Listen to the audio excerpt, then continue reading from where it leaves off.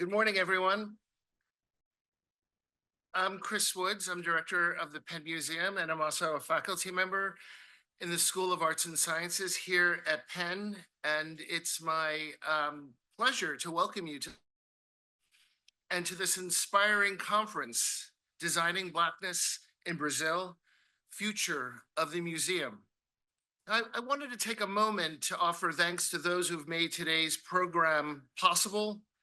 Huge thanks are in order for our co-hosts, Dr. Vanaclea Silva Santos, who's Associate Curator of our African section here at the Penn Museum, and Dr. Tukufu Zuberi, as well as for our conference coordinators, Taylor Campbell and Audra Rogers, and to all the participants in today's sessions, whom Vanaclea and Tukufu will speak to in a moment. And I'd like to give particular thanks to Tukufu, both for help organizing this program and also for his driving vision for the Africa Galleries and their ongoing programming more broadly. Every day on my way to my office, I have the pleasure of passing through the Africa Galleries and experiencing and being inspired by Tukufu's vision firsthand. Tukufu worked with Vanaclea and in collaboration with artists like Jorge dos Anjos, with whom Tukufu will be in conversation today, to reinstall these galleries in 2019. Their curatorial work addressed the difficult legacies of the objects in our collection in ways that deepen the conversation about African artists, material culture, and its cultural context. When these galleries were created, too few people were having these conversations. But now they're a regular feature of how museums present complex legacies of these kinds, thanks to their work. Now, Tukufu really is a visionary, and these galleries represent a remarkable execution of his vision. I'm enormously pleased to see the revival of programming around the Africa Galleries, considering the central role they play in the visitor experience here at the Penn Museum. And so it gives me great pleasure to introduce Tukufu, who will tell you more about today's conference and agenda. Dr. Tukufu Zuberi is the Lasry Family Professor of Race Relations and Professor of Sociology and Africana Studies here at Penn. He serves as the interim chair of the Department of Africana Studies. His research asks what it means to be human, a citizen, and a person.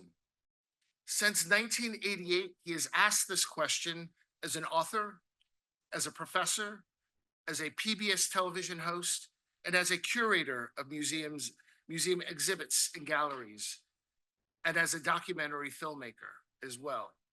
For over a decade, Tukufu has curated exhibitions and redesigned galleries on Africa and the African diaspora. These efforts include redesigning and curating From Maker to Museum here in our Africa Galleries, and Tides of Freedom, the Africa presence on the Delaware River at the Independence Seaport Museum. And his exhibition, Black Bodies in Propaganda, the Art of the War Poster, has traveled around the United States after opening here at the Penn Museum in 2013.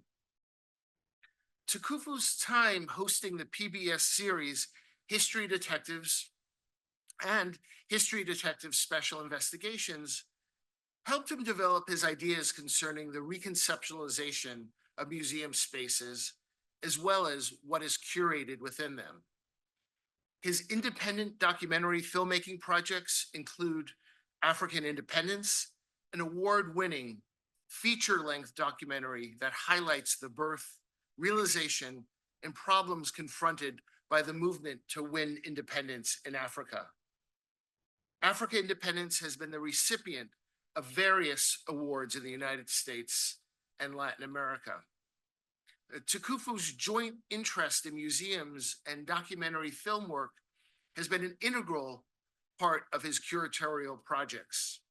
He produced and directed 5 interstitials for inclusion in the Tides of Freedom Gallery. His exhibition, Black Bodies in Propaganda, includes documentary footage of African and African diaspora soldiers in combat, and he directed 10 interstitials that are included in the Africa galleries from maker to museum.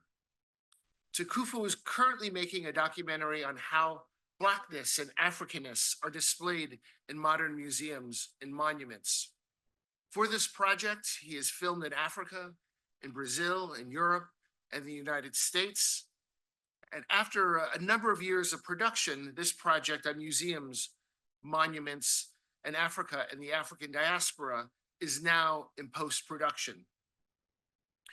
Tukufu's books include Swing Low, Sweet Chariot, The Mortality Cost of Colonizing Liberia in the 19th Century in 1995, Thicker Than Blood, How Racial Statistics Lie in 2001, African Independence, How Africa Shapes the World in 2015, and Fighting for Freedom, Art, War, and Black Bodies, which will appear this September.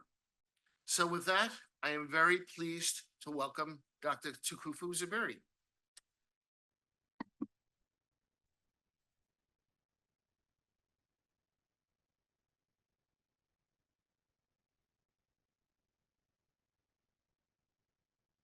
Thank you very much, Chris. I'm impressed. You all should take from this, watch what you do. People may be looking at you and they may have a chance to say something about that. And so thank you very much.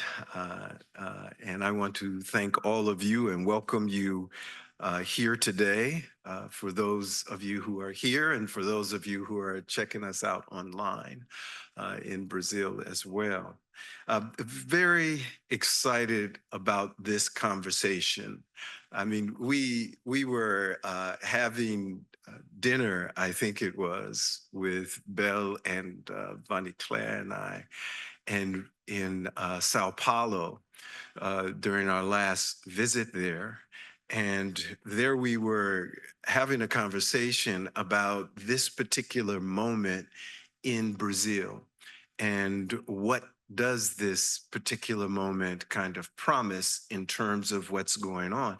And there is so much excitement, especially in Sao Paulo and other places as well. But this moment we're talking about Sao Paulo, about Black art. And there are heights being reached by people gaining a different appreciation for Black people as a consequence of the work that that many of these people sitting right here have done. And we thought, you know what would be important? What would be beautiful is to bring these people together for a conversation, to kind of think about not only what has happened and what is happening, but what will happen. Now, for me, because I think like this, I was like, maybe we got what's going on in Brazil is a kind of Black renaissance in the art in Brazil, which would make these people some very important characters because what they are defining for Brazil is something and an art movement which has the potential to impact these things all over the world. And who better to talk about it? Now, I'm looking forward to talking to them, but who better to talk about it than them? Often we forget that the people who are in these places making these radical changes deserve our consideration before we just think about them in that way.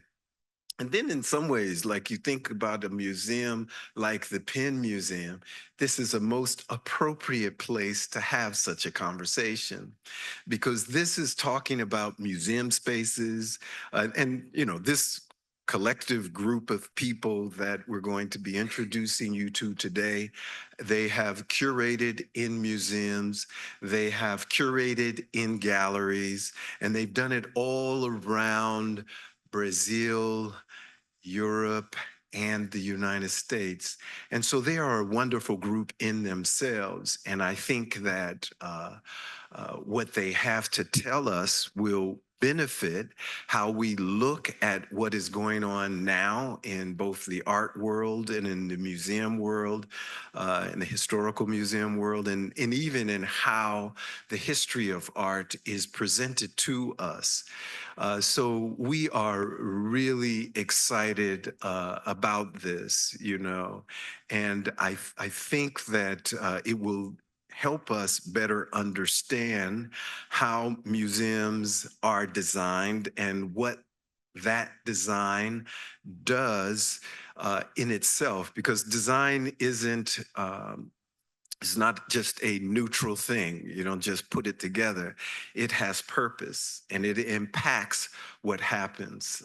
We were engaged in a very experimental process. I mean, Jess is here. She was in a lot of these meetings that we had to put together the Penn Museum, which Chris was just talking about. And in those meetings, that's how we had to consider it. We were bringing a new idea, but we needed to bring the museum along with us.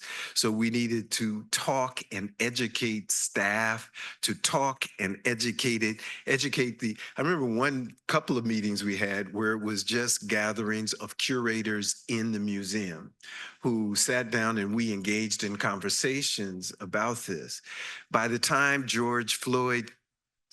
the response to George Floyd's death kicked off and the rise and the whole decolonize the museum movement in the United States hit a new kind of crescendo, the logic of what we were doing became rather obvious, and many people are engaging in this activity now.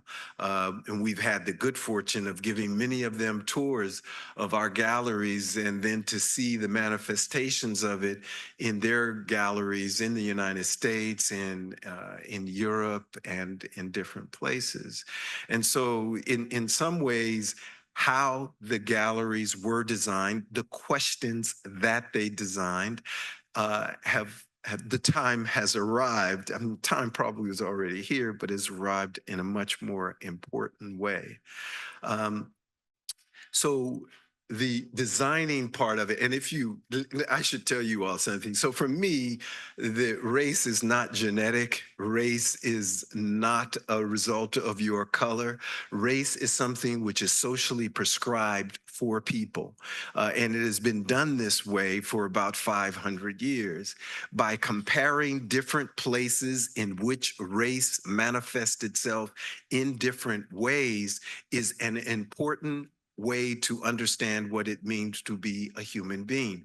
At the heart of these conversations in the Americas are the indigenous population who suffered from the initial colonizations that created most of the states that we see here now, and the African origin population, which of course arrive as a consequence of enslavement. So this duality of colonialism and enslavement that some people don't want us to teach anymore, this duality has played a fundamental role in defining who we are. It has not only defined who those descendants from Africa are, it has defined who those descendants from Europe are, who those descendants are from Asia are, and even had a profound impact on the indigenous population. And what better place to look at that than Brazil, especially in this moment? I took Brazil serious, or maybe I should say Brazil took me serious, probably about in 2013, around that time. And it's around that time that I began to go back and forth to Brazil quite a bit.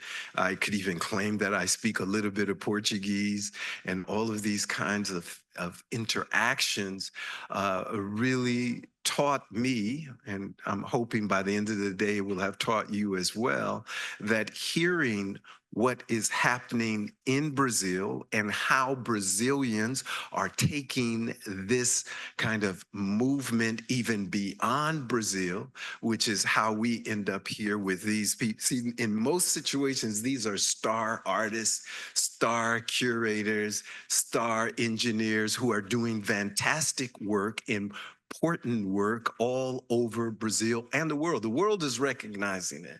And so I'm hoping we're doing what will lead to even more of these conversations with this group of people. We have to think about that and how we effectively use this gathering as a kickoff for something more. The dinner was a kickoff to get all these people here, but I've broken bread with everybody that's sitting in here, I think. And so there is a way in which what we're doing is important. And there is a way in which it challenges some of the pillars by which the museum was founded on, but it is a pillar which needed to be regrounded.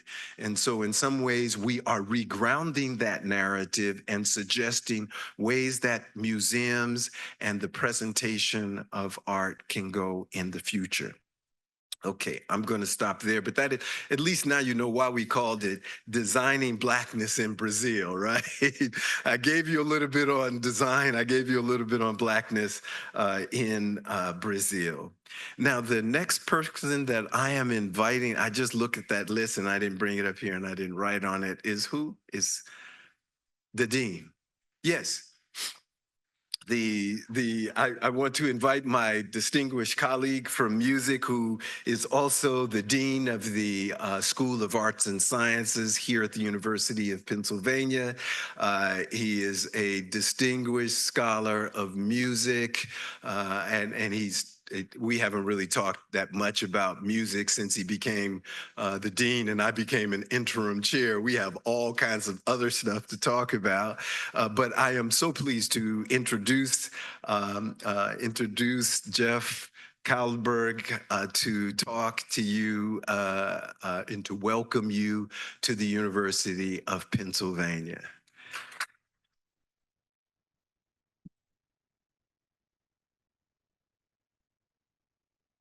So good morning, everyone. And on behalf of the School of Arts and Sciences, I'm most pleased to welcome the distinguished participants, Deputy Consul Nata Cardoso Barato, and other guests, both in person and online, to this workshop on designing Blackness in Brazil, Future of the Museum. Looking over the agenda that will engage you today, I'm both envious of the profoundly important intellectual engagements that await you this afternoon, and I have to say here that my afternoon looks a little bit different, and grateful for the care and perspicacity of the workshop's organizers, my friend and colleague Tukufu Zuberi, Vanaclea Silva Santos, in collaboration with Fernando Lara. What I take to be the point of departure for the workshop, the effort to reimagine the ways that museums respond to and represent the identities and practices of African and African diasporic peoples, has of course long been a matter of great concern within the academic and museum worlds. But the present fraught moment provides a frame that makes many of the issues that you will discuss seem even more important to discuss and refine. The disturbing ease with which contemporary discourse has slipped back into Eurocentric narratives and revived ways of thinking that strive to diminish Black identities rather than celebrate them suggests that we scholars and curators need to re-examine our contributions to the communal discourse. I see the seeds of this kind of re-examination in the topics of the panels today, which, to mention only a few, consider contemporary artistic practices, the roles of architecture in designing Blackness, and curatorial practices around questions of Blackness in Brazil and other African and African diasporic nations. By focusing in an interdisciplinary way on the ideas, practices, and new possibilities for representing Blackness in Brazil, today's workshop embodies and exemplifies matters of fundamental importance to the School of Arts and Sciences. We are delighted to count ourselves among the co-sponsors of the workshop and wish all of you an intellectually invigorating afternoon and evening. Thank you.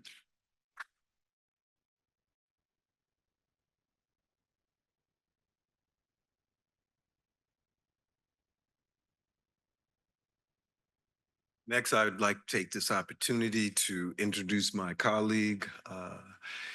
He's the director of the Center for Africana Studies, a political scientist. I have sitting on my desk his book on big men. Is it called Big Men? It is called Big Men. Okay, it's on big men. I started reading it, and it's a fascinating read. He's a very engaging writer. Y'all should check that book out. So I gave you a plug right there, man. Wale is the director of the Center for Africana Studies. He is a political scientist. He is a very prolific author and is doing a great job in directing the center to new heights in this very cautious age, this very combative place. Well, maybe it won't be so combative in the future, but we have to see. Depends on who wins what I think is a battle for the minds and hearts of the people. Well, please.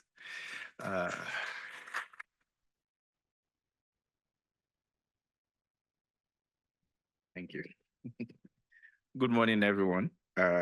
I am very happy to welcome you on behalf of the Center for Africana Studies to the University of Pennsylvania for those who are coming from outside of the university and from outside of the United States. It is with great enthusiasm that I welcome you to Designing Blackness in Brazil, Future of the Museum, a transformative workshop co-hosted by the Center and Penn Museum.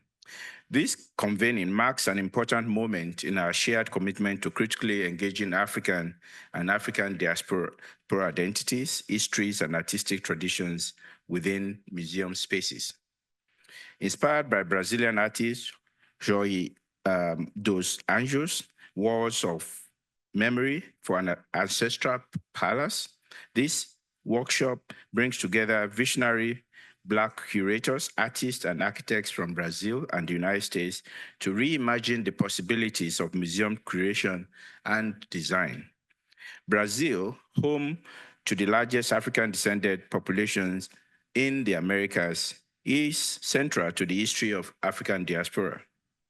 From the forced migration of millions of Africans during the transatlantic slave trade to the enduring cultural, religious, and artistic traditions that have shaped the nation, Brazil stands as a powerful testament to Black resilience, creativity, and resistance. Its museums, galleries, and cultural institutions hold both the weight of imperial legacies and the potential to serve as transformative spaces for Afro-Brazilian representation and storytelling. At the Center for African Studies, we are deeply committed to fostering intellectual exchanges that bridge disciplines, geographies, and lived experiences. This workshop exemplifies that commitment by providing a platform for critical dialogue and collaboration. Through moderated panels, discussions, and interviews, we seek to chart new paths for inclusive curatorial strategies that honor the complexities of Black identities.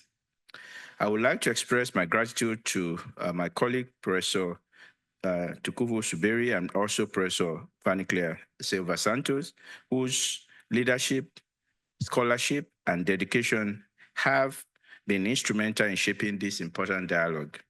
Their work continues to illuminate the intersections of African and African diasporic experiences, shaping the boundaries of how we engage with Blackness in museum spaces.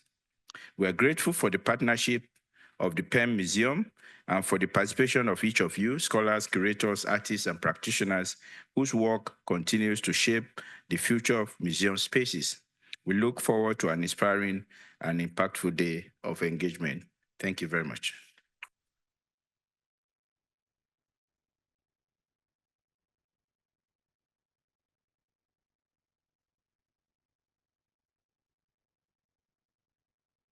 All right. So, Fanny-Claire Bonnie Claire is going to come up and introduce the representative from the Embassy of Brazil.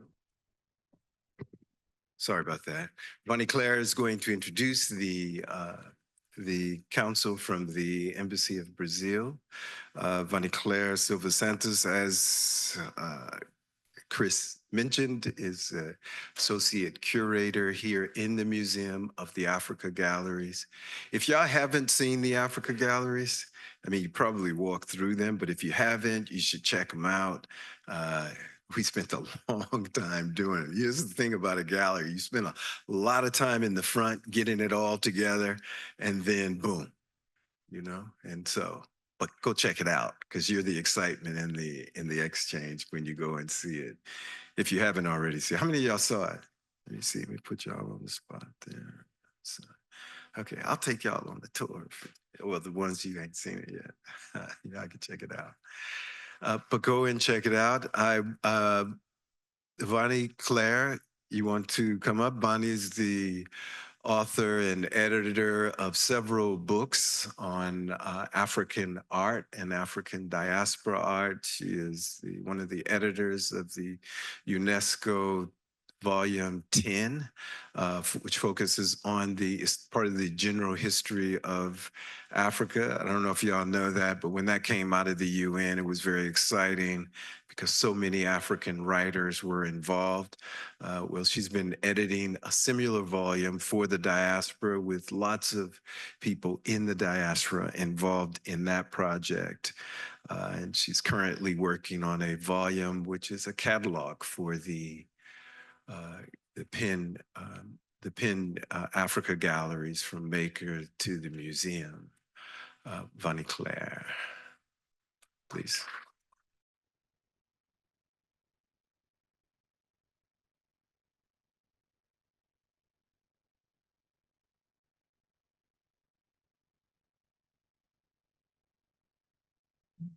Good morning, everyone.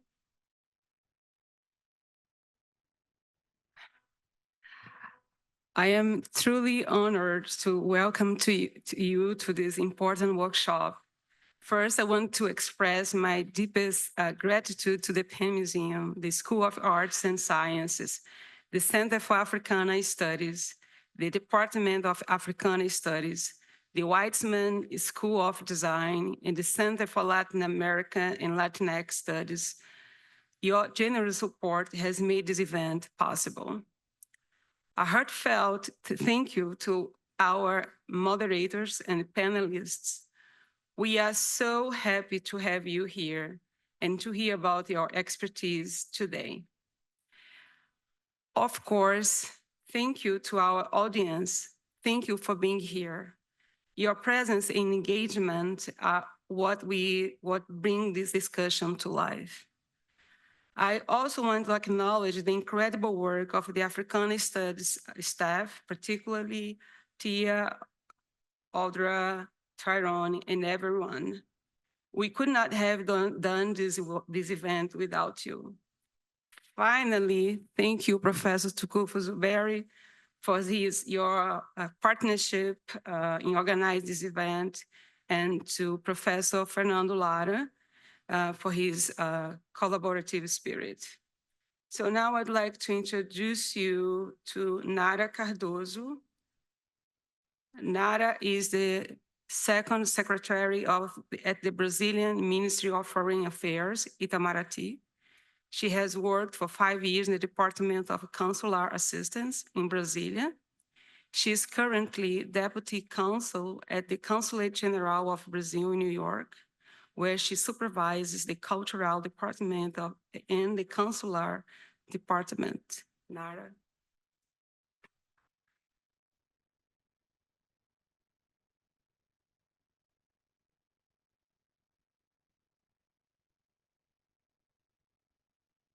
Thank you, Vanicleia. Thank you, everybody, for being here.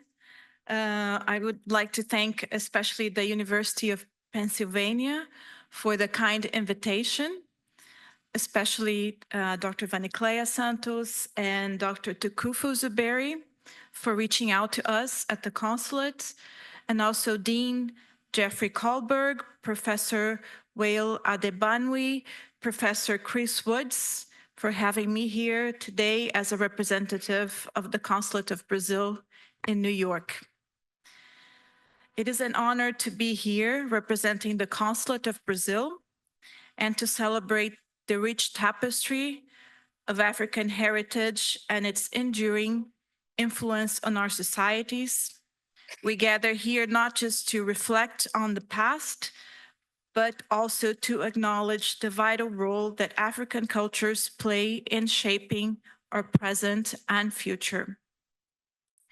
Brazil holds a distinctive and profound position as home to the largest African diaspora in the Americas. Over the centuries, the contributions of African descendants have been essential to the development of our social, cultural, and economic landscape.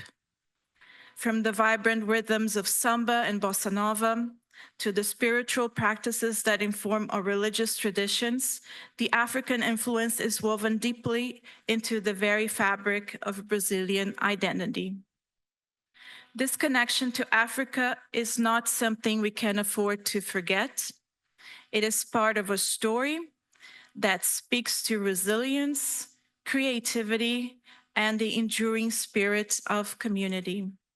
It reminds us of the struggles faced by our ancestors and highlights the importance of honoring their legacy. Last year, Brazil, in Salvador, Bahia, hosted the Conference of the African Diaspora in the Americas. The conference gathered experts, researchers, representatives of cultural and social movements, and public and private sectors. The participants produced a letter of recommendation to governments in this conference. And one of the points mentioned in this letter created, was the creation of transnational initiatives for inclusive museums that stress the importance of Black identities. Today's event presents a remarkable opportunity to reimagine our museum spaces as platforms of inclusivity and dialogue. Museums have the power to challenge narratives, celebrate diversity, and foster understanding among different cultures.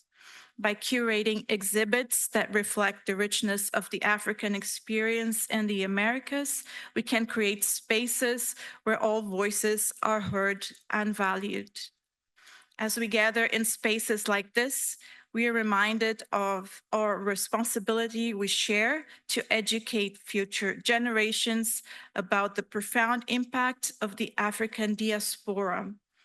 The stories of our African ancestors must be celebrated and integrated into the narrative of our collective humanity. Thank you. At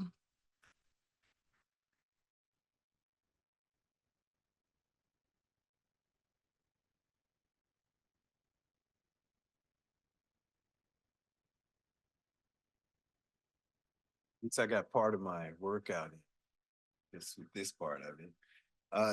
I wanted to just give a couple of housekeeping things. One, if you want to connect to the internet, did all you all get this thing? If you got that, it has on there how you can connect to the internet. It also has a lineup for everything. And during the coffee break up until 3 o'clock, you can go upstairs and get a cup of coffee. At lunch, you can go upstairs and get a lunch. You know, our budget was heavy. And so we're not going to bring you a lunch, but enjoy the lunch upstairs. It's quite fresh and the coffee is usually boiling up there. So we're going to move directly into our first panel, which is going to start with a film. And I think this film serves as a good premise for starting this conversation. The film is a short. It's a short that I've been working on. It's a short about a conversation that Georgia and I have been having over the years. And in some ways, we touch on many of the dimensions that I think are going to be carried throughout the conversation, but it also sheds light I think, on George's motivation for the work that you will see, which serves, this is the facade when you enter the Africa galleries, which I've already suggested you all do, but most of you seem to have done. So we want to move directly into that. The way it's going to work is we'll show the documentary, and then George and I will be joined by Odette. How you doing? And we will have a conversation, and we will have a conversation about the video and just about our ongoing conversation about art in Brazil. He has taught me a tremendous amount.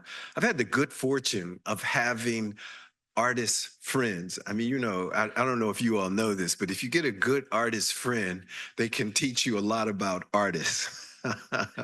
I mean, I'm pretty much a good artifact thing, a good stuff kind of guy. I'm really into that, and I can get into the artistic dimensions of it. But there are parts about art which you can really get revealed to if you get a good friend. So find an artist and be a friend with them. And I think you'll find that there is some gain to be had in that. And these conversations that I've had with various artists are how I end up in this process. It's probably how I end up making documentaries as well. So I'm gonna put the documentary up, and we can turn the lights out a little bit, can we? Did I just see Tyler? Hey. So how do we get back to where we were? It's not just there or where we're.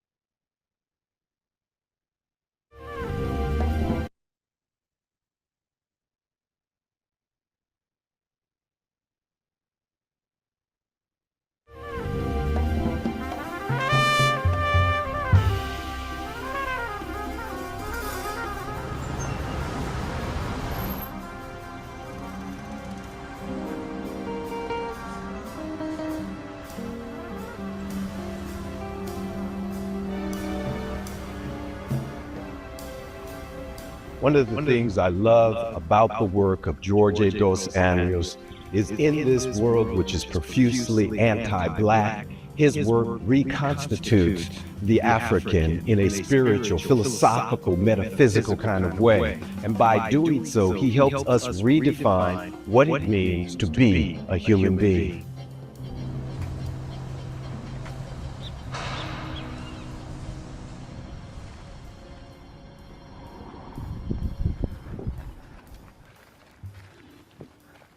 His work and its significance and relevance and connection to the movement and other cultural dimensions of being a member of the African diaspora here in Brazil.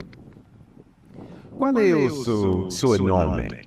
É Jorge Luiz dos Anjos. Por que você se tornou artista? Eu não me lembro porque isso aconteceu quando eu era muito jovem. Eu, aos 3 ou 4 anos de idade, já gostava muito de desenhar. E foi na minha casa, meu pai me incentivava. Ele me presenteava com materiais, papéis, canetas e tal. E eu tive muito cedo, muito jovem, eu tive o incentivo na minha casa. E desde essa idade, desde 6, 7 anos, eu sabia que queria ser artista. Não sei por quê. Até hoje me pergunto. Você pode falar um pouco sobre a sua trajetória? Eu, quando muito jovem, nessa época, eu desenhava muito, minha família me incentivava. Eu tive um professor de pintura em torno de 8 ou 9 anos.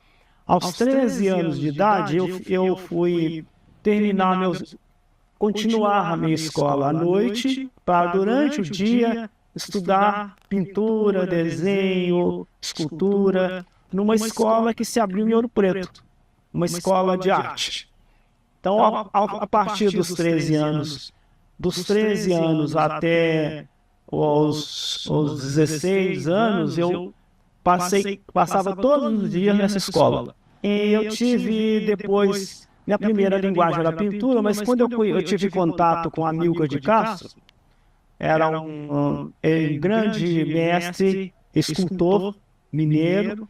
Ele foi professor dessa mesma escola, então foi com Amílcar de Castro que eu tive eu aprendi os fundamentos daquilo que eu faço hoje. E os fundamentos era trabalhar estrutura, o curso que ele deu, estrutura e composição. Então, ao longo desses anos, eu trabalhei com essa orientação. Antes do meu trabalho, é uma busca da minha identidade enquanto pessoa no mundo. Então, as primeiras, eu acrescentei ao longo da minha vida, eu descobri que a diferença que fazia entre aquilo que o Amílcar me orientava, que era estrutura e composição, eu descobri que a identidade era talvez a mais importante. E essa eu não aprendi na escola. Eu aprendi buscando as referências, as minhas referências culturais, buscando na religião, buscando... Então, hoje, eu acho que, eu diria que são três coisas fundamentais: a estrutura, a composição e a identidade.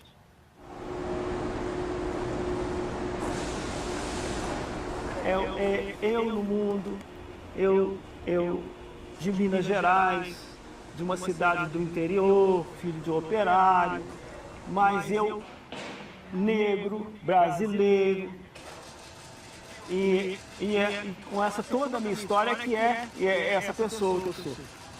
Então a identidade para mim é fundamental nessa construção. E eu só fui descobrindo isso ao longo da minha vida. Como o racismo, a violência afeta artistas negros no Brasil? Ela não é explícita, ela é muito velada e por ser velada, a gente não tem uma resposta explícita. Então, a resposta que eu busquei para isso é através do trabalho, de buscar dentro do trabalho uma questão afirmativa, uma afirmação de valores, afirmação de identidade e afirmação de cultura, buscando na memória, buscando nos valores, da negritude, ou nos valores da cultura negra.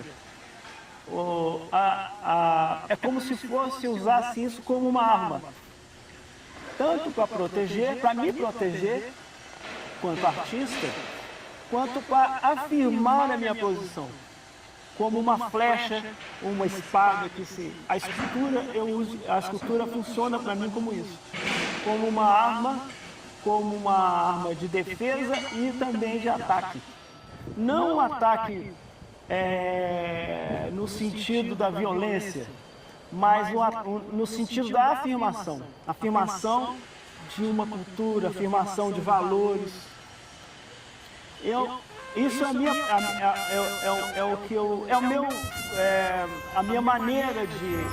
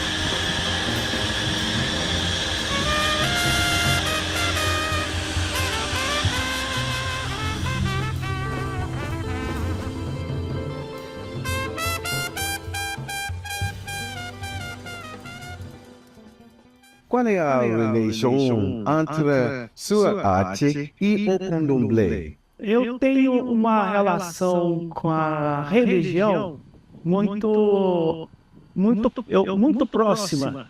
Eu não fiz iniciação como religioso. Eu tenho uma aproximação por absoluta afinidade, por admiração, por respeito e porque eu vejo que no candomblé, na religião, foi onde eu consegui resgatar uma memória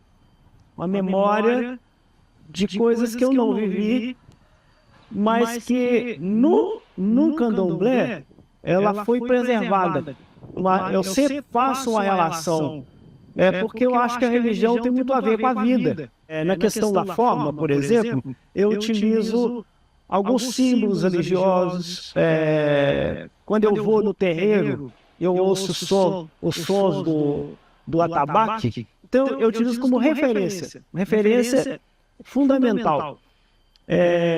A simbologia, a questão da matéria, os elementos da natureza religiosa. Então, o candomblé, eu sempre busco as referências, eu sempre trabalho as referências com o candomblé. É como se o candomblé fosse o avesso daquilo que eu sei. É o avesso, é o desconhecido. Então, isso me abre uma porta para o desconhecido e, ao mesmo tempo, eu tento sempre trazer isso para dentro da obra.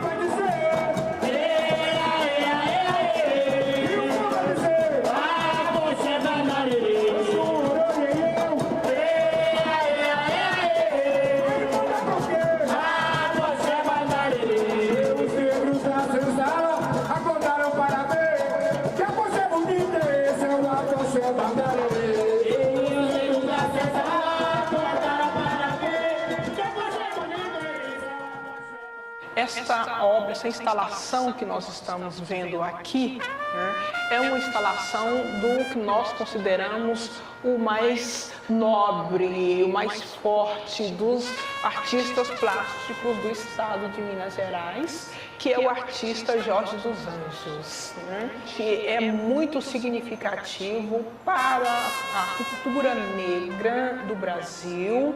E neste ano, por exemplo, de 1995, em que Belo Horizonte criou o primeiro Festival de Arte Negra, uma grande obra do Jorge dos Anjos foi inaugurada na cidade, que é o Monumento da Liberdade, em que ele faz uma homenagem a Zumbi dos Palmares, né? Justamente nesses 300 anos da morte de Zumbi dos Palmares. Por exemplo, essa instalação que nós estamos vendo aqui, esse espaço, é do artista que a gente considera o mais nobre do estado de Minas Gerais, um artista de Ouro Preto que se chama Jorge dos Anjos. Trouxe o trabalho dele para dentro do Festival de Arte Negra como uma grande homenagem aos artistas plásticos que têm feito o trabalho valorizando a cultura negra. Acho que pelo fato de ter uma posição afirmativa de valorização da cultura, de valorização da memória, acho que isso é um ponto de valorização a questão afirmativa, ela entra justamente para de criar consciência, de autoconhecimento. Então, acho que isso, apesar de não ser uma coisa direta, ela eleva a autoestima. De uma certa maneira, o combate é feito de uma maneira... Mas é exatamente isso, através da obra. Quando ela é afirmativa, ela mostra, de fato, a origem, mostra, de fato, eu acho que ela valoriza e é um ponto afirmativo em relação a isso. Part of the idea was to have a conversation between contemporary and classical African art. And so what you find in this facade is a conversation across time and space among the Orishas. The ideas of the Orishas are as Pan-African as you can get. You have the Yoruba, you have the Fon, you have so many belief systems that have found a synergy and articulation among the African diaspora. If you look at this piece, this is a modern sculpture of Eshu, one of the most important Orishas in terms of the crossroads of life. We find it expressed in Condomblé and Santeria, and it serves as a way of allowing us to enter our space in peace. And it's in conversation with this Nkisi from what is modern-day Angola. Having this piece of material culture is so valuable for making this point about Africa and the African diaspora. So we say the museum is a good place to reinitiate a conversation in which this Nkisi is put in a space where the voice of the Orishas is wrought in this deal as an invitation to enter into this gallery. Muito obrigado, irmã.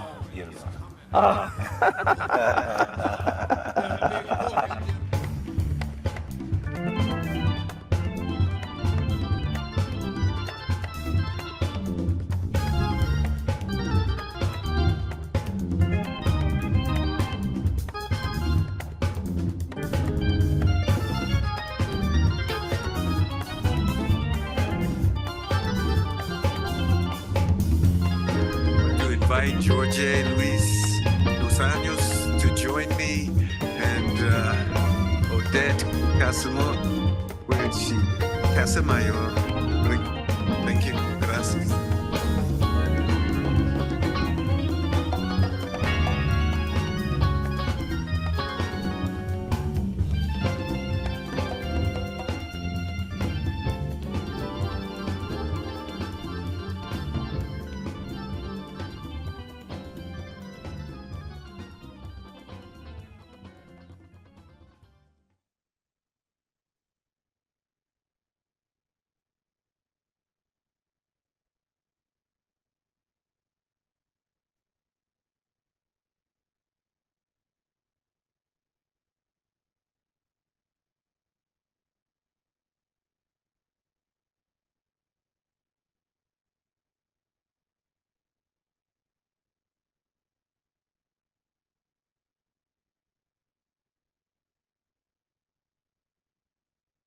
So thank you everyone for being here today, and especially to the organizers of this incredible conference workshop.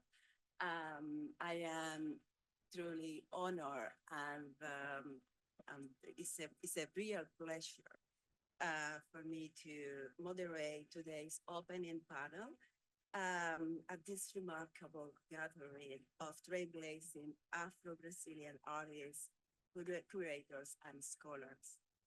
And I'm particularly excited about this first panel as it celebrates the extraordinary work of the acclaimed artist Jorge Dos Anjos, specifically his monumental piece for the Penn Museum, The Wall of Memory for an Ancestral Palace.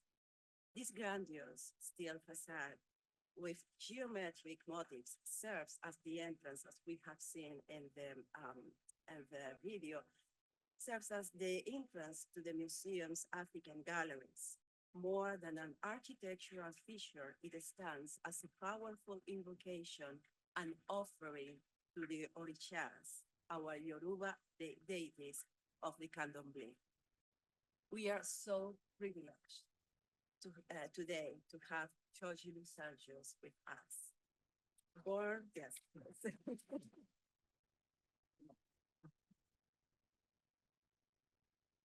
in 1957, and please correct me. Born in 1957 in the enclave of Latin American Baroque architecture that is Ouro Preto in Minas Gerais, Jorge dos Anjos has lived and worked in Belo Horizonte since the 1970s. His artistic practice spans an impressive range of materials and techniques, including steel, wood, gunpowder, plastic, rubber, and iron marks on canvas. Rooted in Afro-descendant symbolism, concrete aesthetics, and spiritual iconography, his work seamlessly bridges abstraction and ancestral tradition, crafting powerful visual narratives that transcend cultural boundaries. In addition to the Penn Museum, his pieces are part of prestigious collections such as the Pinacoteca de Sao Paulo, the Inotim Institute, and the Lagoa of Pampula. All of them, the last two, Inotim and Lagoa of Pampula in Minas Gerais. Today, Jorge dos Anjos will be in conversation with Dr. Tukufu Suberi, who in his unflinching campaign towards the decolonization of the museum at all public spaces has been instrumental in commissioning Wall of Memory for an Ancestral Palace in 2019. To begin, I am not going to read the biography because we have already, because we know him and it has already been done. So to begin our panel, we had the premiere of Tukufu Suberi's 15 minutes video on Jorge dos Anjos, and now we will continue with what promises to be, and I'm sure will be, an illuminating conversation with the artist himself. So either you start, I am sure you have, thank you. I'm sure there is a lot to say. I think that the point of departure of our conversation might be in this piece, the wall of for an ancestral memory, the wall of memory for an ancestral palace. I'm sorry. And for that, I wanted to ask you first, Georgie, about the process of creating this piece. What was your creating? What did you envision when you had the commission? And also, of course, Tukufu. I would like probably you to address the significance of this piece within the museum, and not only the museum, but also in those processes of decolonization, decolonizing the narrative, decolonizing and bringing this Afro-diasporic perspective into our every public space. There was something that you said in the documentary that was really essential, and it's when you were addressing the candomblé as a way for you to this somehow to express yourself in a way that our current knowledge doesn't allow us to do. And so in this sense, how to thank you again. So how the candomblé might bring us the possibilities of understand ourselves and the world differently. So maybe we can start here. I'm sorry. Eu não falo inglês. Oh, I can't speak in English. Yes. So português.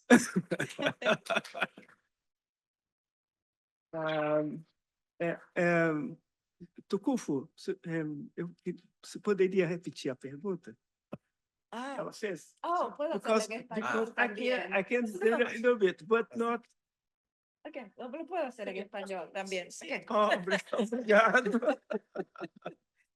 Ok, bueno, La pregunta era dirigida a los dos, pero fundamental, o sea, la primera parte quizás a usted, y es refiriéndose a cuál pudo haber sido el proceso creativo para la creación de, bueno, sería en inglés The Wall of Ancestral Memory, of Memory for an Ancestral Palace.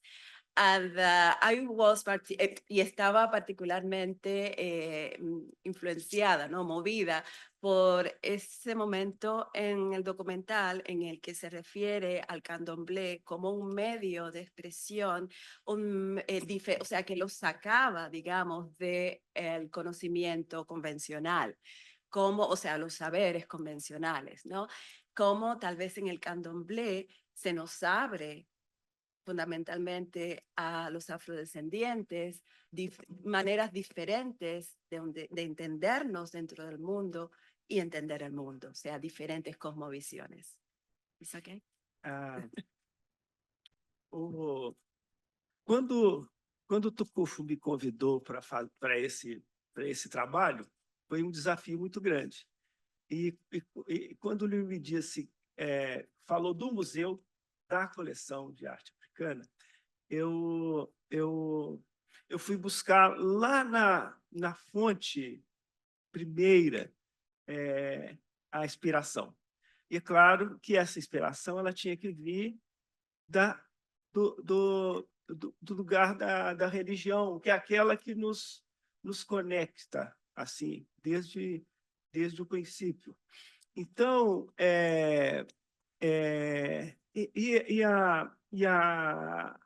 a religião africana,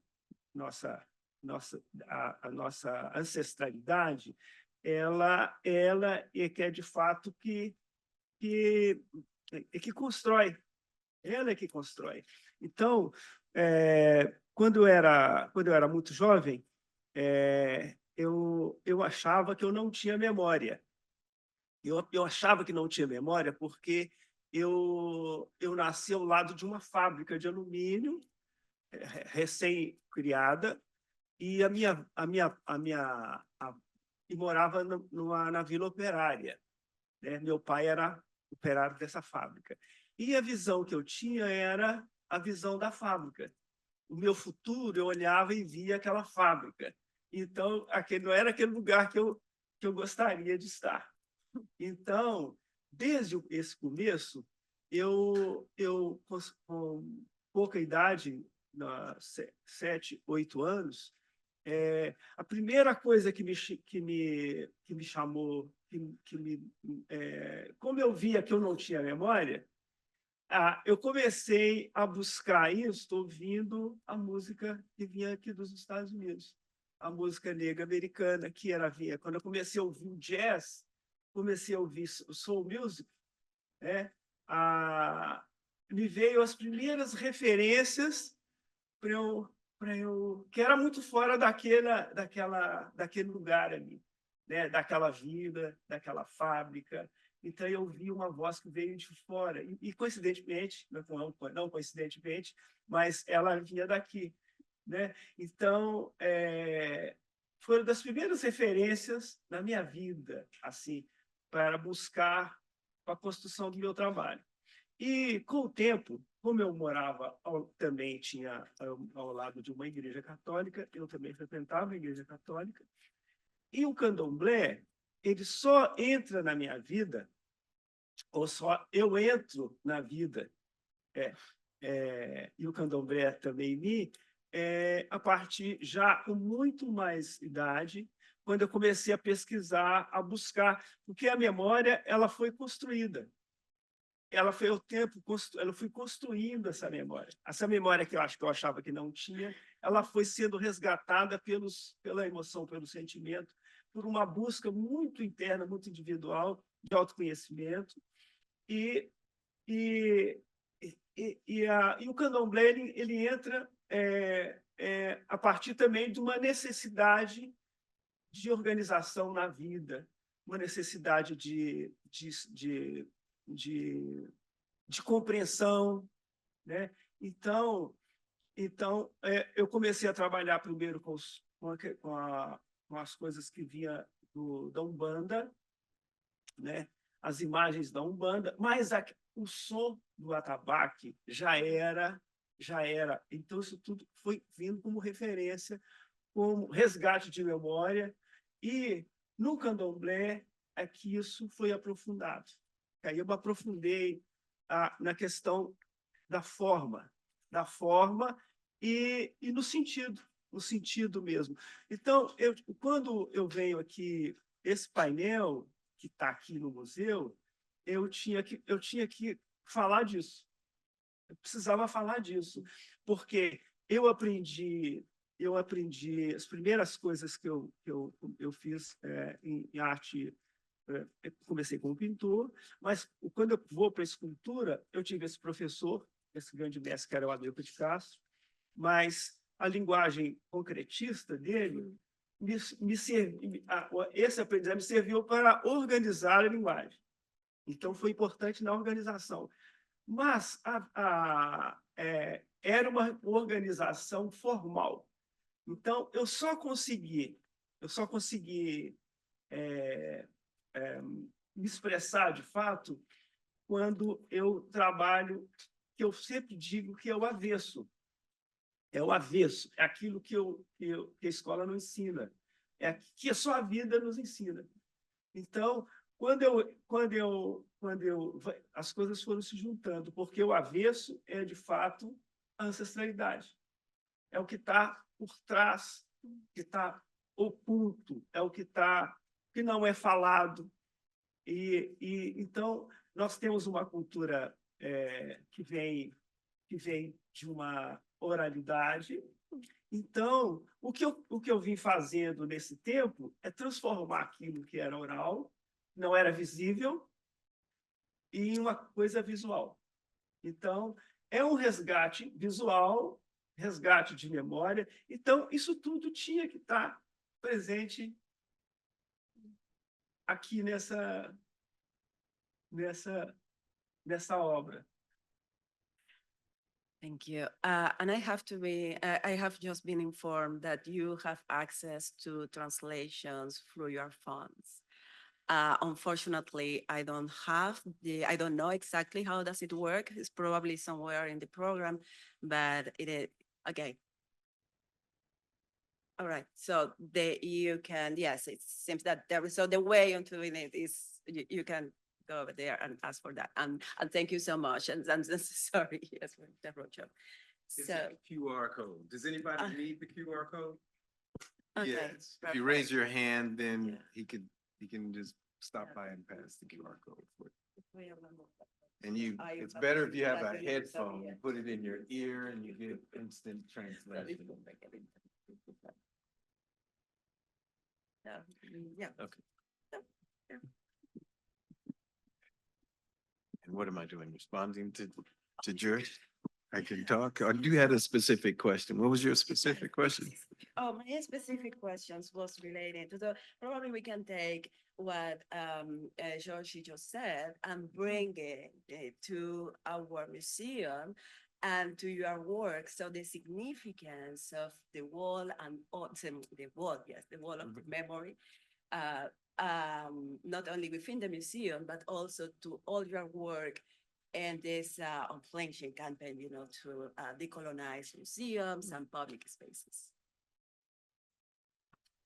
So I'm partially satisfied that Georgia didn't hit me after he saw what I spent my night putting together. We've been engaged in a process of understanding how Black bodies are presented in museums and monuments. This has gotten us the invitation to travel to several African countries. I think not all, we filmed in about 10 African countries, as varied as Nigeria, Ghana, Morocco, South Africa, Uganda, Tanzania, and several others there. And in Latin America, we went to Brazil, and Brazil was a big scene to understand. So we kind of stayed in Brazil and kind of filmed from Sao Paulo to Zumbi dos Palmares, and filmed a lot of monuments in those spaces as well. Sometimes the monuments, for example, if you go to Ouro Preto, which is the area that George is from, you go there and it is well known for the churches. It has a very long history of very creative use of architecture and art in those churches. And some of the important Black artists in Brazil participated in building these churches and doing the art in these churches. And so, you know, we did all that kind of thing. If you can imagine, if they said this area is important for art by Black people in Brazil, we tried to find our way there. We tried to capture at least some of that moment of what we're talking about in Brazil. I mean, it wasn't only Brazil that we visited, but at the end, it was only Brazil that I could afford to film in now. Now, as soon as somebody gives me a bunch of money, I will be in Peru, I will be in Ecuador, Colombia, and the other places that I went to for significant amounts of time to kind of do a search for what things we should engage in.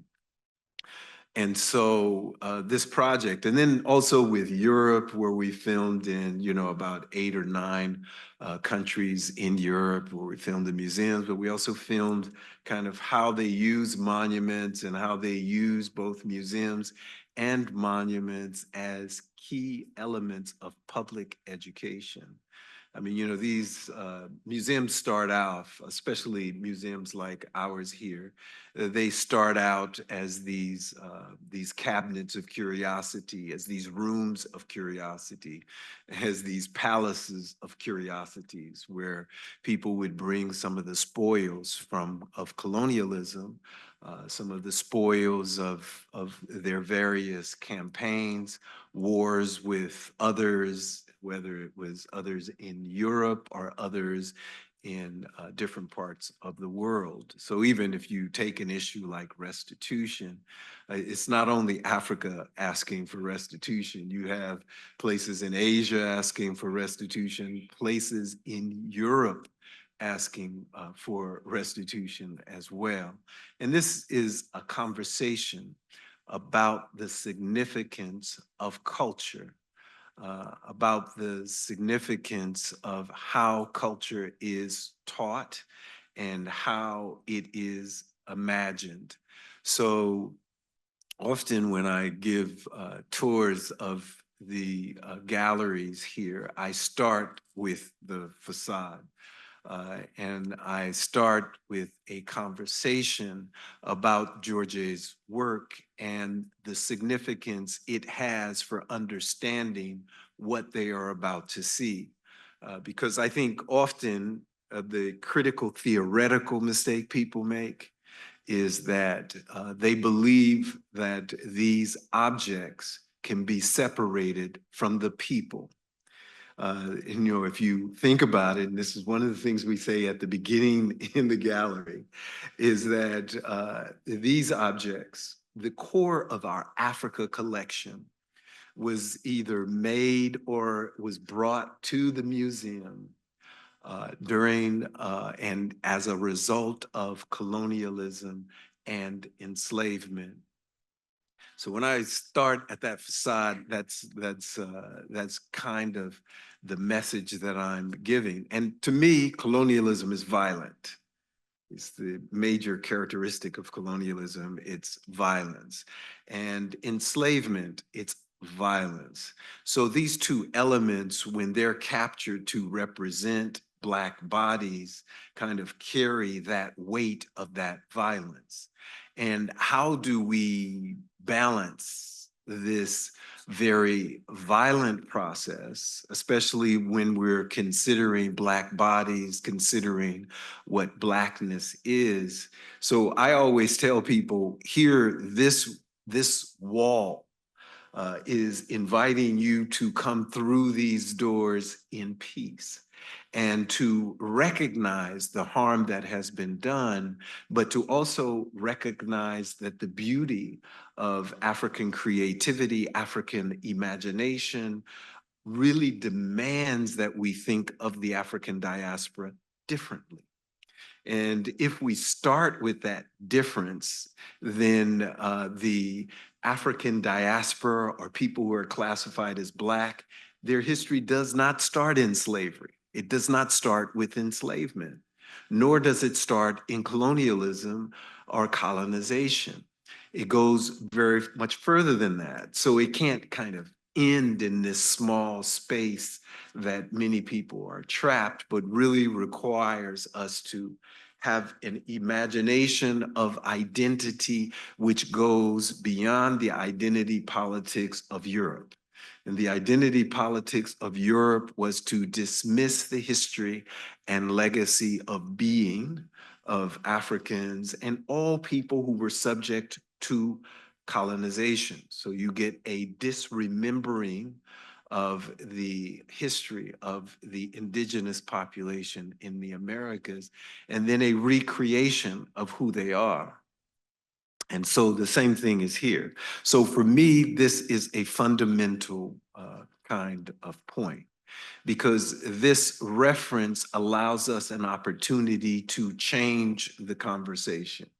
And one story I have a story to go along with that. I was giving a tour of the gallery to the director of the Brooklyn Museum, because they were in the process of redoing their Egypt gallery and their Africa gallery.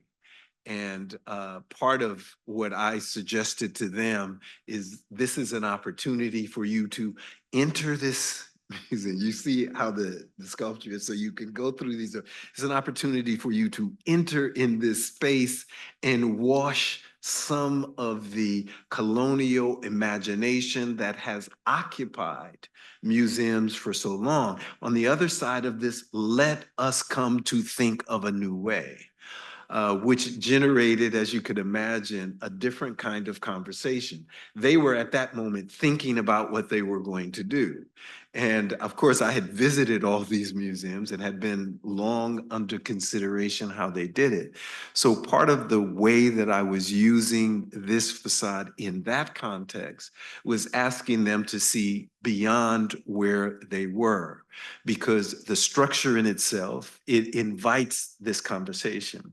And the conversations that Georgia and I had about the piece were all about this. It was, and some of it was the authenticity of Africa, the authenticity of Africa in the diaspora, the meaning of this relative to what race is about.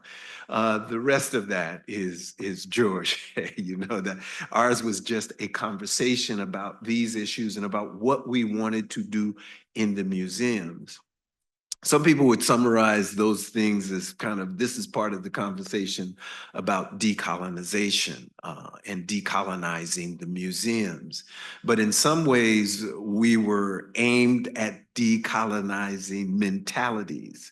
And it's the notion that museums, monuments, and things like this are very important areas of public education.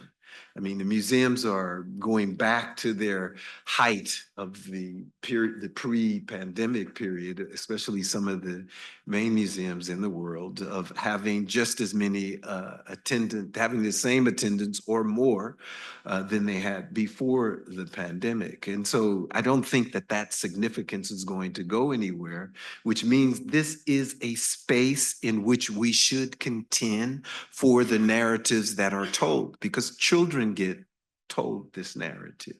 Not only, and some adults, this becomes a premise, a basis for their narrative and how they tell the story of who they are, their nation, the world's history, and what we are looking at. So in some ways, this is a fundamental part of our project, because as we tell this story, this is all that you saw, and it's a lot, it's more than that. We pulled it out of the documentaries that we're editing now.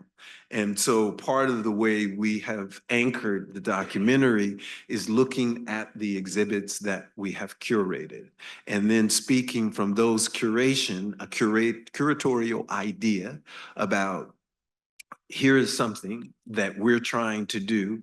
How does this reflect in the Louvre? And we filmed in the Louvre. How does this reflect in the British Museum, as we filmed in the British Museum, as we filmed in most of the major museums in Europe? And so one thing is to ask the question and then just walk away.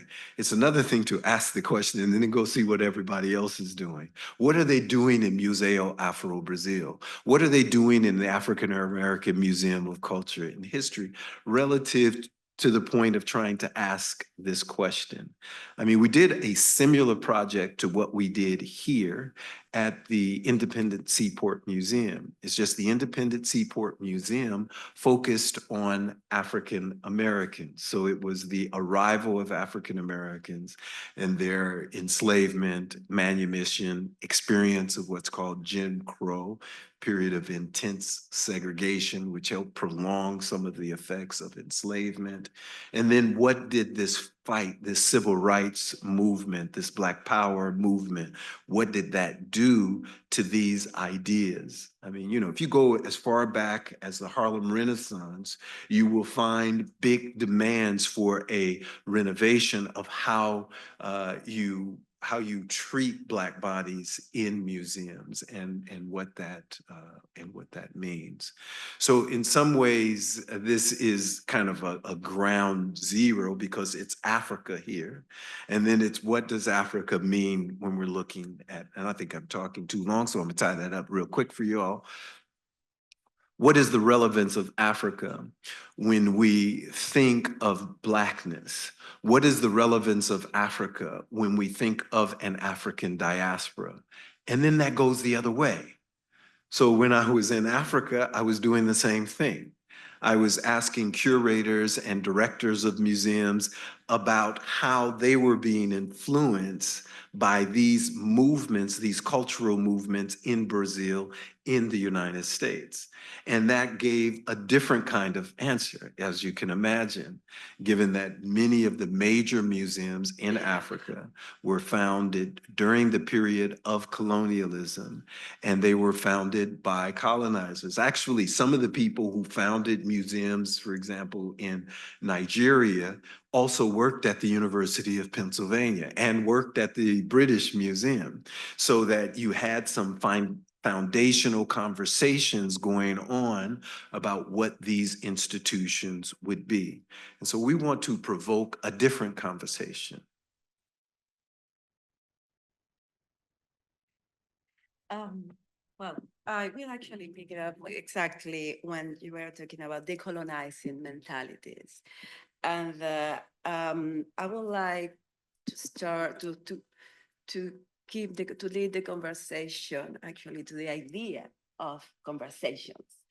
In the video, to go for you, and actually disruptive conversations, to use more the adjective. And in the video, you were talking about how in the entrance of the African galleries, you put the Nkisi, the Congo, and then the sculpture of Eshu, which is Yoruba, actually, of Yoruba origin, from the Candomblé, but it's from Yoruba origin mostly. And on your side, Georgie, you were addressing more conversation between different temporalities. You mentioned specifically the word ancestralidad, ancestry, ancestrality, probably in English, and which is a concept I have been hearing a lot in different artists and scholars. For instance, Afro-Brazilian scholar Leda Maria Martins has a book in which she describes a lot this idea. So the question for me, for both of you, is particularly referring to this conversation times, for different temporalities, and using the idea of ancestralidade.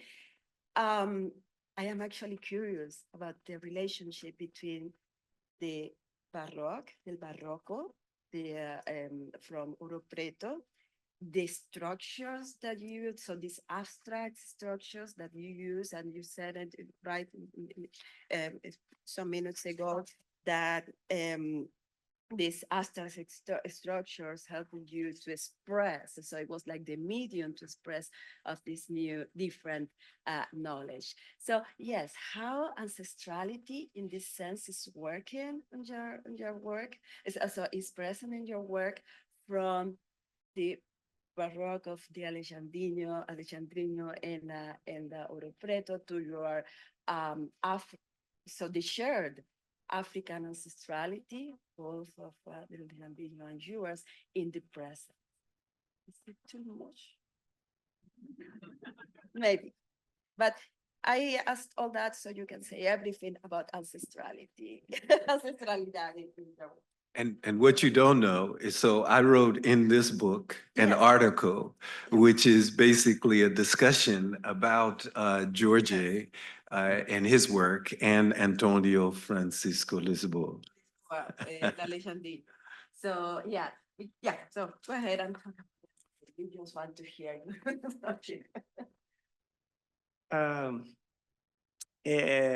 A referência do barroco, ela só entra na minha vida no momento que eu começo a frequentar a escola. A partir dos 13 anos, eu começo a frequentar a escola em Ouro Preto, no centro histórico. Eu venho lá daquele lugar de Sarameia, ao lado da fábrica.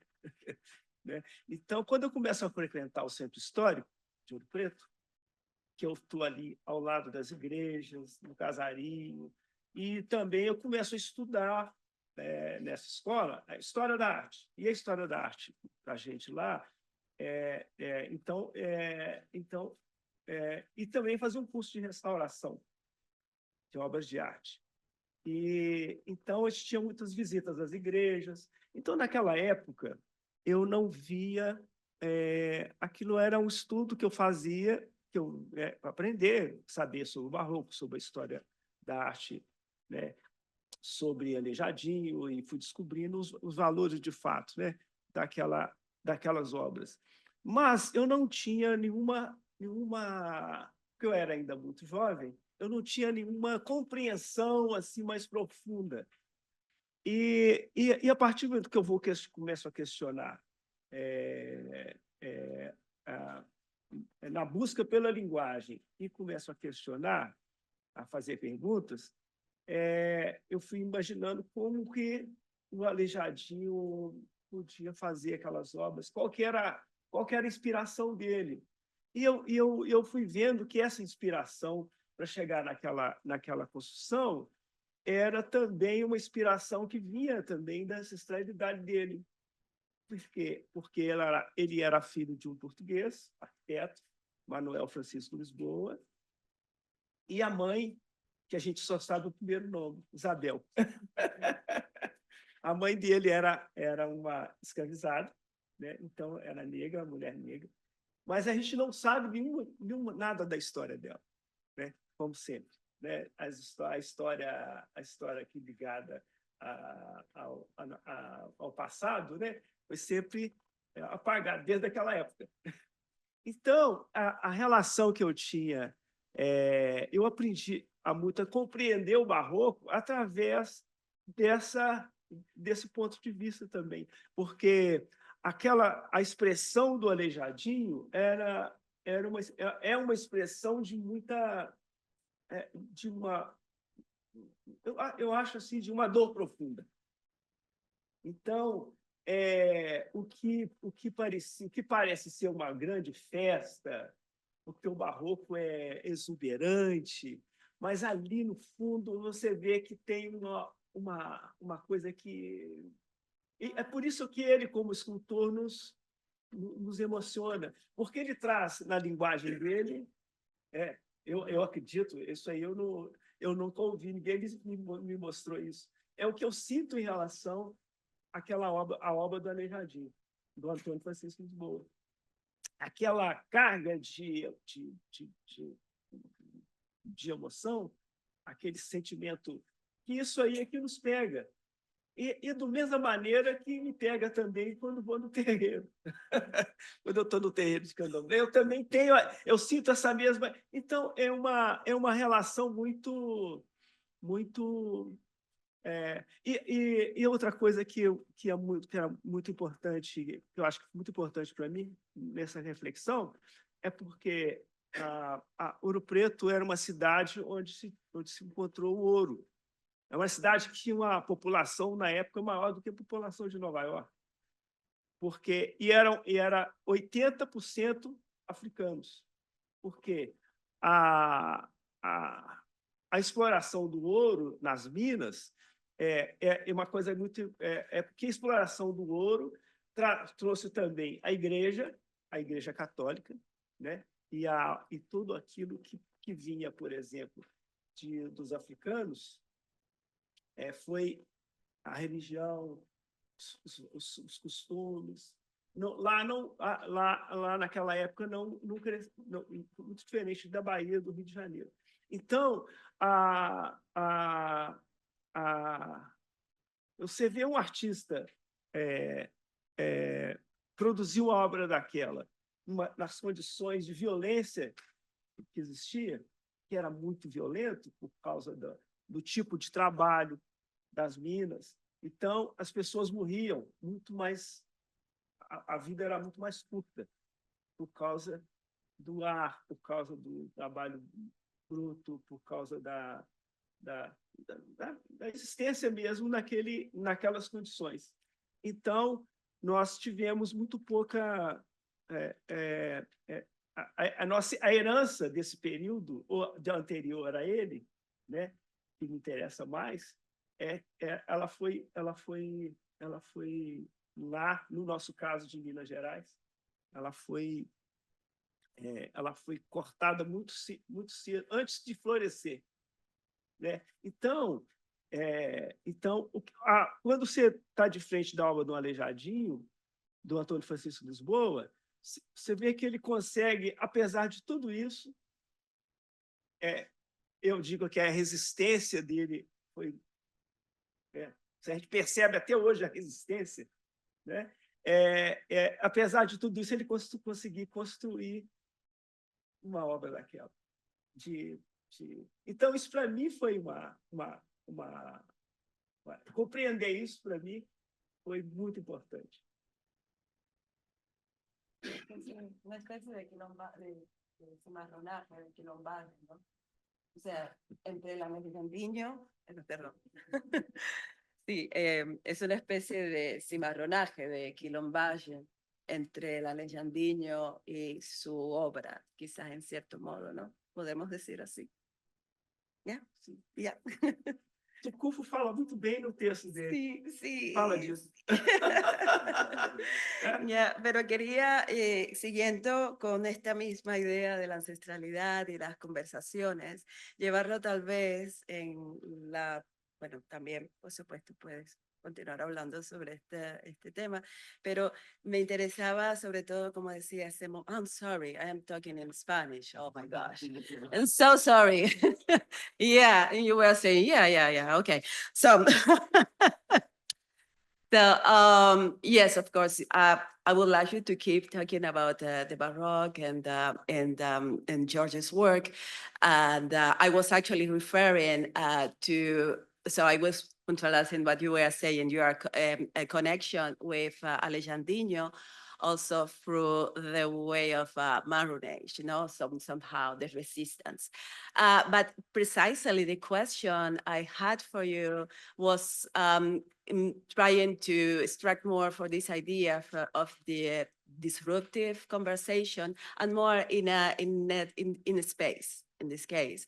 So relating, for instance, how did you situate it together in conversation, the Nkisi Congo and the Yoruba, the Yoruba sculpture the sculpture for Eshu.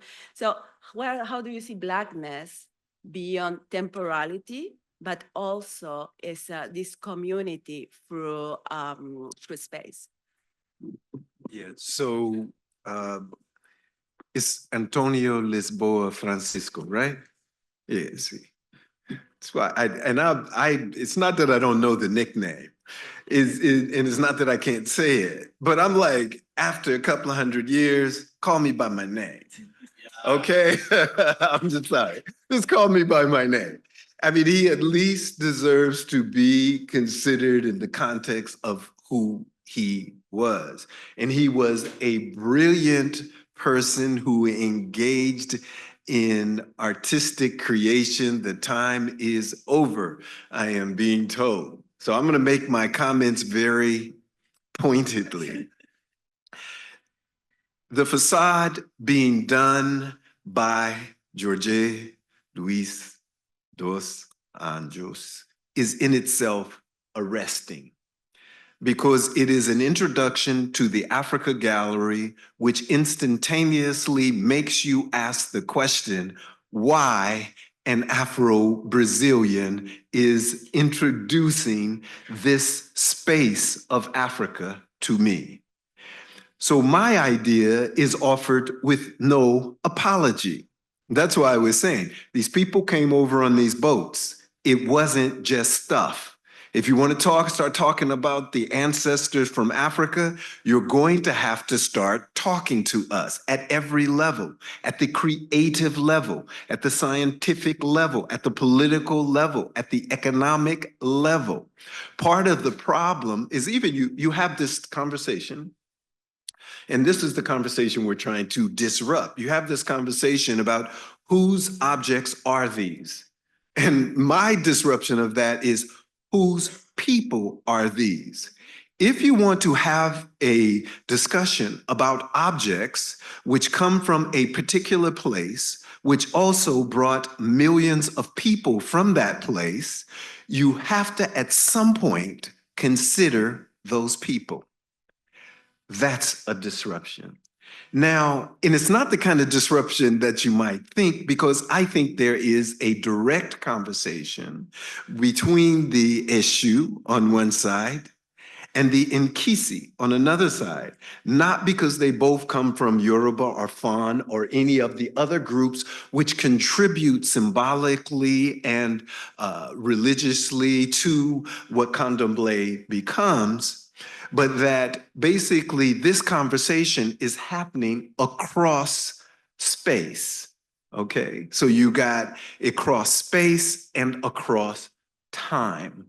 And so in some ways it was, you can go past it and not see it, but if you read it very deeply, you can see that what we were trying to do is invite for a conversation. I had an opportunity to speak with the minister. Okay, I got to hurry up because I'm already over time. I'm going to say this very fast. I'll say it very fast. I had a conversation with the minister of the National Museums. What is that? You know which organization I'm talking about, Wale? No, in Brazil, in Nigeria. He's the guy going around taking all the bronzes back all over Europe. And so I went at one space where he was getting ready to take the bronzes back. And I said, why you didn't talk to us? I said, we might have said, yeah, take your stuff back. But you didn't even think to talk to us, but thought you'd come over here and talk to just the white people. That's problematic for me. Okay, now we filmed this conversation and put it in a documentary in a way to say, yes, this is the conversation we think is relevant and we think should happen. Okay, so I'm going to stop there and we're going to stop this panel. So we'll take a small break. If you want lunch, and there is lunch provided for you guests, people, we got you covered. But there's lunch on the second floor as well. If we're a very small price, you can have a very healthy lunch as well. Thank you. Thank you. Jorge. Eu queria aqui o público. Eu trouxe um presente para o Tucufo.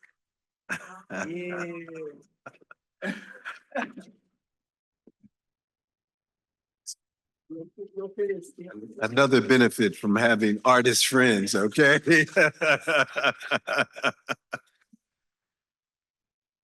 Se eu consigo tirar agora aqui do pacote. Ó, não, foi tudo bom.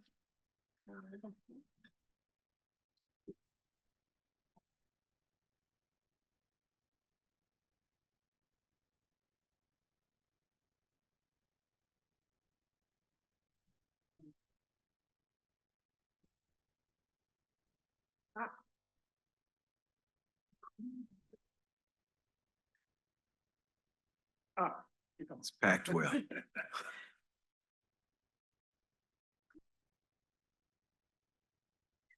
Tá muito assim, porque ele veio comigo no avião à mão, então eu tinha que proteger um pouquinho. Talvez os restauradores não, não aprovem muito essa... Ah!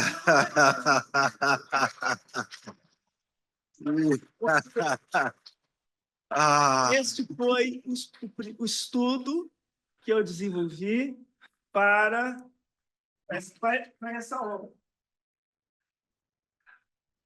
Esta obra. Então, quando eu recebi as medidas da parede, dos vãos, então eu tive uma arquiteta amiga minha que transformou as medidas em polegadas para centímetros, e a obra foi toda construída lá e se encaixou perfeitamente no espaço. Então, esse projeto está guardado desde daquela época. Então, agora... Muito obrigado. Vai para a coleção. Muito obrigado. Do meu amigo.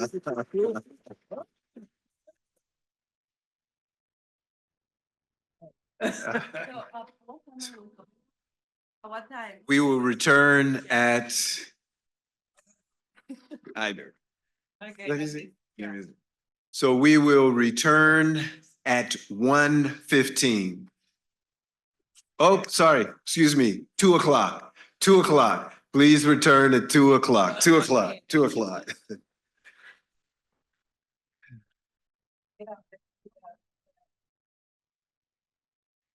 So, thank you, everyone. I'd like to introduce you Ana Ozak, that is the moderator of the second panel. Ana Ozak's research investigates the complex ways racial ideology have interfered with architectural understanding of climate and the environment within the African diaspora, mainly within the Black Atlantic. Ana is a professor in the Penn Art History. She was the inaugural Mellon Race, Place, and Equity postdoctoral fellow at the University of Virginia School of Architecture. She received her PhD in History of Architecture and Urban Development from Cornell University in 2022, specializing in Latin American and Africana Studies and working closely with Ezra Akan, Raymond Craib, and Salah Hassan. Before her doctorate, Ozak participated in the Ignis Mutati Res research project founded by the French government in local urban design projects, exhibitions, and public education programs. In collaboration with the Urban Studio at the University of Cincinnati and the Over the Rhine Foundation in Cincinnati.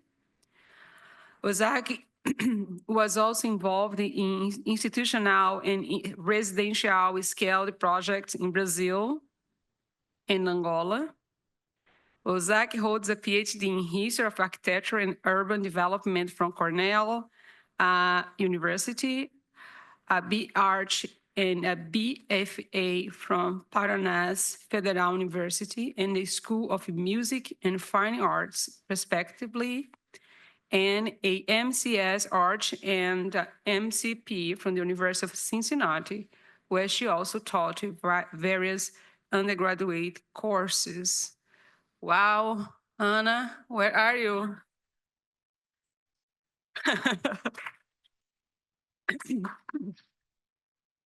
Thank you for coming.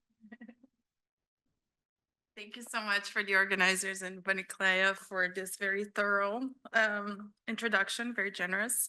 It's a pleasure to be here moderating this panel.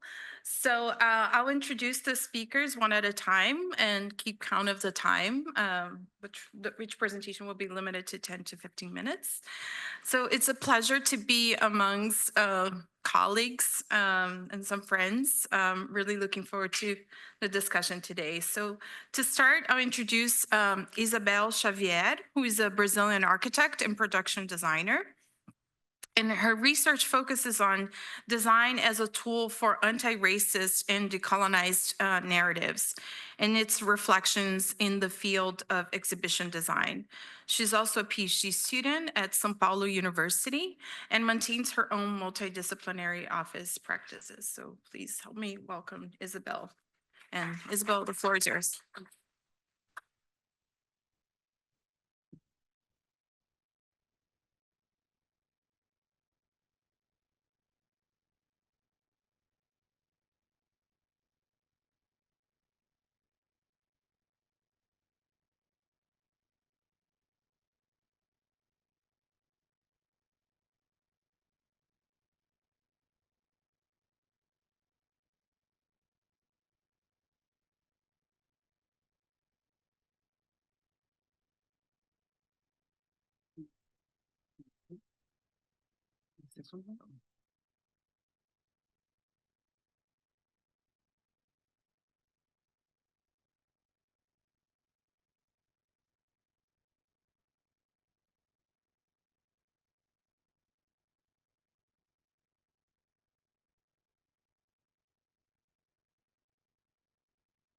Good afternoon, everyone. First of all, I want to thank you to Kufu and Vaniclea for the invitation to be in this powerful seminar. I'm very honored to be here. And when Kufu introduced this seminar team, Designing Blackness in Brazil, I immediately thought about how designing blackness through architecture it's based on identifying racialization, displacement from subject to structure. And in the last 5 years, I'm involved with Afrocentric and decolonial media projects in films and exhibitions. And I'm really proud to be just a second. Tyrone is how can I press the thing here? It's not working. Thank you. So I'm really proud to be the production designer, the art director of the film Racionais MCs from the streets of São Paulo, which you can find on Netflix. The documentary shows the history of the most influential hip-hop Brazilian group, whose lyrics reflects Brazil's racial and social issues. In a parallel, follows the history of the suburbs of São Paulo, connecting inequalities of space and racial justice. We can relate Racionais MCs to Public Enemy as the group expresses militant philosophy through music. It was a 10-year project, and Racionais were responsible for the racial literacy of a whole generation, myself included. And as a filmmaker and architect, I view my work through the lens of cinematic storytelling, functioning as a narrative designer. Narrative is by nature political. Exhibitions as public-facing platforms serve as a communications channel and are linked to discourse, aesthetics, ethics, and politics. And when we design exhibitions, we are dealing with public space and designing space for encounters with content, with ourselves, with the public, and for imagining alternatives in different scales. At my PhD research in bending anti-racism and decolonization paradigms into exhibition design practice, the research delves into decolonial exhibition design practice, exploring its intersection with race, power, and representation. It investigates how exhibition design systems shape power dynamics and decolonial narratives. It focuses on the reevaluation of the exhibition design role and displays, not just as showcases, but as platforms for advocating for social and political discourse, serving as agents of meaningful changes. Therefore, what I'm going to do today is to show some projects that I did with my studio and try to share some of my creative process. For the exhibition História do Poder na África, A History of Power in Africa, my latest exhibition built, curated by Vanicleia Silva Santos, held at Museu Afro-Brasileiro Manuel Araújo. I was very honored of working with the Museum Afro-Brazil because it's the largest African and Afro-diaspora collection outside Africa, composed of more than 9,000 pieces. It was founded in 2004 from the private collection of the visual artist and curator Emanuel Araújo. The museum is a unique space for Black people and is also a 11,000 square meter building designed by the most celebrated Brazilian architect, Oscar Niemeyer. And in my training as a Brazilian architect, it's deeply rooted in understanding modern Brazilian architecture as the norm for the aesthetic. Therefore, modern Brazilian architecture is deeply rooted in colonialism, as colonialism shaped Brazilian heritage institutions. So when you think on the original museum space as a monolithic and silent space related to a dirty white cube concept, I associate with plantations, the plantation space and its silencing of diversity. For this exhibition, we have to deal with the Niemeyer space and also create a narrative space that re-envisioning African artworks from the museum collection and works belonging to private collections, around 100 pieces of historic and contemporary artworks, which highlights Africa's central role in the development and of civilization and the arts. The exhibitions also provides detailed context of the acquisition of each piece, and the African circular time concept was very relevant for the curatorial vision. So I brought the circularity concept to shape the permeability and the ambulations of the space, and also to connect to Niemeyer architecture. We revealed the rounded staircase that was hidden from the permanent exhibition partitions and connected it visually with the temporary exhibition on the lower level of the building.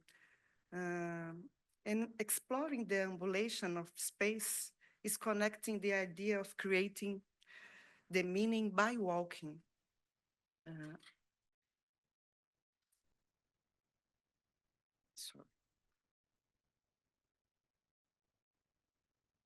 For example, in film, we have the movement of the frames in a montage and the public is static. In exhibitions, we have the public moving through the content and creating meaning as they explore this space. To develop this space, it was almost a work of choreography, in a sense that we were choreographing the possibility of movements of the public through these objects of power, and the movement creates meaning, invites to make connections, to build bridges that connect their own history to the frame.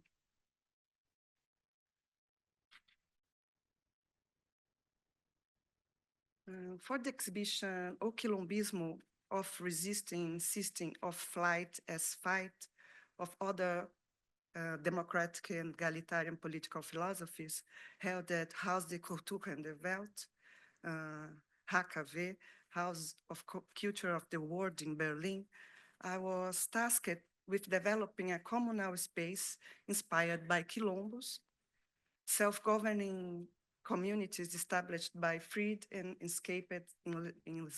enslaved individuals in Brazil. This space was designed to embody Abdias do Nascimento concept of quilombismo, centered around radical solidarity. The exhibition featuring 68 artists show artworks from Africa and African diaspora, both historic and in a contemporary context. O Quilombismo was the first exhibition under the direction of the Cameroonian curator Bonaventure Bigen Dikun, and the HKW building was originally a 1957 Congress Hall, a historical building gifted by the United States to West Berlin during the Cold War. And the exhibition design was a deliberate effort to dismantle structures, both physically and intangible. I created an exhibition design language that drew inspiration from Abdias do Nascimento visual painting, Oxumaré Rising, representing the Yoruba deity Oxumaré.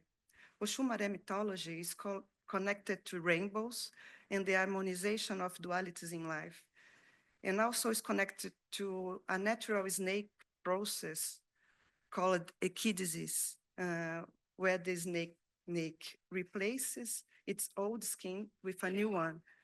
The painting influenced the color palettes across the exhibition walls, floors, and seating. And at O Quilombismo, we deal with this space in a very sensorial way.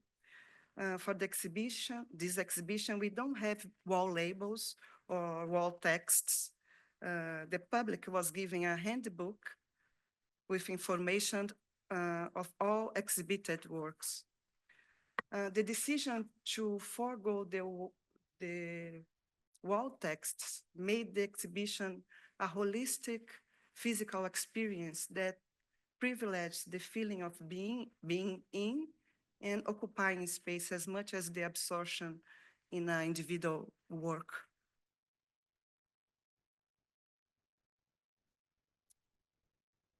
For those Brasis, arte, pensamento negro, black art, black thinking, we have here the curators, Igor Simões, Lorraine Mendes, also Marcelo Campos. The exhibition was held at Sesc Belenzinho in São Paulo, and is known as the largest exhibition exclusively dedicated to the production of Black artists ever held in Brazil. It featured around 2,040 artists, bringing together individuals of all genders and backgrounds from various Brazilian regions. At this time, the exhibition design concept was inspired by adinkra symbols, representing signs, concepts, and proverbs from Akan culture.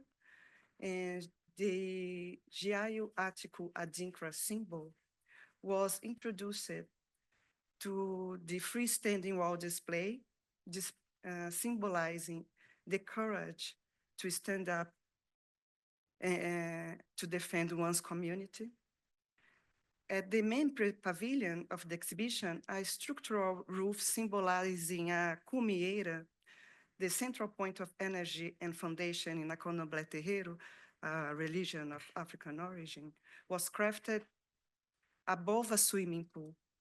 The cumeira metaphorically represents the ancestry of Mestre Didi, one of the artists, and his terreiro Ileacipá.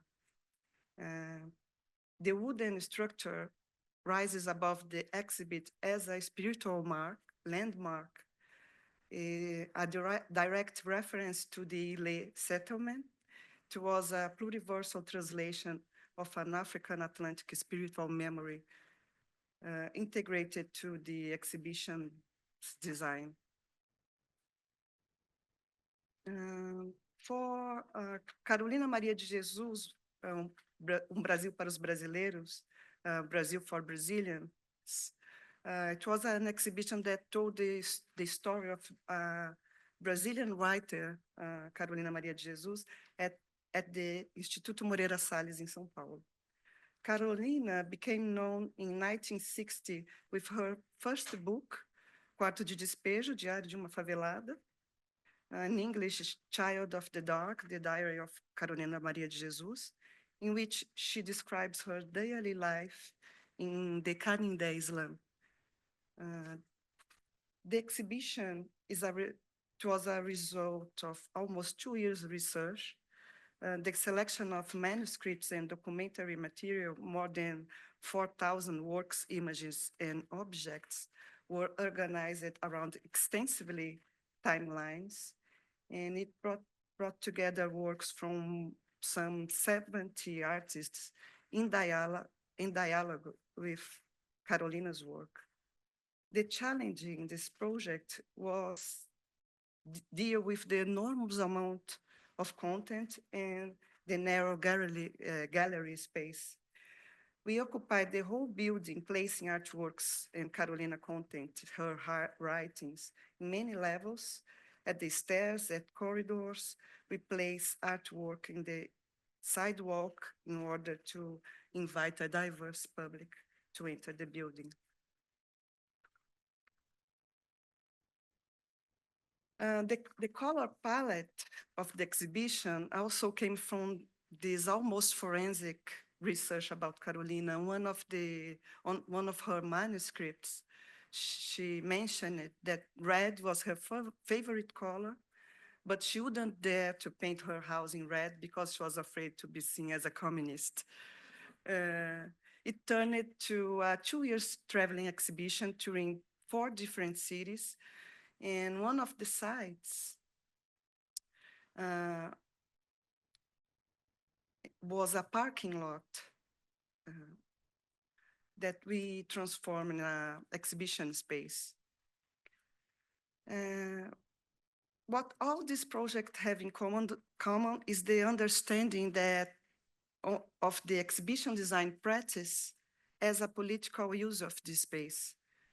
For me, it's a powerful opportunity to give visibility to untold stories and to open space for alternative ways of thinking about the future. Thank you.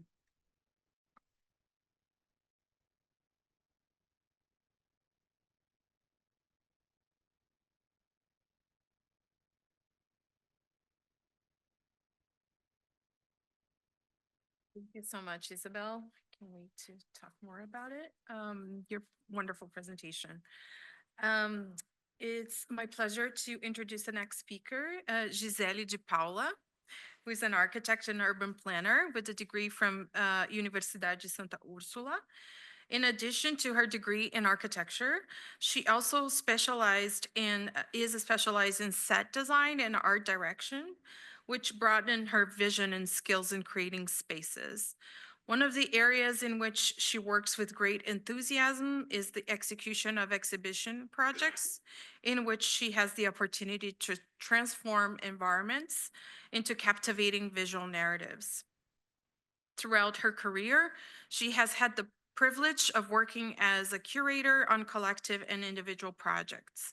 Her trajectory is guided by her passion for architecture and the desire to create memorable experiences in each project. So welcome, Gisele, and the floor is yours.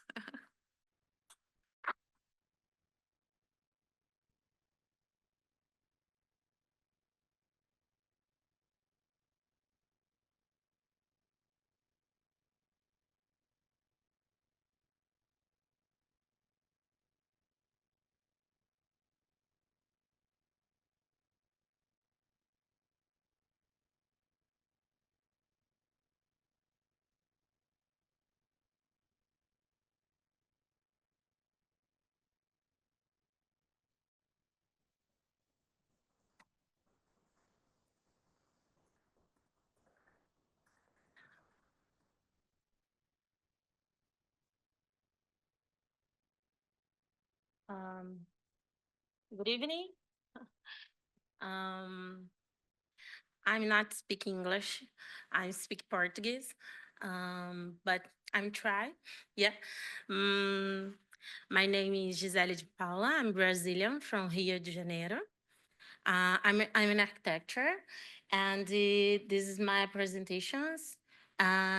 This is about affect me. Vou para o português. Essa apresentação ela é sobre a minha relação de afeto com o meu trabalho. E espero que vocês sejam tocados tanto quanto eu sou diariamente. Eu usei um texto principal, que é Begin, Middle, Begin, que começo, meio e fim, começo, meio, começo, é um termo de um grande artista, mas também posso dizer que ele é um filósofo e pensador brasileiro, Nego Bispo. Nego Bispo, ele está presente em todo o meu processo criativo, assim como outras referências da filosofia e da literatura que eu vou apresentar. Esse termo é pensar que nós estamos em constante transformação e em constante reinícios e mudanças, e que isso nos permite sempre estar num lugar de aprendizado.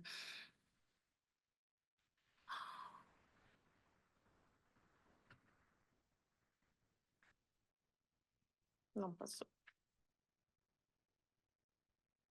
Please help me.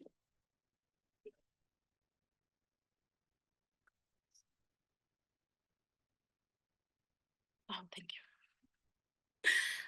O meu trabalho hoje, ele está em 5 estados do Brasil. É importante trazer esse dado, porque eu tenho percorrido não só o Brasil, mas no exterior, e isso tem mostrado também, dentro de um processo de pesquisa curatorial, a necessidade de ter pessoas pretas produzindo e pensando espaços expositivos. Eu busco sempre, dentro do meu processo criativo, trazer algumas grandes referências, pensar esse espaço-tempo numa referência de Leda Maria Martins, né? E pensar esse transcendência, essa transitoriedade, que é o fato de estarmos olhando sempre para uma diáspora, para uma relação territorial.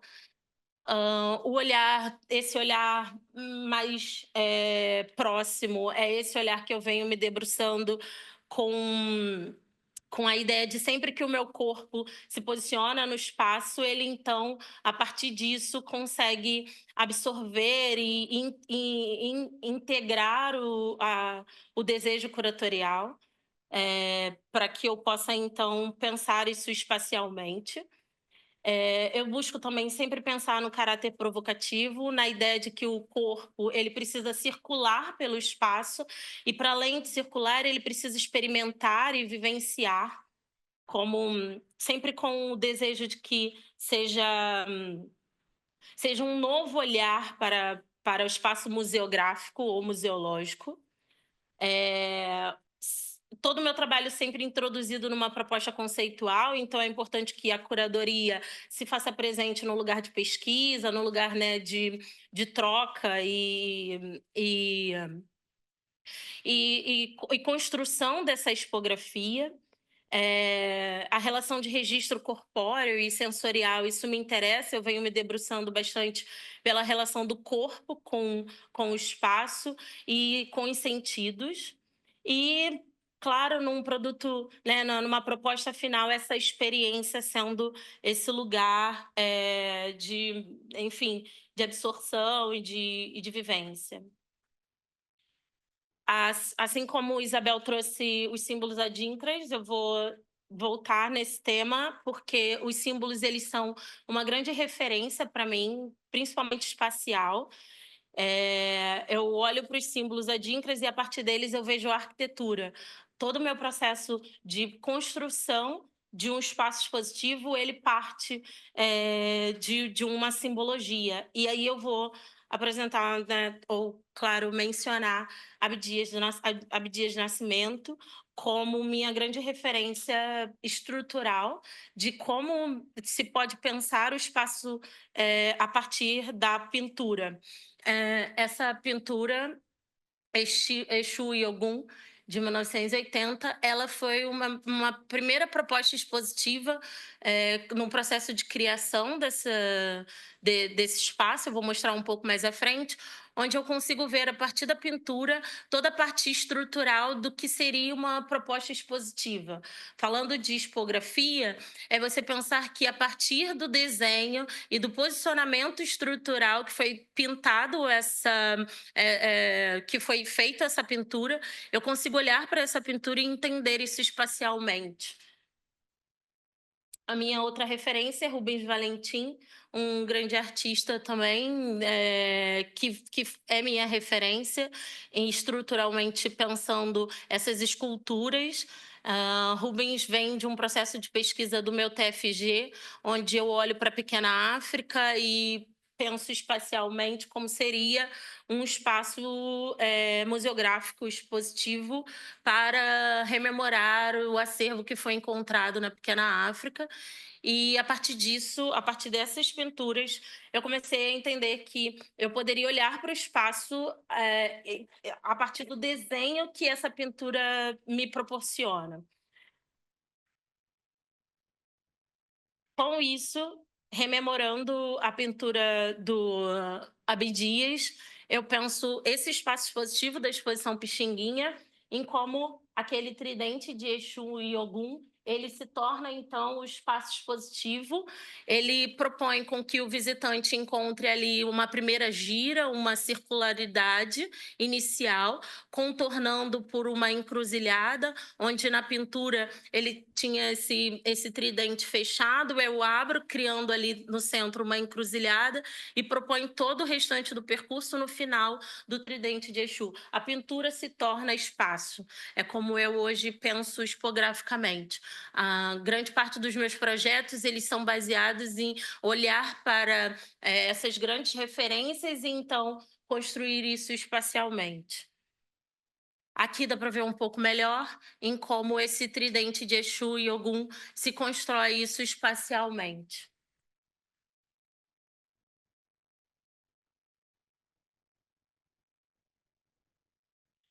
Leda Maria Martins é uma exposição do Itaú Cultural, em São Paulo. Eu tive o prazer de pensar espacialmente essa exposição com curadoria do próprio Itaú. Pensar esse projeto me fez rememorar o trabalho de Leda, que tem uma relação com o termo espiralar. Espiralar e pensar nesse processo, né? Assim como o Nego Bispo, começo, meio e começo, ela diz que os corpos serão afetados a partir da sua experiência no mundo, enfim, como se fôssemos sempre estar no processo de construção. Com base no trabalho de Leda, no livro Tempo Espiralar, um corpo, né? Um corpo-tempo espiralar. Agora me faltou a memória. Eu busco pensar essa estrutura e esse percurso do visitante através, primeiro, dessa parte conceitual inicial da expografia e depois todo um contorno que permite esse abraço e esse acolhimento. Então, a gente tem na parte de periférica da exposição, então, essa informação de quem é e como Leda se posiciona no mundo. A parte de trás é mais afetiva, onde ela traz, onde a curadoria buscou se debruçar pelo conceito, principalmente dela ser rainha do Congado de Jatobá, do Rosário de Jatobá. Então, aqui a parte expográfica foi pensar esse lugar mais de acolhimento para o visitante, inicialmente essa parte mais histórica. A exposição ela foi pensada a partir de um portal, onde esse portal acolhe inicialmente a parte histórica e, no fundo, a parte afetiva da grande dramaturga e escritora Leda Maria Martins. As cores usadas para essa expografia foram relacionadas a um pensamento muito afetivo, mas também construído junto com a curadoria, de pensar em como os trabalhos poderiam permear, gerando, então, uma experimentação e uma relação afetiva. Então, o rosa e o verde constroem esse percurso mais acolhedor para que o visitante, então, adentre a uma história tão importante como de Leda. Aqui já fotos da exposição.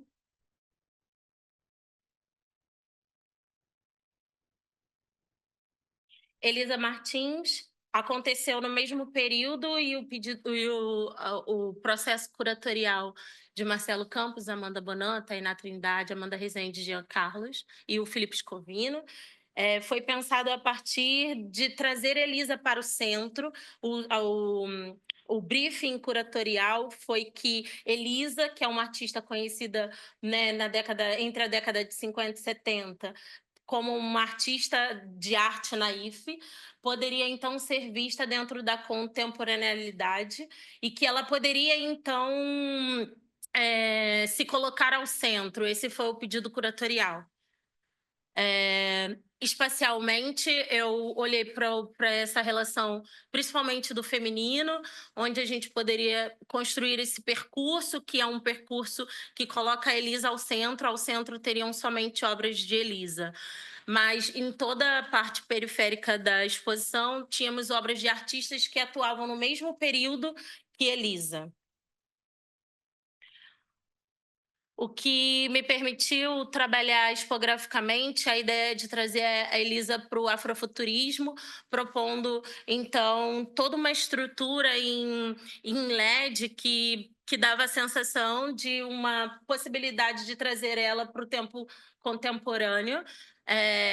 E ao centro a gente traz essa iluminação bem focal nas obras e constrói, então, essa centralidade Elisa. Um pouco mais do 3D e aqui como ficou a exposição.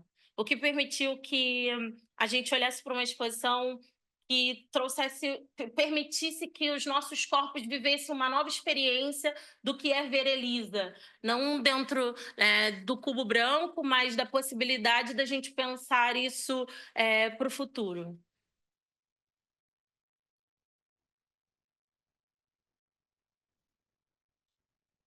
Dentro das narrativas, eu começo com grandes exposições em 2020, com uma exposição chamada Rua, de curadoria do Marcelo Campos e Amanda Bonan.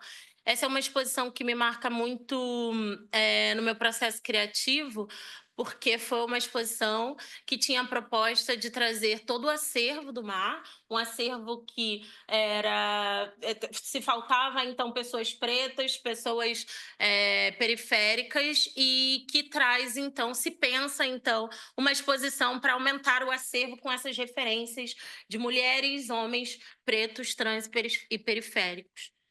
Essa é uma exposição que foi estruturalmente pensada para que se representasse a rua, então ela tinha grafites, pinturas, mas ao centro a proposta curatorial era trazer uma pista de skate.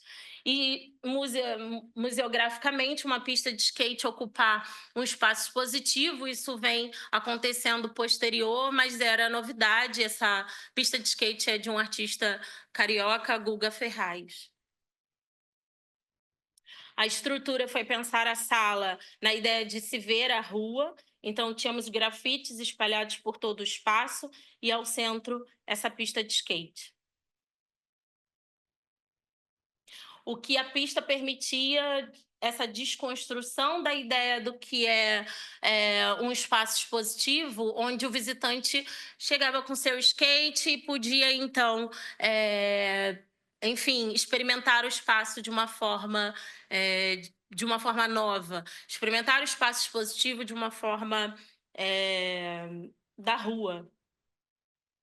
Atlântico Vermelho é uma exposição que aconteceu na ONU, na Suíça, e que ela se reverbera no Museu de Arte do Rio, na exposição Atlântico Floresta, onde a proposta curatorial era de pensar artistas pretos e indígenas principalmente atuando, né, a gente olhando para o acervo, mas também olhando para os novos e jovens artistas. É uma exposição que, tipograficamente, eu penso, né, no Atlântico, que se desenha ao longo do espaço expositivo. Esse é a simbologia que vai de África ao Brasil, onde eu tenho África na parte superior e Brasil aqui na parte inferior, e esse recorte em vermelho, pensando no processo transatlântico e de mortes, né, que aconteceram nesse processo escravagista, mas pensar em como nós temos esse sangue que nunca é falado, né, dentro dos processos, principalmente históricos brasileiros. É uma exposição que eu tive cuidado de pensar isso em como esse recorte do mar poderia, então, configurar o espaço. E, tipograficamente, a proposta é que eu me debruço sobre Ogum. Ogum é um orixá onde ele tem uma pena, e nessa pena nós temos alguns tons de cores entre o verde e o azul. Ogum, porque ele é o protetor da floresta, e dentro da construção dessa exposição, a gente está falando de Atlântico Floresta, que se reverbera de Atlântico Vermelho. A gente traz Ogum cuidando dessa proteção, então todo o entorno da exposição em azul, e o centro, essa grande mancha de sangue, enfim, transatlântica, escravagista. As paredes eu trouxe rememorando Ogum, o verde, esse verde é um verde mais denso, é um verde floresta, e que cria, dentro do espaço expositivo, essa encruzilhada, né? Ele permite com que o visitante precise circular e então se posicionar ao centro para conseguir ver todo o espaço expositivo.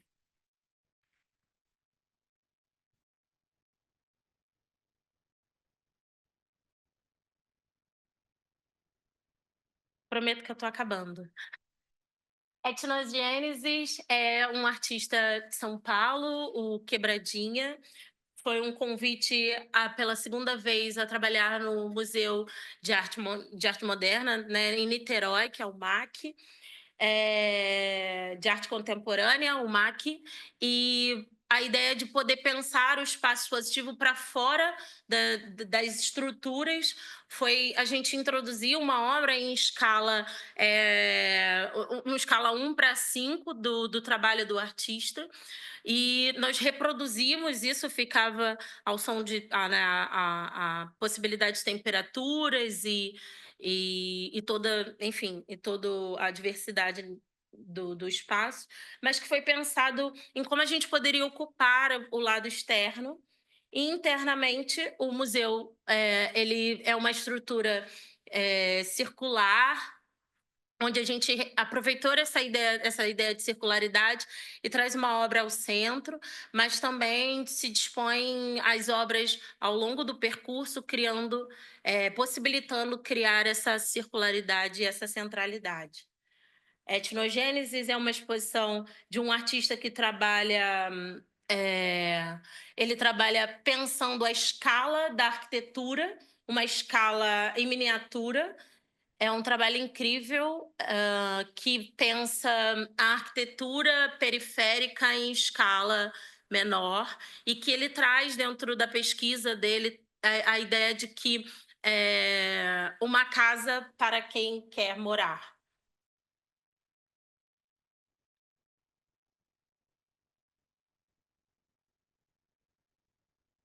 As cores usadas são com base na proposta curatorial.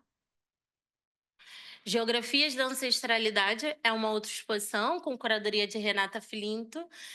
Eu tive o prazer de atuar nesse projeto como expógrafa, onde a ideia central dessa exposição foi dar visibilidades, ela vai falar um pouco mais sobre isso, mas dar visibilidades a artistas contemporâneos e os nossos ancestrais, a proposta expográfica foi pensar em como geografias, pensar a ideia de geografia, né, cartografia, de relação desses artistas, desse mapeamento desses artistas, poderia, então, construir um espaço afetivo. E dentro da conversa com a curadoria, foi pensar em como esses tons terrosos poderiam, então, construir um lugar acolhedor e um lugar afetivo.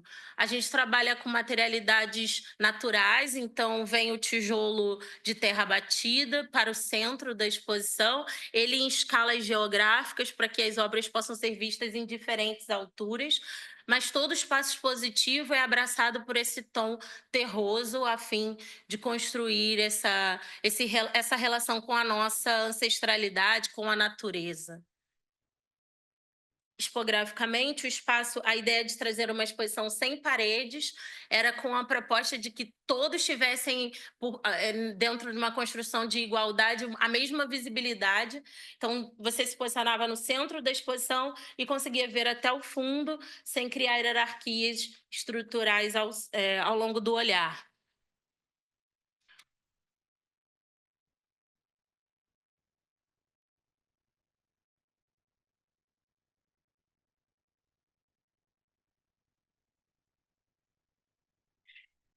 Raízes, começo, meio. Começo é o grande tema que eu trouxe para essa apresentação. Eu vou ser um pouco mais rápida. É uma exposição que acontece em Salvador.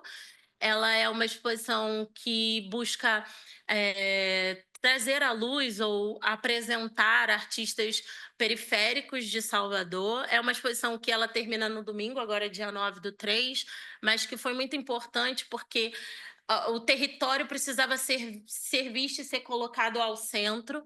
Então, há uma série de curadoria da Jamile Ribeiro com a Cíntia, que são diretoras do museu. A proposta expográfica foi pensar essa entrada, onde tínhamos, então, um jatobá ao centro, ainda na relação espiralar, essa ideia de que o visitante precisaria criar aquela proposta do portal do adeus, né? Do portal do não adeus, que é você circular 3 vezes, né, sobre uma árvore e aí, sim, né, seguir, infelizmente, dentro da proposta histórica. Mas a ideia era que você circulasse em torno desse jatobá e aí sim você poderia acessar o espaço expositivo. Depois, se quiser, eu posso falar mais sobre isso. Tem todo um contexto curatorial, mas no tempo não consigo falar muito. Mas a proposta era que o visitante circulasse em torno das obras e também não tínhamos barreiras estruturais. Isso é uma forma de que você não hierarquiza o olhar.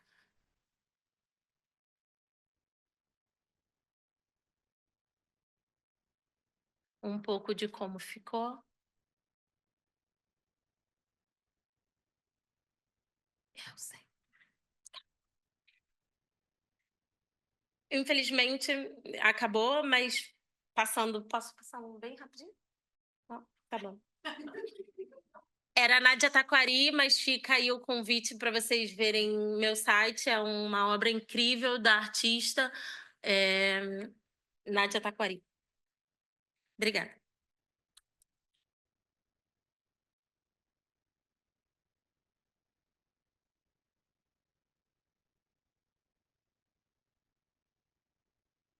Thank you so much, Gisele. Hopefully we'll get in the Q&A and the discussion into some of the work that we didn't get the chance to see.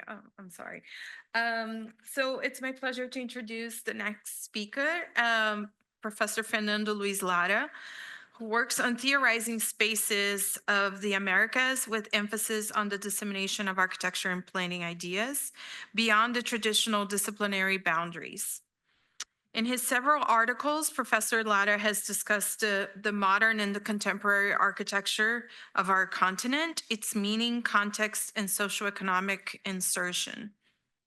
His latest publications include Spatial Theories for the Americas, Street Matters, Excepcionalidad del Modernismo Brasileño, Modern Architecture in Latin America, and Quid Novi, which got the Unpark Best Book Award of 2016. So it's my true pleasure to introduce and welcome Professor Fernando Lago.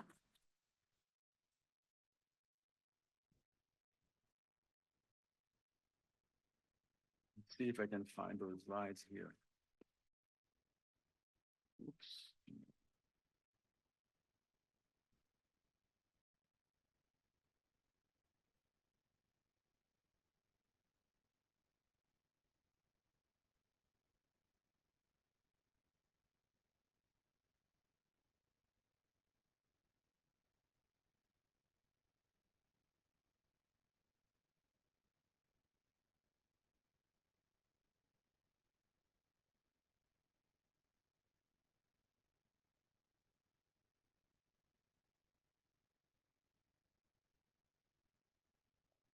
Thank you so much for the invitation. To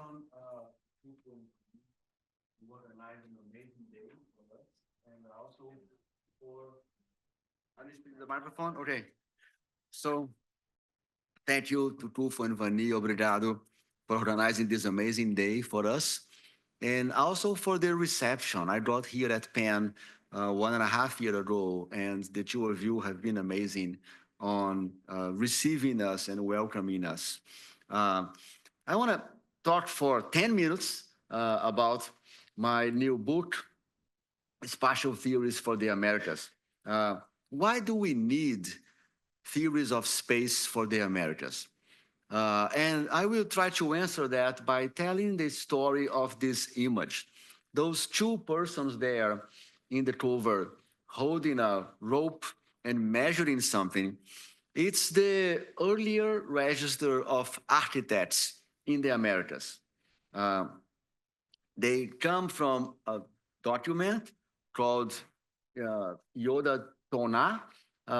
This document was produced in Oaxaca, Mexico, in around the beginning of the 15th century, late 14th century, beginning of the 15th century. So think about the year 1400 in our Christian era. This document is a great metaphor for what happened to this knowledge. As I said, this document is called Yoda Toa, but this document was kidnapped in Oaxaca in the 1530s and given as a gift to Carlos V, Emperor of Spain. And after being, I don't know, in Toledo or Madrid or Valladolid, this document was sold and kidnapped again, right? Like a child kidnapped. And this document had to accept many names. It was named Codex Constantinopolitanus when it was in Istanbul. It was named Codex Lisboensis when it was in Lisbon. And even today, it's called Codex Vinobonensis because it sits at the University of Vienna in Austria. So the fact that I found those two persons in this document, which I hope it is the earliest record of architects in the Americas so far, but I hope it's not for very long, because I sincerely hope that other scholars will find other registers of architects in the Americas that are older than this one that is estimated around the year 1400. The fact that this document was kidnapped and brought to Europe and changed its name, it's a great metaphor for what happened to our knowledge about our spaces. I started my life in this amazing place called Minas Gerais that I share with Jorge dos Anjos and other people here in the audience. And I wrote about Brazilian modern architecture, and parts of my own history were missing. You know, in Minas Gerais, when I went to school, I don't think this has changed, but when I went to school, they told me that the history of Minas Gerais starts in 1697 when the bandeirantes from São Paulo found gold at the foot of the Itacolomi, which is exactly where Jorge was born. And that's not true. There were people there for thousands of years before. And so those concepts are missing. Those pieces of our history are missing. Also, as you very well know, Minas Gerais had the gold rush and received people from all over the world. The large majority of them enslaved people from Africa.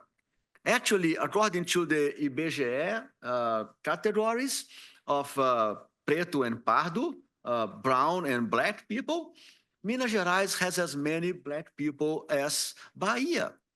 The difference being in Bahia, the black culture got to be celebrated and elevated, and in Minas Gerais, it's repressed, extremely repressed, as Jorge can tell us later today.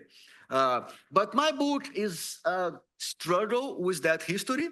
It's an encounter with a decolonial theory that was developed beginning in the 1950s, but mostly in the 1990s and early 2000s. And my answer to a major problem. This is a map that I drew 15 years ago. Actually, no, 12 years ago. The year was 2013, 2014. For this map, I took the 4 major books that are about modern architecture, the 4 most important references on modern architecture that we use to teach 20th century architecture in the Anglophone world. The books are Spiro Kostoff. There are some chapters about the 20th century, Kenneth Frampton, William Curtis, and Jean-Louis Cohen. And I put a little dot on the map for every building they mention in those 4 books. And the map is very explicit. I don't need to explain what is happening here. We teach the history of architecture as the history of white European architecture. So what we need to do about that is to delink, I'm using Walter Mignolo's idea here, concept here, delink our own spaces, our own histories from those European spaces, from those European concepts. It's not that we need to throw away Western civilization. No, I mean, we are the heirs of Western civilization. We live in Western civilization. But Western civilization is insufficient, absolutely insufficient to explain our cities, our places, our spaces, our art. So I will skip over that. This is a seminar they organized in Austin, Texas, 5 years ago. Those are the books that came out of that. I just want to wrap up and finish with those 3 articles, because this is what I wrote before I wrote the book. This is what brought me to the book. I mean, writing is my trade, writing is my profession, and I write as a way to think. So first, I was writing about the occupation of the Americas, because the rise of architecture as a discipline is very much tied to the European occupation of the Americas. As Arturo Escobar reminds us, there is no modernization without colonization. So the enslavement of African people, the Holocaust that happened with the Amerindians, with the native inhabitants of this land, the settler colonial occupation of those lands, they are very much tied to modernization and also to the rise of architecture as a discipline that manipulates those spaces and allow, in the case of the recent history, the last 500 years, allow the Europeans to control so many spaces far away from their places. The issue of abstraction is central to me, because abstraction is embedded in the human experience. But when abstraction kills relational processes, when abstraction ignores histories, when abstraction ignores community values, it becomes a tool for control. It becomes a tool for exploitation and colonization. And finally, the question that I leave with us here today, when we see at the Brazilian Black art. What frameworks, what concepts should we use to understand our spaces and our art? Because the European concepts are insufficient. We cannot rely on them. They can only go so far. And it's already very clear their insufficiencies. So what other concepts, what other ideas do we need to bring to the table? We need to infiltrate our conversation, our discourses, in order to really understand our lives, our places, and our art. Thank you.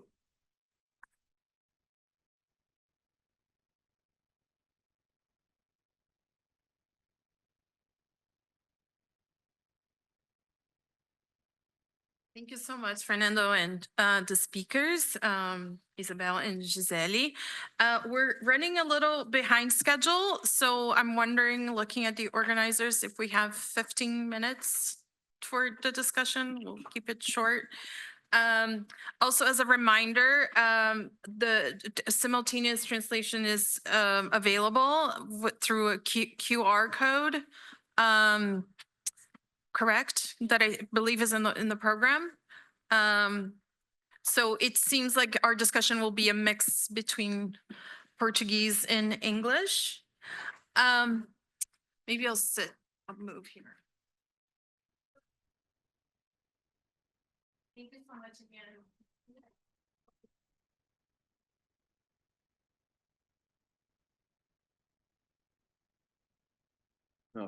Oh, there it is. So thank you so much. It was such a pleasure to, first of all, be in conversation and see the amazing work and thought process involved in your practice. Especially, I really liked how Gisele posted how this effective relationship to her work. Should I be speaking Portuguese? Okay. So some of the things that I thought were really interesting across the board was this relationship between the territorial or colonial territorial logic that is implemented in the museum, especially through the work of Isabel and Gisele's curatorial and exposition design work.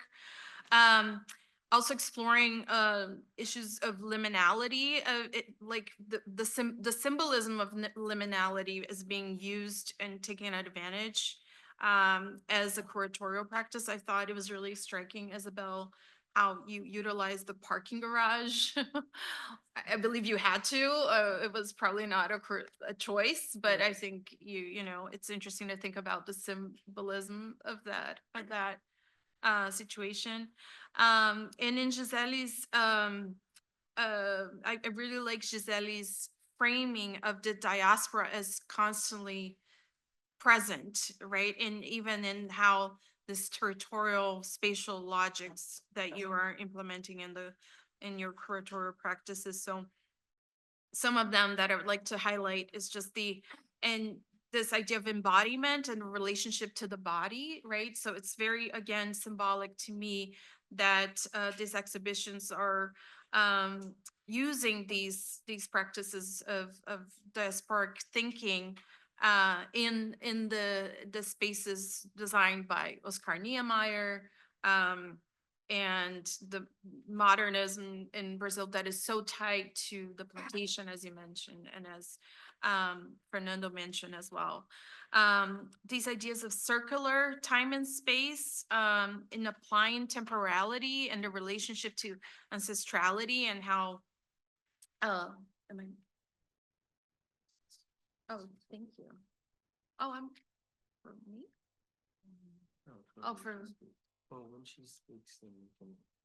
No, I speak. We all I do. speak Portuguese. Thank you so much.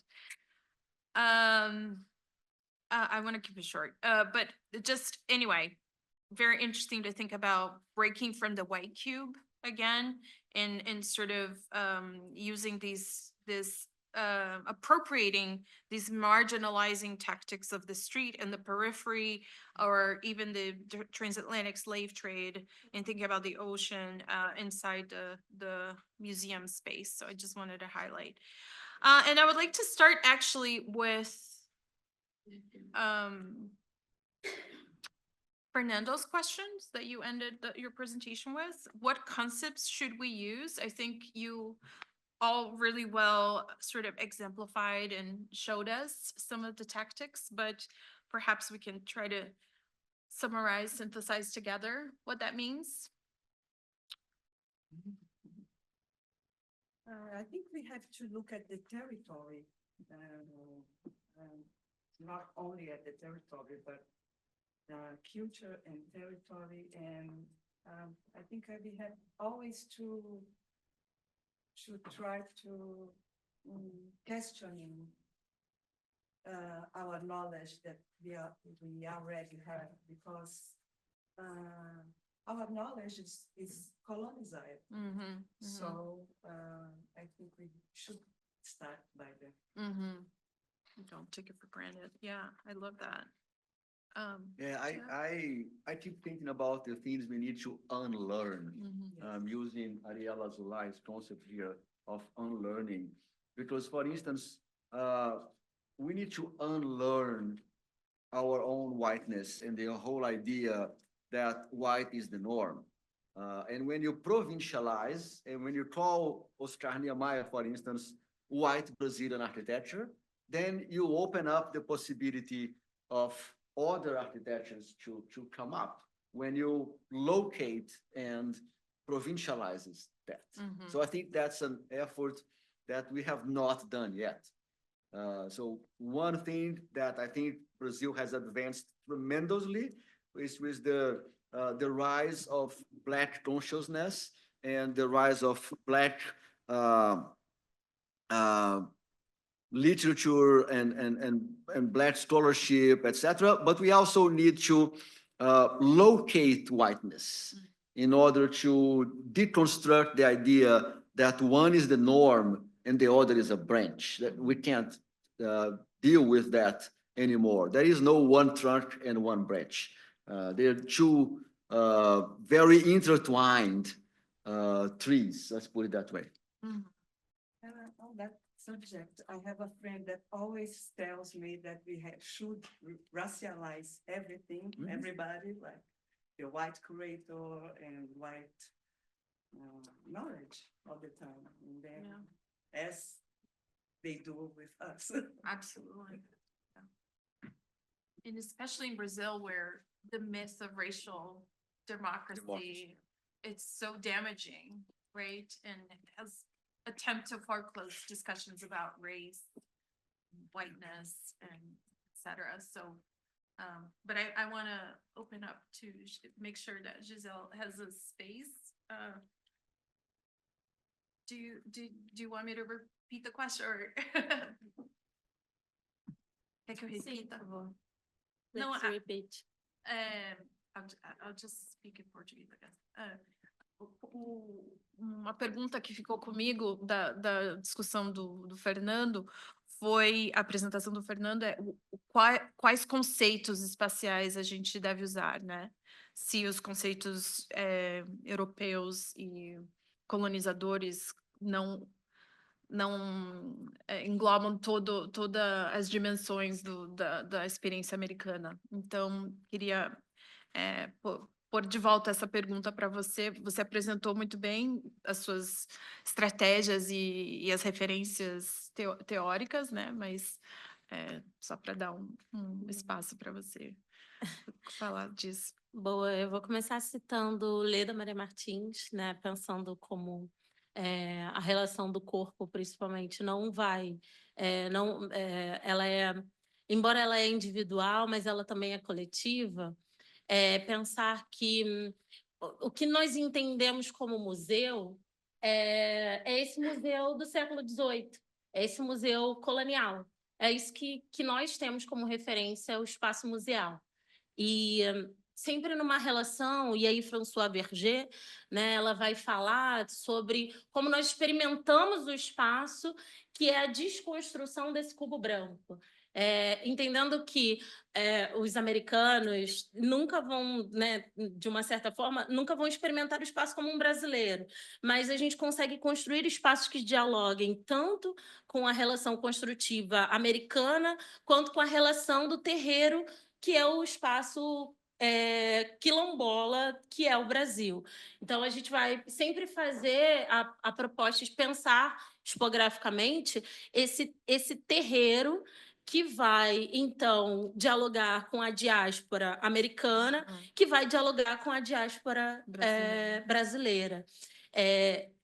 Dentro de uma construção arquitetônica, a gente tem no modernismo estruturas que nos enrijecem, que pensam a ideia de que o espaço precisa ter somente uma entrada, uma saída, janelas grandes, janelas em fita, ou que vão ter paredes brancas.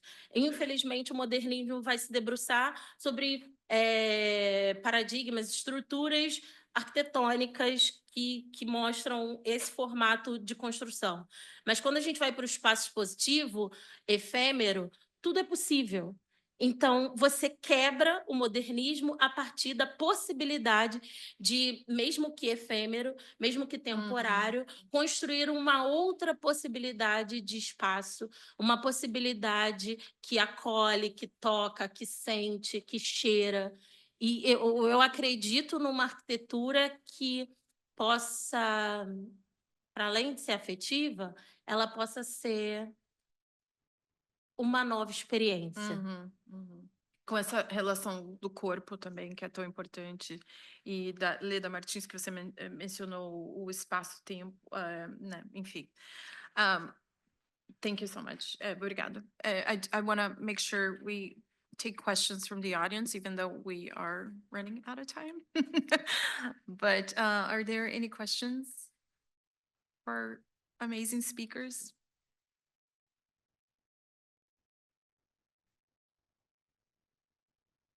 I have times. I'm finishing my presentation, please. Vocês querem, não? What you say? No? Okay. All right, we're out of time. I'm trying. You try. Go ahead. Understanding that we are discussing here the relationship between space, decolonizing the spaces, and Black exhibitions of the artists in general. And I want to try to listen a little bit more, because sometimes it's not just about the European modernism. Sometimes it's about an idea of Brazilian modernism as a source of difference. But in the end of the day, the Brazilian modernism is made by white minds. So I want to understand for you both how we could really create other differences and beyond the Brazilian modernism. I really felt that here in the United States, sometimes this Brazilian modernism, especially for the São Paulo modernism, became a model. Yeah. You know, like, oh my gosh, they create a lot. No, they simply went to the communities and became the communities the new type. So I want to learn what differences we can do to do different of that, even in Brazil, even in this framework of Brazilian modernism. I'll give a very short answer because I know we are pressed in time. The most accomplished architect in Brazil was called Oscar Ribeiro Soares de Almeida Niemeyer. Why did he choose Niemeyer as a last name and not Ribeiro Soares de Almeida? And I'll stop right there. I think we are already doing this. I think we have to look to our ancestralidade and look to this space, to the communal spaces. I think we are already doing this, looking to the communal spaces, to the escolas de samba, we have so many examples of these communal spaces, Carnival itself, Quilombos. I think we have to return to the basic.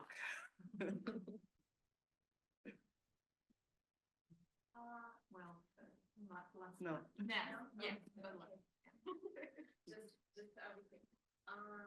Thinking about what you just said and what you mentioned, Paulo Benjamin de Oliveira created Portela in the same year that Tarsila do Amaral painted. Thank you. Thinking about what Igor asked and what you just said, Paulo Benjamin de Oliveira created Portela, the oldest school of samba in Brazil, in 1923, the same year Tarsila do Amaral painted A Negra. So we have, we can think that the School of Samba, as it is, as an art institution, is maybe the project of modernism in Brazil. Not only we have that São Paulo modernism to look as a source of thinking the modernism in Brazil, but we have these people that look like us that were planning Brazil as a modern Brazil. We're planning life and architecture, thinking about space, art, ethics. So I think just what you just said, because Carnival, that is. Yeah. Well, thank you so much. I think that's a great way to end for now. Yeah. Thank you.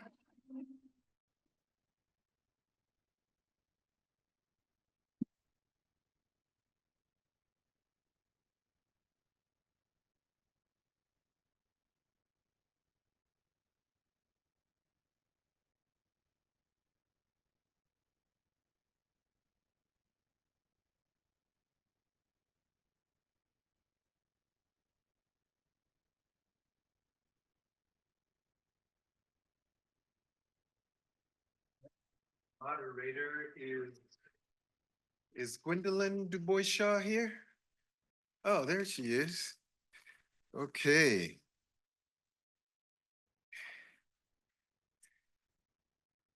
I'll try to be better in my introduction of Gwendolyn than I was of my other colleagues. So I wrote some notes down. I've actually known Gwendolyn for quite some time. I think, what was that first exhibit we went out in Delaware to look at? You had what portraits? That was what, 2005, 2006, something like that? See, we go back a little bit.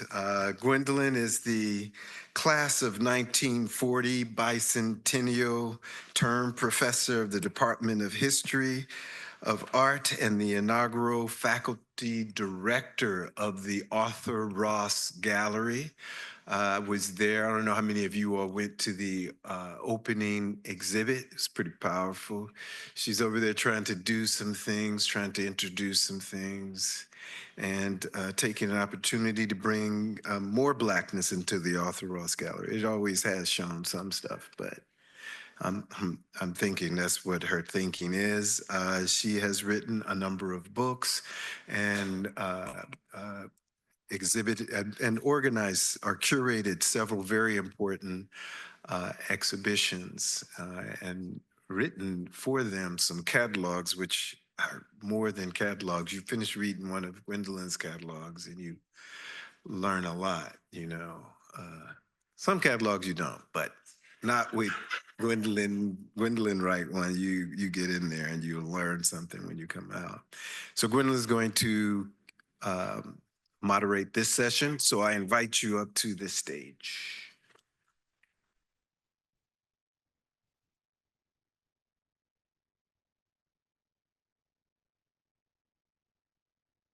Thank you, Maestro. It's a real pleasure to be here. I'm going to keep these introductions very short. You can look these people up online so that we can have a nice, robust conversation. The first one I'm going to welcome to the stage is Dr. Vaniclea Silva Santos.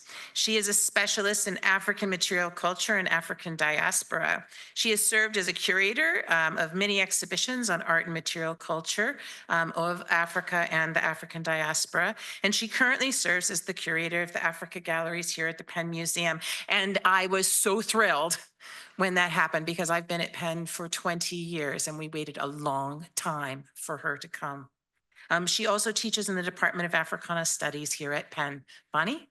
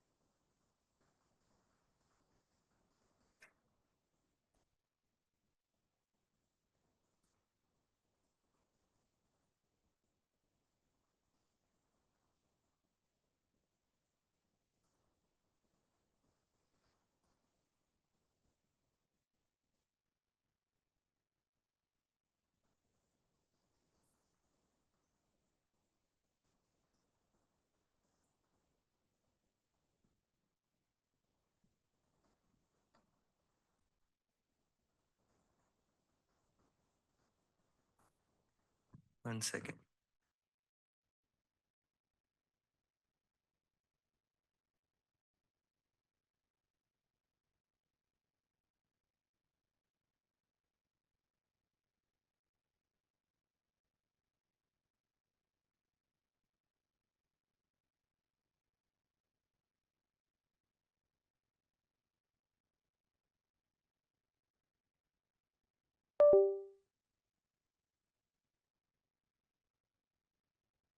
I can start while he resolves this problem here. So, thank you, Professor Gwendolyn Dubois-Shaw, for this kind presentation, and hello, everyone. My presentation today explores how collaborative and decolonial curatorial practices can transform a museum into inclusive spaces that honor and celebrate Black identities. And this presentation is organized into 3 parts. First, I will problematize the relationship between museums and colonialism and discuss how we can decolonize museums practices. Second, I will present 2 case studies of my collaborative work on designing Blackness across time and space in the United States and Brazil. And finally, I will conclude with reflections on the future of museums as a space of inclusion, dialogue, and transformation. Before I begin, I'd like to share a brief story about how I became involved in Africa and African diaspora arts and museums work. Several years ago, as a student, I was researching African material culture in Brazil and its cultural significance. At the same time, I was working at the Museum of Brazil in São Paulo, the largest museum dedicated to the African diaspora cultures in the globe. During one of the tours, I noticed a group of school children laughing at some of the African objects on display. I paused and asked them, "What do you see when you look at this object?" The answer revealed a profound lack of understanding, not just about the object itself, but about the cultures it represented. I realized that the laughter reflected how deeply colonial narrative had shaped their perception of what's considered art and what is deemed worthy of respect. At that moment, I decided to tell them a story about the object's origins, its cultural significance, and the people who created it. This experience became a turning point for me. It made me realize that curating exhibitions is not just about displaying objects.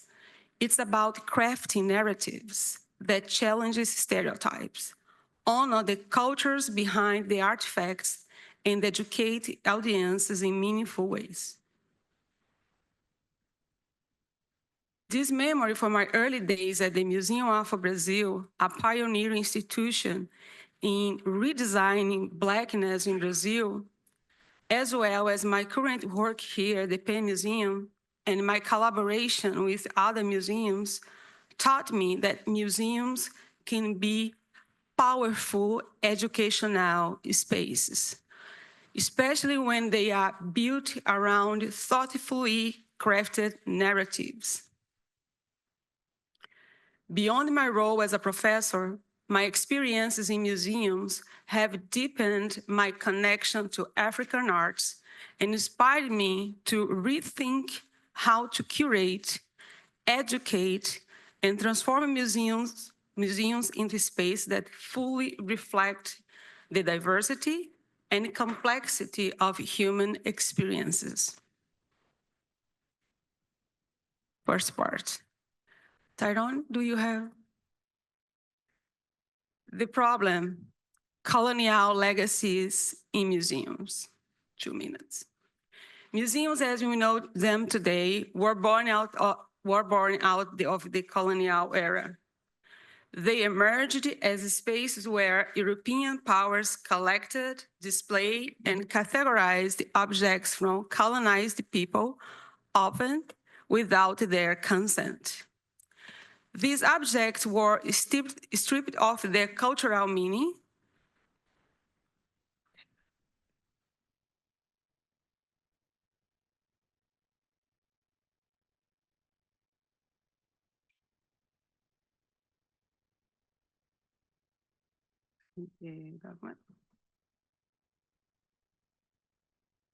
Yes, the second one. Yes.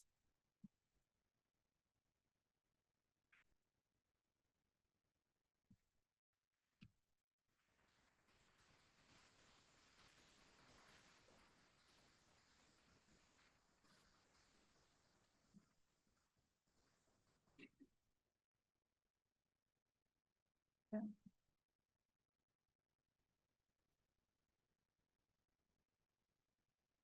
Okay.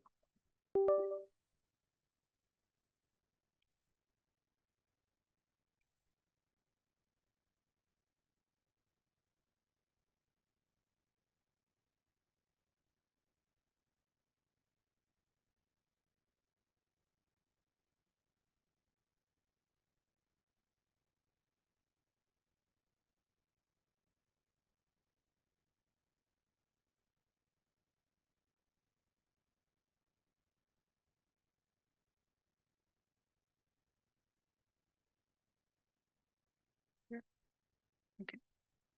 Thank you. So the first part of my presentation was about this object.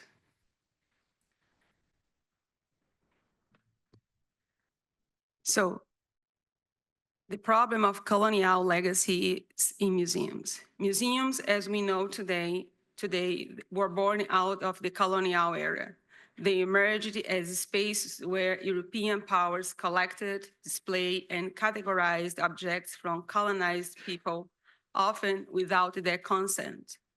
These objects were stripped out of their cultural meaning, labeled as primitive, exotic, or other, and used to reinforce the idea of European superiority.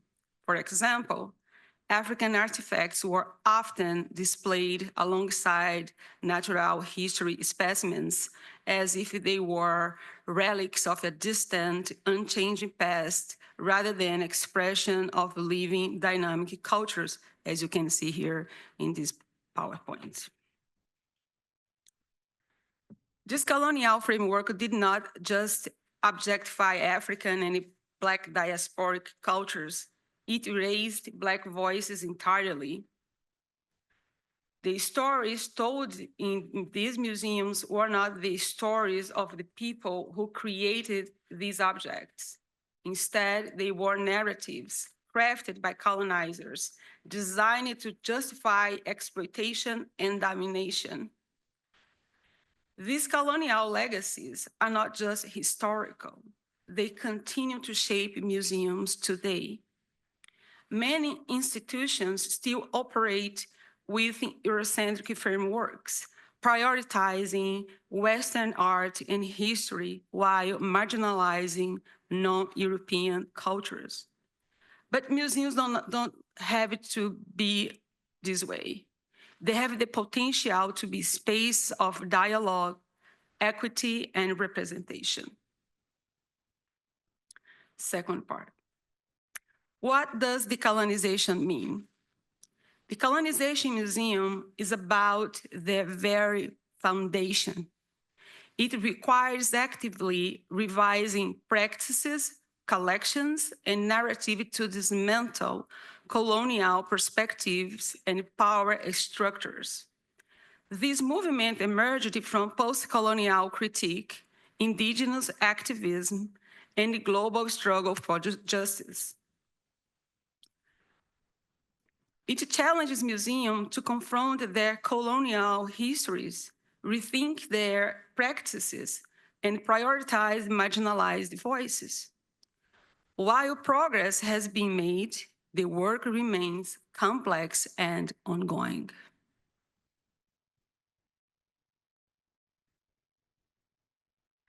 The colonial mindset has played a central role in shaping museums, not only in the West, but also in formerly colonized countries. For example, I visited anthropology museums in Africa, in countries like Angola, Mozambique, and Guinea-Bissau. Many of these institutions remain preserved as they were created during the colonial period, with limited resources to update or to reinterpret their collections. As a result, students, as you can see in this photo, who visited these museums often encounter a static and disconnected representation of cultures, one that feels irrelevant to their lives. This photo, which I took in Angola in 2019, illustrated this issue. Frantz Fanon, a critical figure in anti-colonial thought, argued in his work of the 1950s and 1960s that colonialism was not just political and economic, but also psychological and cultural. Fanon emphasized that true liberation demands cultural decolonization, freeing minds and reclaiming identities from colonial ideologies. This means museums in Africa, the Americas, and Europe must critically examine and liberate themselves from their colonial heritage. Third part. Beyond theories, what does it take to decolonize museums? Decolonizing museums requires a fundamental shift in the role and spaces. While restitution is often seen as the core of decolonization, it is about more than just returning artifacts to places like Greece, Benin, Ethiopia, indigenous, and other communities that claim ownership of these objects. This is just one step. Restitution is about repairing relationships with historically marginalized groups and addressing the violence of colonialism. In essence, restitution is a form of reparative justice, one that acknowledges historical wrongs, restores dignity and agencies, and builds a better future. Here are some steps to decolonize museums that we embraced here in the Penn Museum. The African galleries at the Penn Museum introduced several key innovations in the way African art, history, and culture are presented. These innovations reflect a decolonial approach to museum curation, aiming to challenge traditional narratives, humanize African society, and engage contemporary audiences. Inaugurated in December 2019, the Penn Museum gallery called From Maker to Museum is a permanent exhibition that reimagines the African galleries.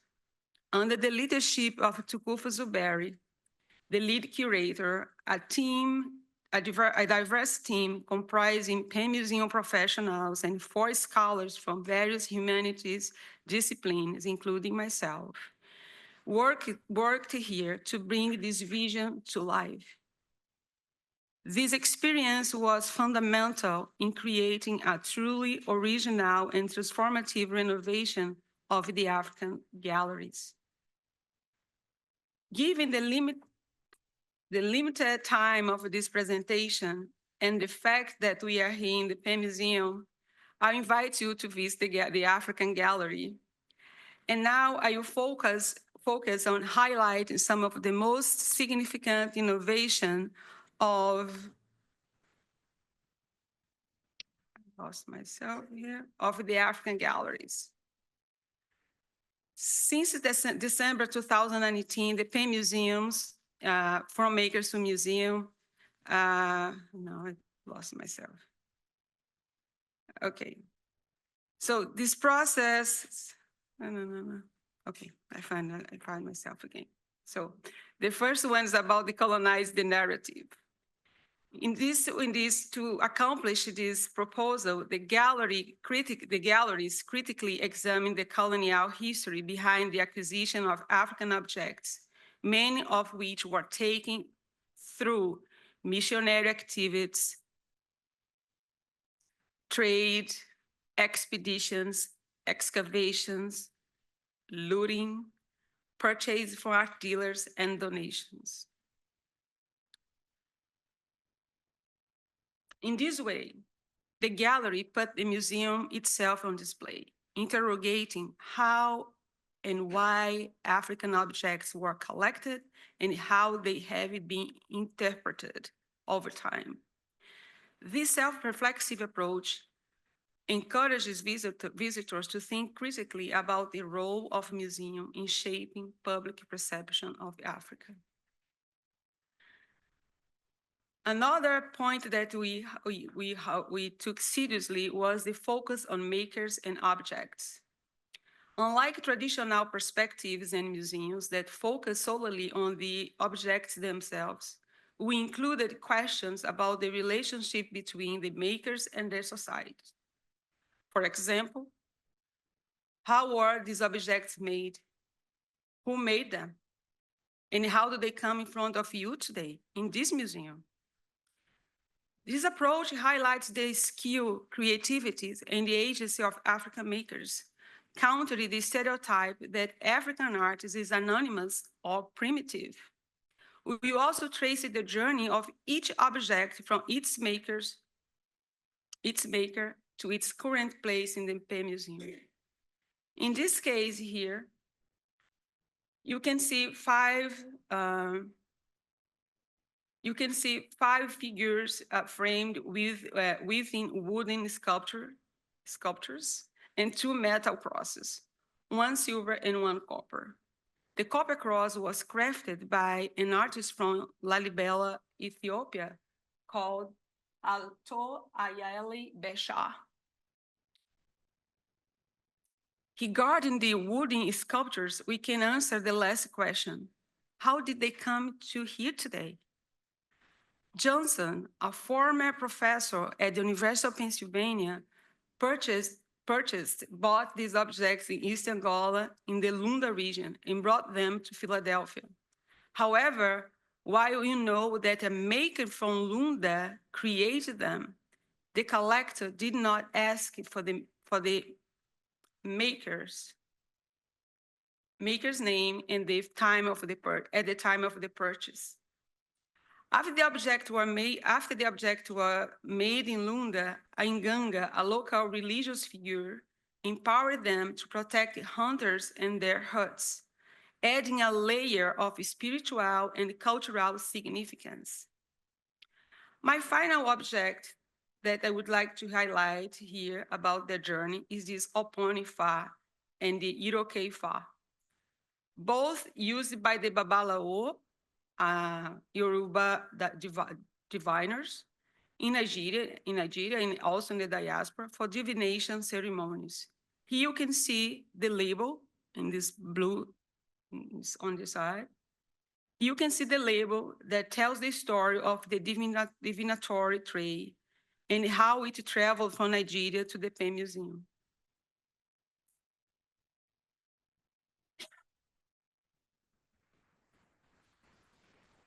In sum, the African galleries at the Penn Museum represent a revolutionary approach to exhibiting African arts and culture.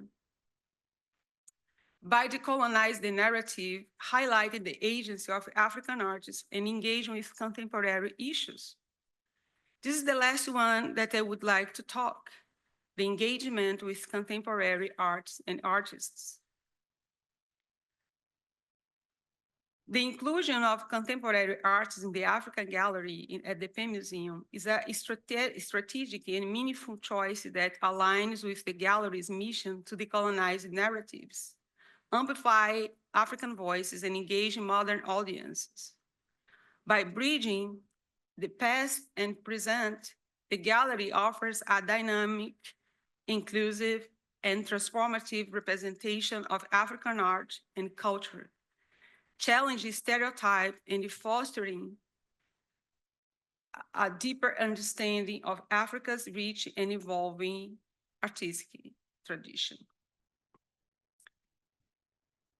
To finish now, my second case of study. Let me add something briefly about my last experience in the Museum Afro-Brazil in São Paulo, where I started my career. I curated this exhibition that Isabel talked about before. That was a perfect lab to put in practice all the conversation we have here in the museum, in the Penn Museum. First of all, I added to the exhibition, to that exhibition in São Paulo, objects from Egypt, Sub-Saharan Africa, and contemporary arts commissioned from African women artists, like this one here, made by Tamara Inglês.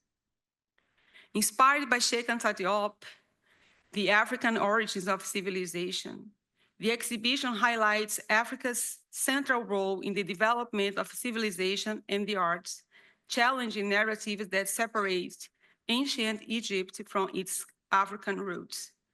The exhibition gathers a rich collection of works from Brazilian private and public collections. Kings, queens, chiefs, priestesses, and ordinary people in Africa and the African diaspora in Brazil created and used these objects of power. By emphasizing the material, form, and technical mastery of each work, we invite visitors to appreciate the unique forms and technical mastery of each work.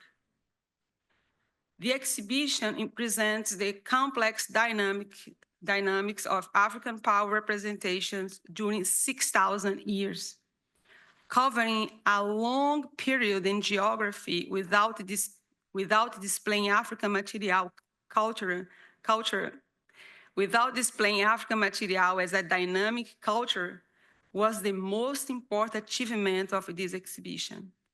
Finally, contemporary artists establish a dialogue with the past and offer visual interpretation of these symbols of power from a current perspectives. Conclusion. As a curator, we had the privilege to work in different countries in museums. I have witnessed firsthand the transformative power of inclusive, collaborative curatorial practices. Collaborating projects like designing Blackness across times and spaces has shown me the importance of rethinking museums as dynamic spaces that can challenge power structures, foster equity, and prioritize decolonial approaches. These efforts are not just about displaying art, they are about redefining the role of museums as inclusive, community-engaged, and globally connected institution. What's the future of museums? The future of museums lies in the ability to embrace innovation, collaboration, and dialogue. By centering Black voices, engaging with contemporary issues, and challenging colonial legacies, we can create cultural spaces that are not only relevant, but also transformative for generations to come. In closing, as educators, we recognize the profound impact we have on our students who carry our teachings into diverse institutions and workplaces. However, museums uniquely position to achieve a broader public, including those beyond university walls. This makes museums powerful spaces for fostering humanistic understanding across generations. And with that power comes a significant responsibility, especially in our current moment. This responsibility is more vital than ever. Thank you.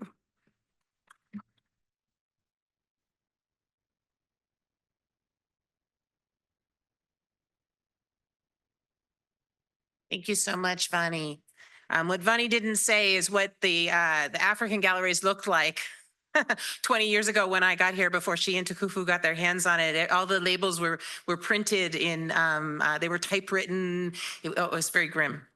I want to introduce to you Dr. Igor Samois. He is a professor, a curator, and a theoretician. I'm going to give you that today, Igor. You're a theoretician. His work focuses on African diasporic art history and racialization in Brazilian art and the visibility of Black subjects in the visual arts. He is currently a fellow at the Getty Research Institute. The stage is yours.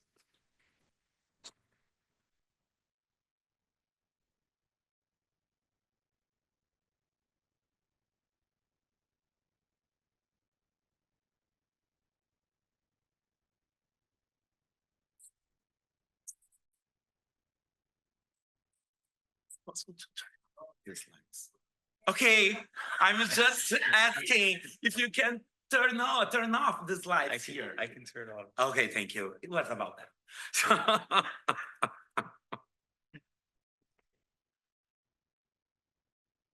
Okay. Well, this is me trying to be discreet. Well, boa tarde. Good afternoon to everyone. Obviously, even fearing for my speaking time, I need to thank my dear and brilliant friends, Vaniclea Silva Santos and Tukufu Zuberi, for having undertaken the indispensable move of bringing together this group of professionals to think about what this event proposes. It is a great pleasure to be here to see and revisit colleagues who are also friends. It's good to see that and could say that. And it's not so regular. Okay. By the way, my brief explanation changed format, and I would even say focus, after a suggestion from Professor Vaniclea, who provoked me to point out the central concept that unite my curatorial proposals, the contribution of this project to the field, and how I think about curatorship, art, and Black art. I thank Vaniclea for prompting me into the complex exercise of looking at these projects already carried out.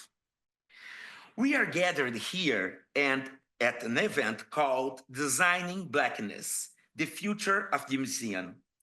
I believe that my talk primarily addresses the first part of this title, but also involves institutional issues since they are situated in cultural and/or museum institutions. Since 2014, I have dedicated myself to understanding the exhibition as an editing room for art history that do not always wait. Okay, as an editing room for art history that do not always find a home in the canonical references of art history produced in Brazil. The one I refer to as Brazilian white art history in the singular.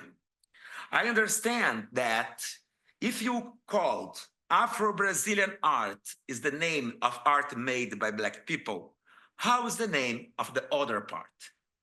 You need to put mark down. And this is the white Brazilian art history. We don't have yet a Brazilian art history. because our Brazilian art history is made just for whiteness, white gazes. We just will have a Brazilian art history when you put together the Black experience and the indigenous experience. If you don't have that, we don't have a Brazilian art history.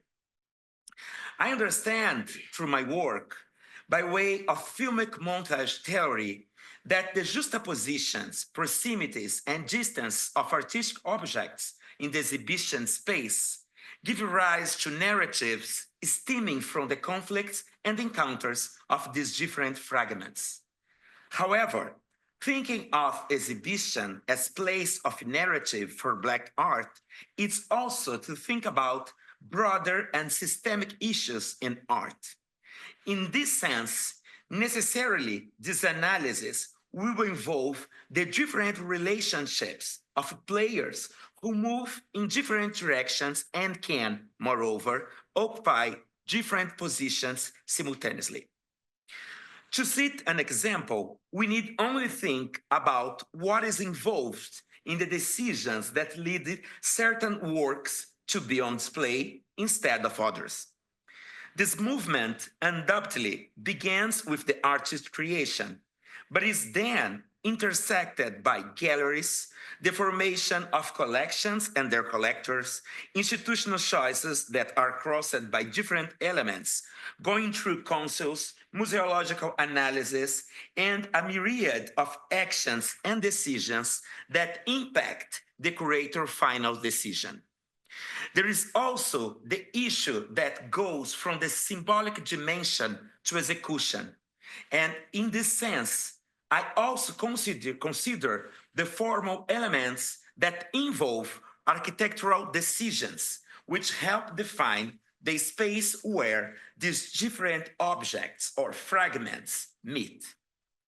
I take this opportunity to point out that I do not see the curator as an isolated authorial figure, but rather as the articulator of a complex authorship impacted by all these dimensions. I often say that we generally have at least 3 exhibitions, including the one that actually takes place in the space. We have the one initially projected by curators, the one that is expanded or most likely reduced from the first choices due to the budgetary and production issues, and the final one that actually rises in space, but then we have our colleagues from the museology, our colleagues for architectural space, and then just in the end, we will have the final exhibition. Therefore, I usually associate the act of curating with something that also involves negotiation and strategy. I believe that from these observations, I can explain the position in which I find myself regarding curatorship. The non-distinction between my training as art historian and my curatorial practice. I do not see this practice as separate careers, but rather as elements of a single thought process. In this sense, my think in terms of theoretical articulation involves a curatorial vision, just as my curatorial choices also converge on this desire to provoke narratives about art and this field, specifically Afro-Brazilian and Afro-diasporic art and beyond.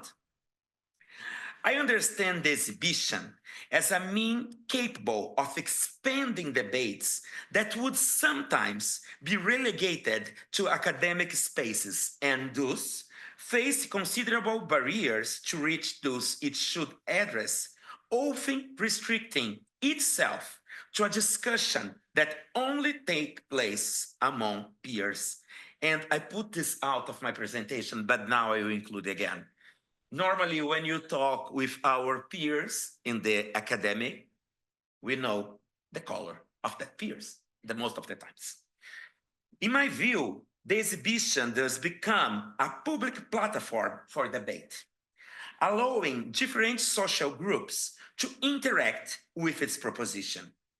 This allows, in fact, some contribution to the design of a Blackness that can see itself and be found in spaces that are predominantly white, such as museums, galleries, and exhibition venues, even if they are public. I believe that looking at the different exhibitions I have curated may help to understand this. Therefore, I will select 3 of them where my curatorial practice is traversed by my perspective as an art historian. I want to begin, of course, with Dos Brasis, Arte e Pensamento Negro, Dos Brasis, Black Art and Black Thing. But first, with a photo. In this photo sent by Guilherme Cunha from the project Retratistas do Morro, it captured the exact moment. Oh, no, sorry, it was not that. It's that, okay. It was not that girl, it's another girl. It captures the exact moment when a little black girl is standing in front of the display and points to the photographs of the works of Afonso Pimenta, a black photographer in Brazil. According to Guilherme, the message received from the photographer was, "Hey, Gui." The little girl pointed to the photo on the right and said, "Look, this one is me." And then to the 2 photos on the left, Grandpa and Grandma. When I talk about the exhibition as a public platform that expands the effect of these debates on Black art, I'm referring to examples like this. I cannot think of a better example of the capacity to contribute to the designing of Blackness than this one. In Dos Brasis, I had the honor of serving as chief curator and having Lorraine Mendes and Marcelo Campos as guest curators. I cannot fail to mention that this group had a particularity. We were 3 art historians who believe in the exhibition as a powerful means of provoking other readings, not only for art, but also for society itself. The conceptual platform from which Dos Brasil departs, Igor.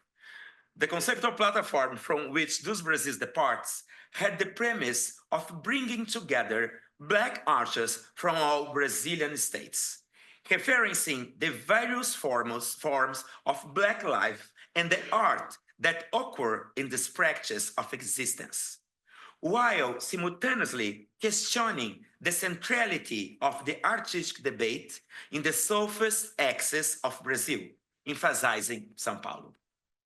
As soon as I took on the curatorship, I established as a premise that the exhibition should start from a broad historical arc. This selection was justified for several reasons. One of them was the urgency of producing reflections and creating archives that could establish Afro-Brazilian art not as the so-called wave of Black art, so often referenced by certain sectors of the artistic system, but rather as a practice that accompanies the very notion of art in Brazil. Second, it was no longer on the horizon up to that moment, and with not much change since then, the catalog of another historical exhibitions, Among Afro-Brazilian Hands from 1988, curated by the artist, collector, and manager Emanuel Araújo, which was based on showing how Black those who were Black really in the Brazilian art. One of the defining points for me was understanding the centrality of Afro-Brazilian art in any debate in the country. This view found an echo in what I have already referred to as Brazilian white art. After all, if Brazilian art is the name given to the artist and blah, blah, blah, you know. The one that insisting on presenting itself, the white art history, as a canonical, the rule, the standard. I understood that there is no real possibility of an art that can be called Brazilian without the production that arises within the lives of 57% of the population. I also emphasize that this premise did not operate alone in the exhibition. The arrival of curators Lohane Mendes and Marcelo Campos also caused the project to expand based on their own research and understanding of Afro-Brazilian art. I cite, for example, the brilliant concept of dribbling developed by Lohane Mendes, which led to the selection of artist works from this conceptual framework. The result was what was described as the largest Black exhibition of a Black artist ever held in the country. In total, there were 240 artists and 383 works, spanning from the 18th century to artists commissioned specifically for the show. When considering the division of the work in the space, the choice of the three curators was to have porous nuclei. That, with the architectural project by Isabel Xavier in São Paulo and the Studio Saracura in Rio, allowed works from different nuclei to relate and be seen from different vantage points. There were 7 nuclei, which proposed a gathering not based on formal, stylistic, or chronological issues, but rather organized around the thought and conceptual propositions of Black Brazilian thinkers. I will talk about a little bit of each, but I will go deeply in 2 of them. The first nuclei in the exhibition is called self-defense, based on a phrase attributed to the one considered the first Black lawyer in Brazil, Luiz Gama, who said, "Any slave who kills his master will always be an act of self-defense." The nucleus was formed by a series of artistic propositions that questioned the art system as well as Brazil's structural racist society organization. Right in the first 2 works, the idea was proposed. A painting by the São Paulo artist No Martins, where, among other formal elements, one can see a Black face followed by the phrase, "Já basta," enough already. And above it, the banner by the Rio artist André Vargas announcing, "Today we only wash the soul." The idea was for the exhibition to open with a statement from this group of artists. "We are not naive. We know the gears of the art system, and we also understand why only now has a project like this becoming possible." The second nuclei, I'm so sorry, I have a lot, so I'll just say. The second nuclei, it's called Amafricans, derived from the concept of Amafricanity coined by the Brazilian thinker Lélia Gonzalez. And I will talk a little bit more of this concept if I have time. This nucleus basically brought together reference and works by cis or non-cis women artists, as well as artists who identify as non-binary. It's important to note that although this nucleus was built on this premise, works by Black women, trans people, or non-binary people were included in the most diverse nuclei of the exhibition. We have a third nuclei.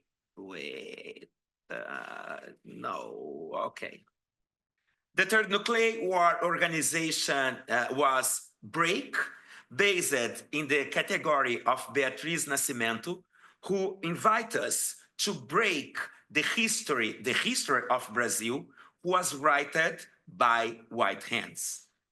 The third one was Organization Now, made by the thinker of Beatriz Nascimento, and consists of artists and works that dealt with forms of Black collectivity in different eras. Baobá, the only nucleus dedicated to a specific figure in the artistic field, Emmanuel Araújo, a figure as contradictory as he is inescapable.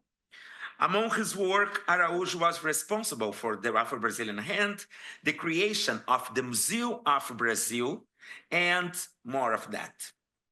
Now, here you have a vision of the first room. Here, another part. This is the nucleus Black Life. This is part of this nucleus. These images is from the montage, from the installation in Rio de Janeiro, not in São Paulo. So here we have the same nucleus, this nucleus which asks us, what is the self-defense when you think in terms of art system and white art system in a country structurally racist? And I want to talk specifically about this small nuclei.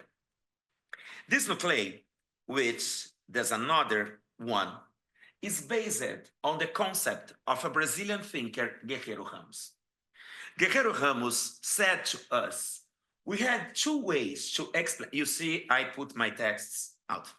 Okay, Guerreiro Ramos explained about two ways to think in terms of Black life in Brazil.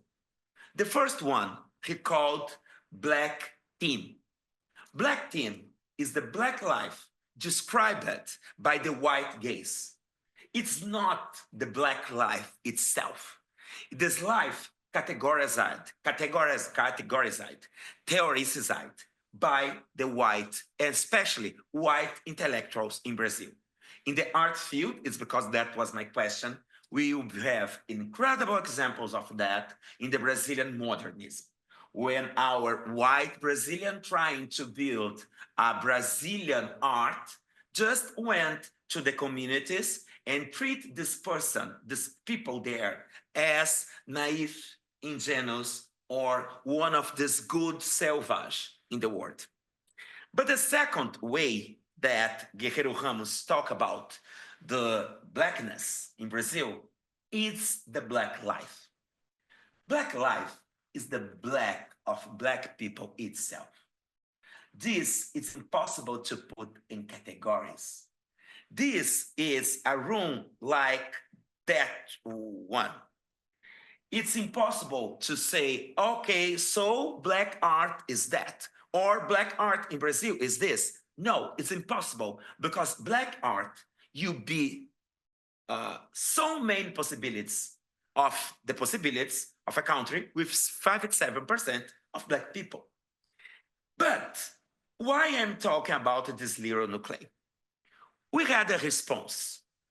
If in the Guerreiro Ramos work, he teaches about the Black team, we try in this small room response with a nuclei called white team. It's a small room, and we're trying to say, we are not spending time with you. But it's a small room when you showed a lot of artworks, especially a work of Renata Felinto, and we put together artists from the 19th century and the contemporary artists depicting white people in Brazil. So that was the vibe of that exhibition. How is my time? Okay, I think it's got. So I have many more images here. And my second example, it's a briefly example called, wait. Igor, everything's okay? Yes, it's here.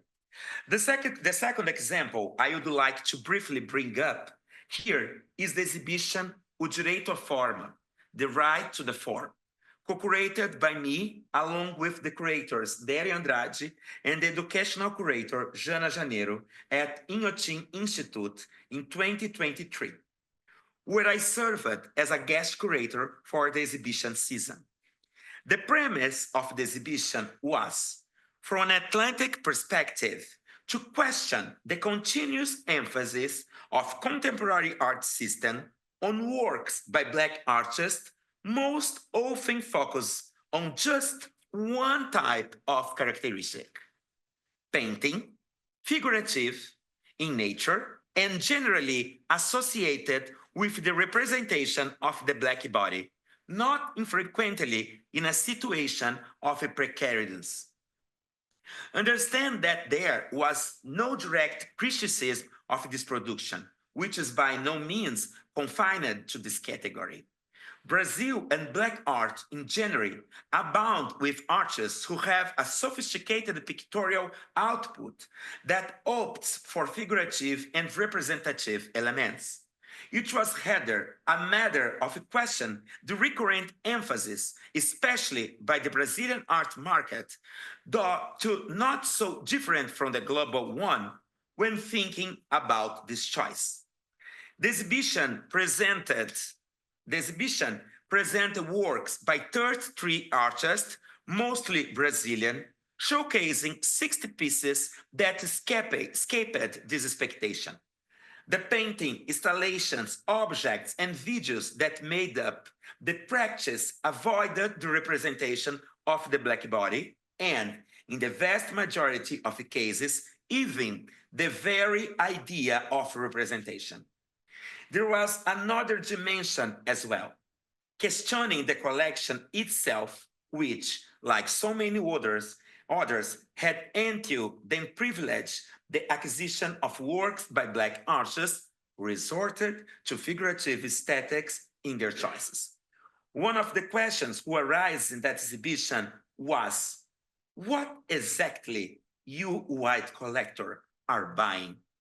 You are buying Black art or Black bodies again? Lastly, I offer a brief mention of the exhibition co-curated by me and the Argentine curator Andrea Giunta, Rosana Paulino, African, last year in the Museum of Latin American Art in Buenos Aires. Without intending to be a retrospective, the show brought together a series of works by the Brazilian artists who in many ways approached the debate of the African diaspora beyond the borders of the nation states that would understand her only from a Brazilian perspective. In recent years, I have been working on questioning the idea of Afro-diasporic art, which, despite this indispensable principle of transnationality, is still relies on a set of theorists, artists, and curators who, in most cases, label as Afro-diasporic a production that is, in fact, quite delimited by the Anglophone context. Taking as general by the very specific case of Black artists from the United States and the United Kingdom, with a few small forays into Caribbean art. Hence the decision to try to bring an African dimension to the exhibition, drawing on the concept proposed by Lélia Gonzalez, which envisions a horizontal relationship of Black experience in the Americas beyond the North American encapsulation of the notion of African American. African American art has been my proposal to a new work in a new book. I hope this brief selection of some curatorial proposals may have contributed to think about one of the main ways in which curatorship has been conceived in Brazil at a time when there is a far greater profusion of curators, art historians, both men and women in Brazil, expanding in a way rarely seen before in an unstoppable movement that tends, even in the face of a set of obstacles shaped by Brazilian racist society, to grow more and more, contributing to the most diverse ways of thinking about the designing of Blackness in art and institutions. Thank you.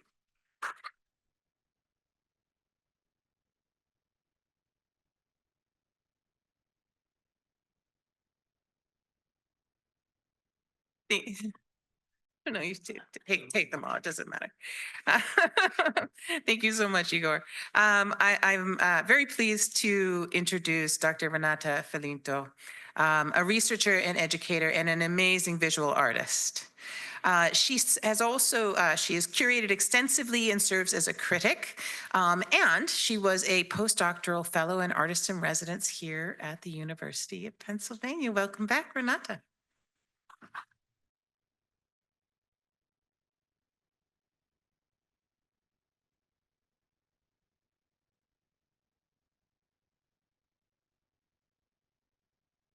Hello.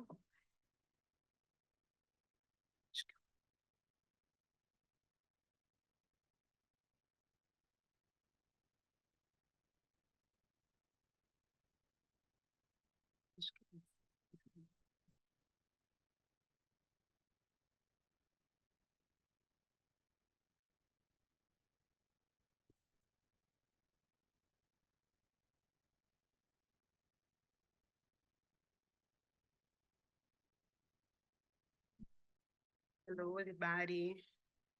I will read my text, my presentation. Good afternoon, everybody. Thanks for coming to see us and to exchange with us. First, I would like to express my gratitude to our ancestors whose efforts and existence allow us to be here today, continuing to shape our history and the presence in this world. Secondly, I extend my sincere thanks to the professors and curators who organized this workshop, Designing Blackness in Brazil, Future of the Museum, to Kufu Zuberi, Manicleia Silva Santos, and the collaborator Fernando Lara. My appreciation also goes to UPenn, the Department of Arts and Science, and especially for the Center for African Studies, where I am currently completing my postdoctoral research.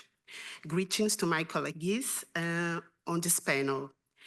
As a professional who works with intersections, teaching as a professor, the creative process as an artist, and the research and the critical analysis as curator, this multifaceted experience has provided me with a particular perspective on the visual arts field.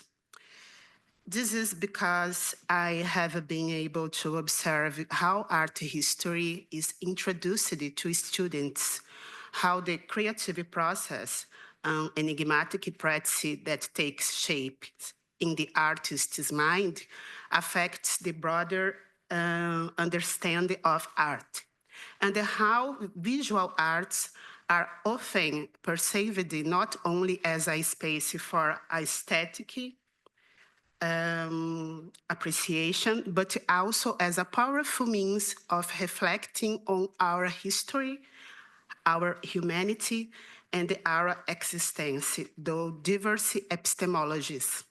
Last, I recognize the significant role of the curator, who bears the responsibility of connecting and presenting these two dimensions, reinforcing the powerful and the enduring presence of art throughout history. Within this context, it is essential to challenge the deeply Eurocentric image of the artist as a creative genius, a notion that often fails to account for critical factors such as gender, race, class, geography, and the access to formal education, all of which shape artistic production and reconnection. This dominant image has long dictated who is considered an artist and who has the privilege of envisioning a future as an artist worker. The idea of the artist as a creative genius rather than a worker distorts the social role of the artist while simultaneously excluding those whose appearance, gender, or place of origin does not align with the historically imposed mode. My personal and professional journey, especially since moving from a metropolitan city like São Paulo to a countryside area called Crato, in the state of Ceará, Brazil, has compelled me to rethink my approach as a professor and to critically examine the conventional art, history narratives that no longer resonate with all my students. I have always been deeply interested in the contributions of Afro-diasporic communities to Brazilian art history. Over the years, I have dedicated myself to writing essays, articles, and books that shed light on these invaluable contributions, highlighting our artistic creations, intellectual legacies, and the cultural forces that continue to shape art in Brazil. In this process, I have come to understand the necessity of teaching visual arts from alternative perspectives, which in the Brazilian context includes acknowledging the artistic traditions of those who came before us and the other places of the vast country that is Brazil, considering narratives before our presence.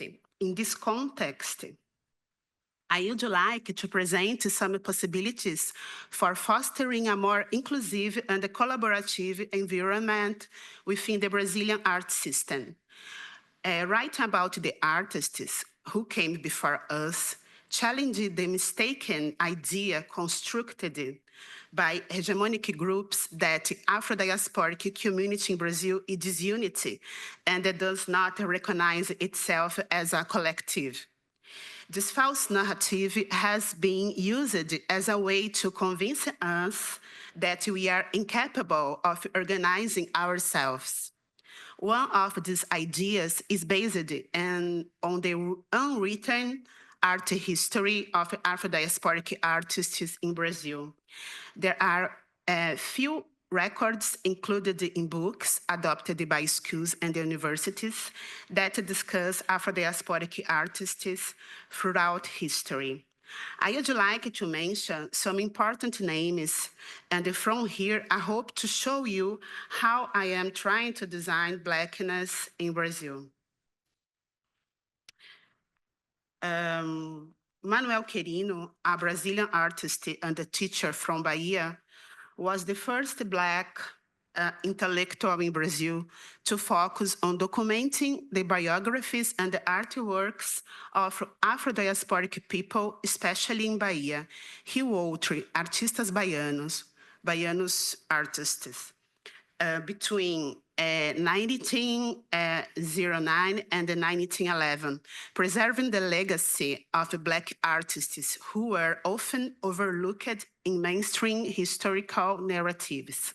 The multidisciplinary artist Abdias do Nascimento from São Paulo, Brazil, was the first to conceive of Afro-Brazilian art from the perspective of a collection that could demonstrate the artistic knowledge of the Black population.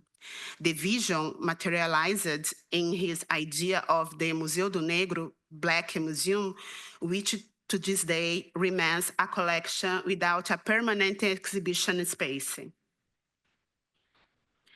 Another significant figure in the Bahia is the Bahian artist, the curator Emanuel Araújo, whose practice, I believe, was influenced by the research methodologies of the African-American scholar and artist David Sedriscoe.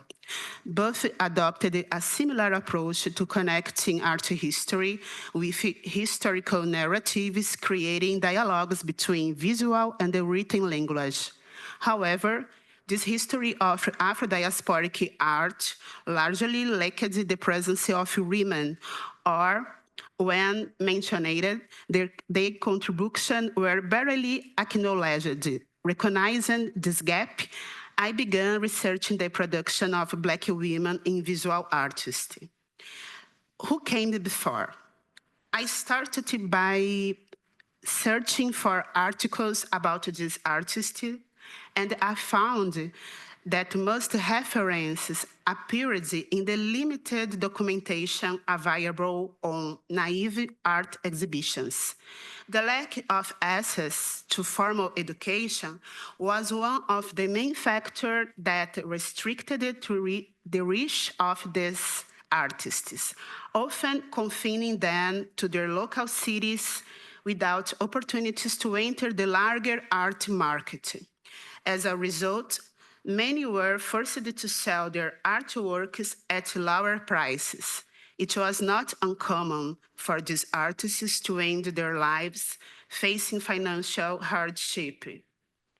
And it was the case of this woman, Raquel Trindade de Souza, or Rainha Cambinda, Queen Cambinda, that I organized 2 exhibitions about her, Olhares Inspirados, Inspired Gazes, and Geografias da Ancestralidade, with the design, the space design by Gisele de Paula. My research and the writing aimed not only to document their work, but also to trace the locations and the collections where their artworks are preserved, which is very hard to do because these artists in general didn't have this kind of procedure. To all knowledge matters.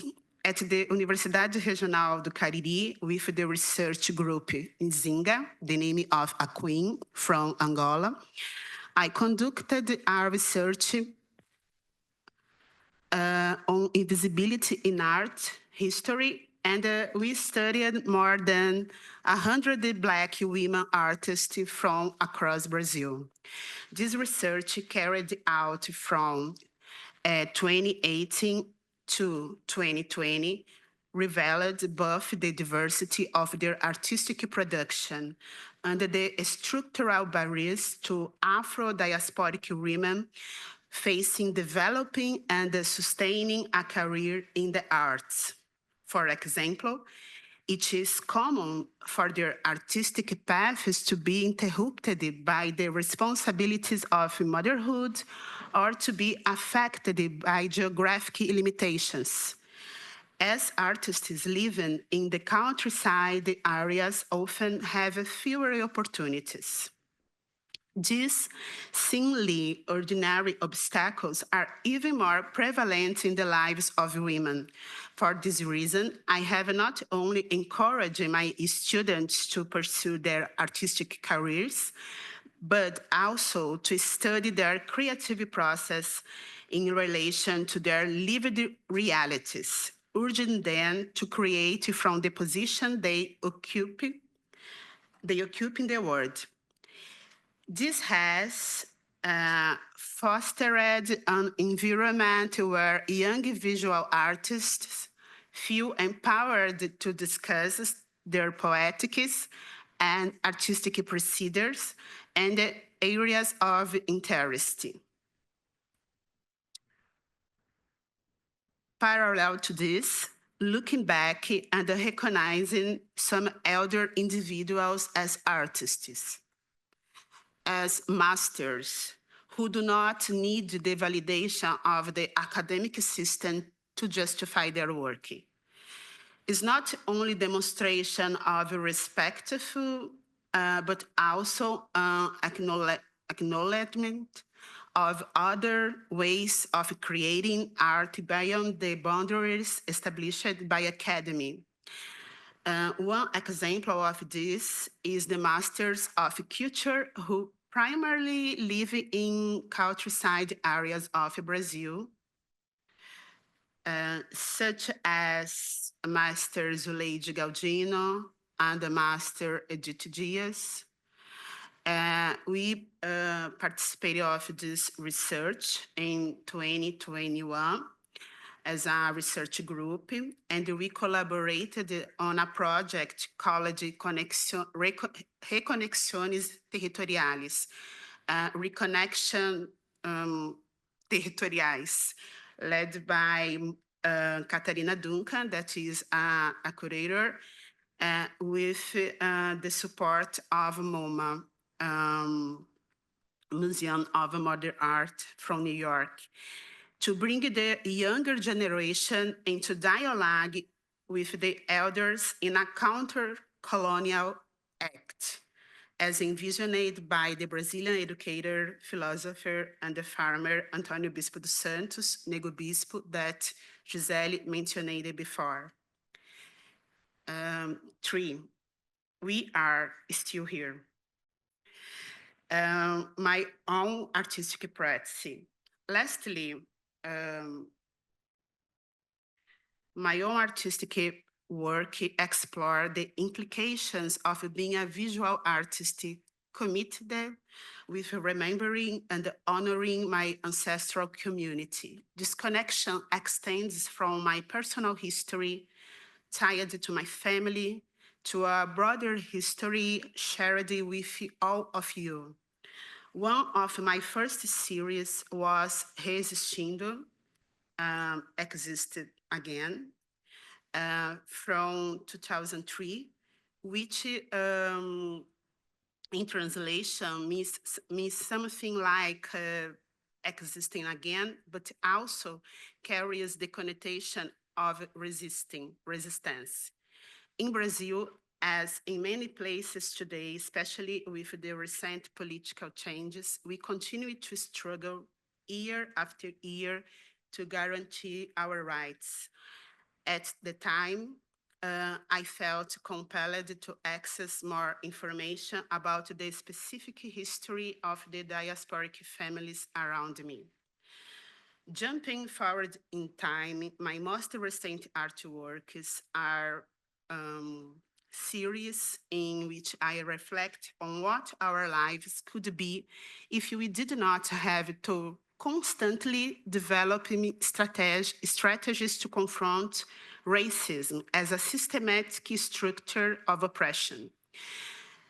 In these paintings, I created portraits of many Afro-diasporic leaders, incorporating softness, vibrant colors, and a touch of magic into the visuality. It may seem somewhat naive, but joy in life is also our right too. This does not mean disregarding the age of the history or the struggles of our ancestors, rather than it means striving to fulfill one of their greatest dreams, to live well, to live with dignity. To conclude, I would like to reference the Brazilian film that won the Oscar for the best international feature, We Are Still Here. We Black people from Brazil, we are still here. And through the art that we create, write about, exhibit, teach, and preserve in collections, me and as a human being, and we as a community continue here. Thanks a lot for your audience.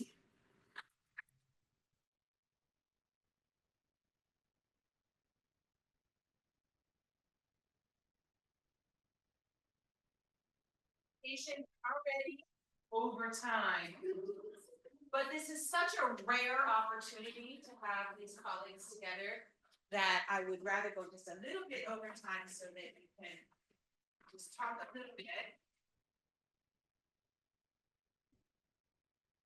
And Tukufu has given me 15 minutes. Yes. So we have to change our schedule now because this has gone over.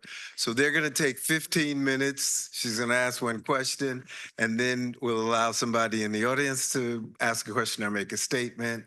We will take a 10-minute break so people can stretch their legs, and then we will come back for the last session because we still have another session to go. Okay? All right. When I looked at this schedule, I thought it was pretty ambitious. We are ambitious. We might not be the best planners, but we are. That's a good thing. Thank you all so much. This is so wonderful for me. It's so beautiful to be in conversation with you. When I first went to Brazil in 2011, and I went to the Museu Afro Brazil, I stopped in the first gallery, and I just wanted to savor everything. I read every single word. I was like, I just have to take it all in because I did not realize how large it was. I was used to going to African American museums in the United States that are just a few galleries. And if you're going to spend the afternoon, you got to take your time, right? And this was really remarkable to me, you know, thinking about the size of that space and the different kinds of spaces.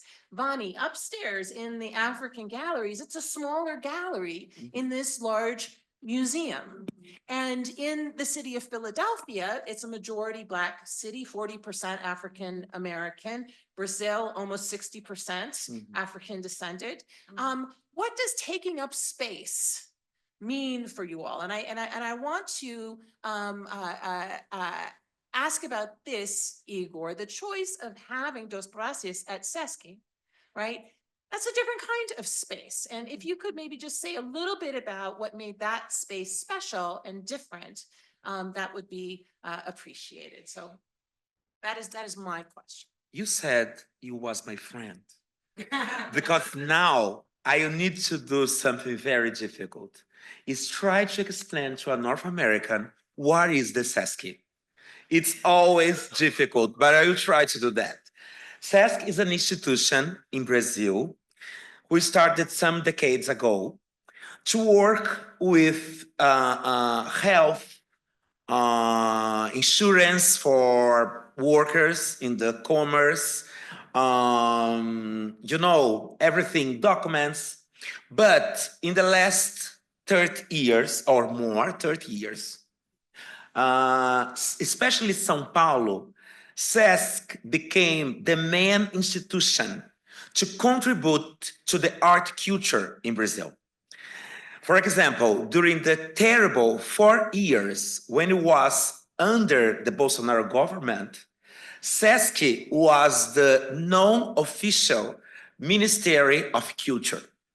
So when SESC invited me and my colleague Hélio Menezes, who left the project to create the Biennial of São Paulo with Diane here, when they invite us, they propose to an exhibition with the Black artists from their collection. And I said, okay, let's see what you have. And when we try to see, they don't have artists enough. And we propose this project, and we are sure, me and Hélio at that time, they would just say no.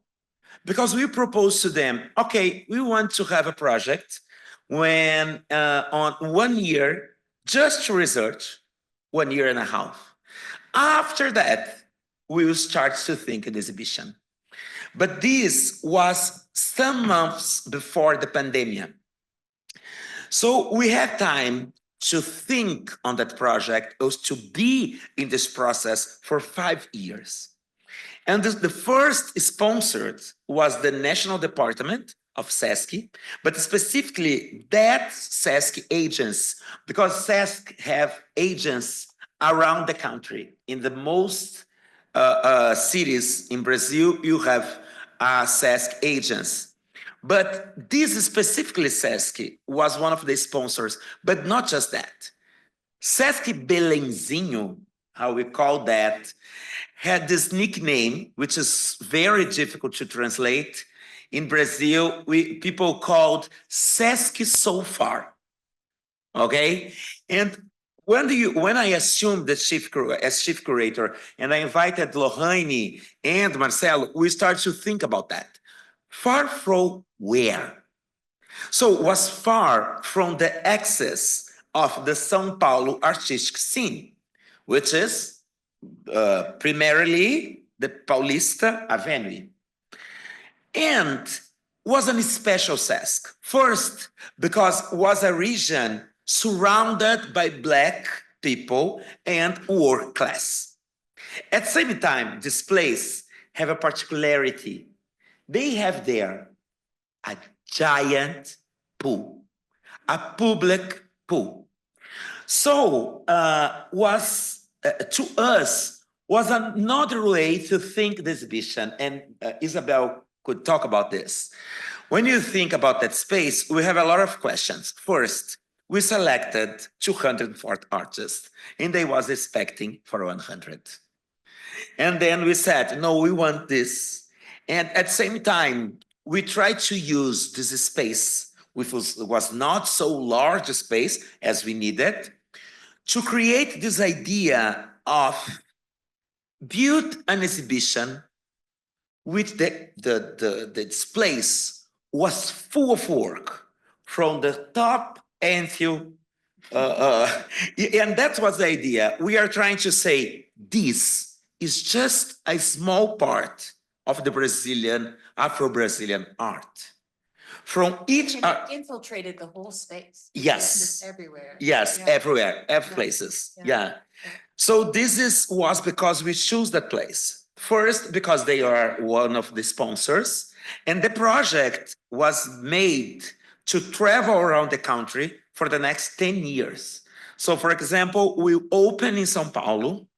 Now we are finishing in Rio de Janeiro. And with this exhibition in Rio, plus the exhibition in São Paulo, we had until now 1,001,000 visitors since the opening in 2023. So the project has his own life. Yeah.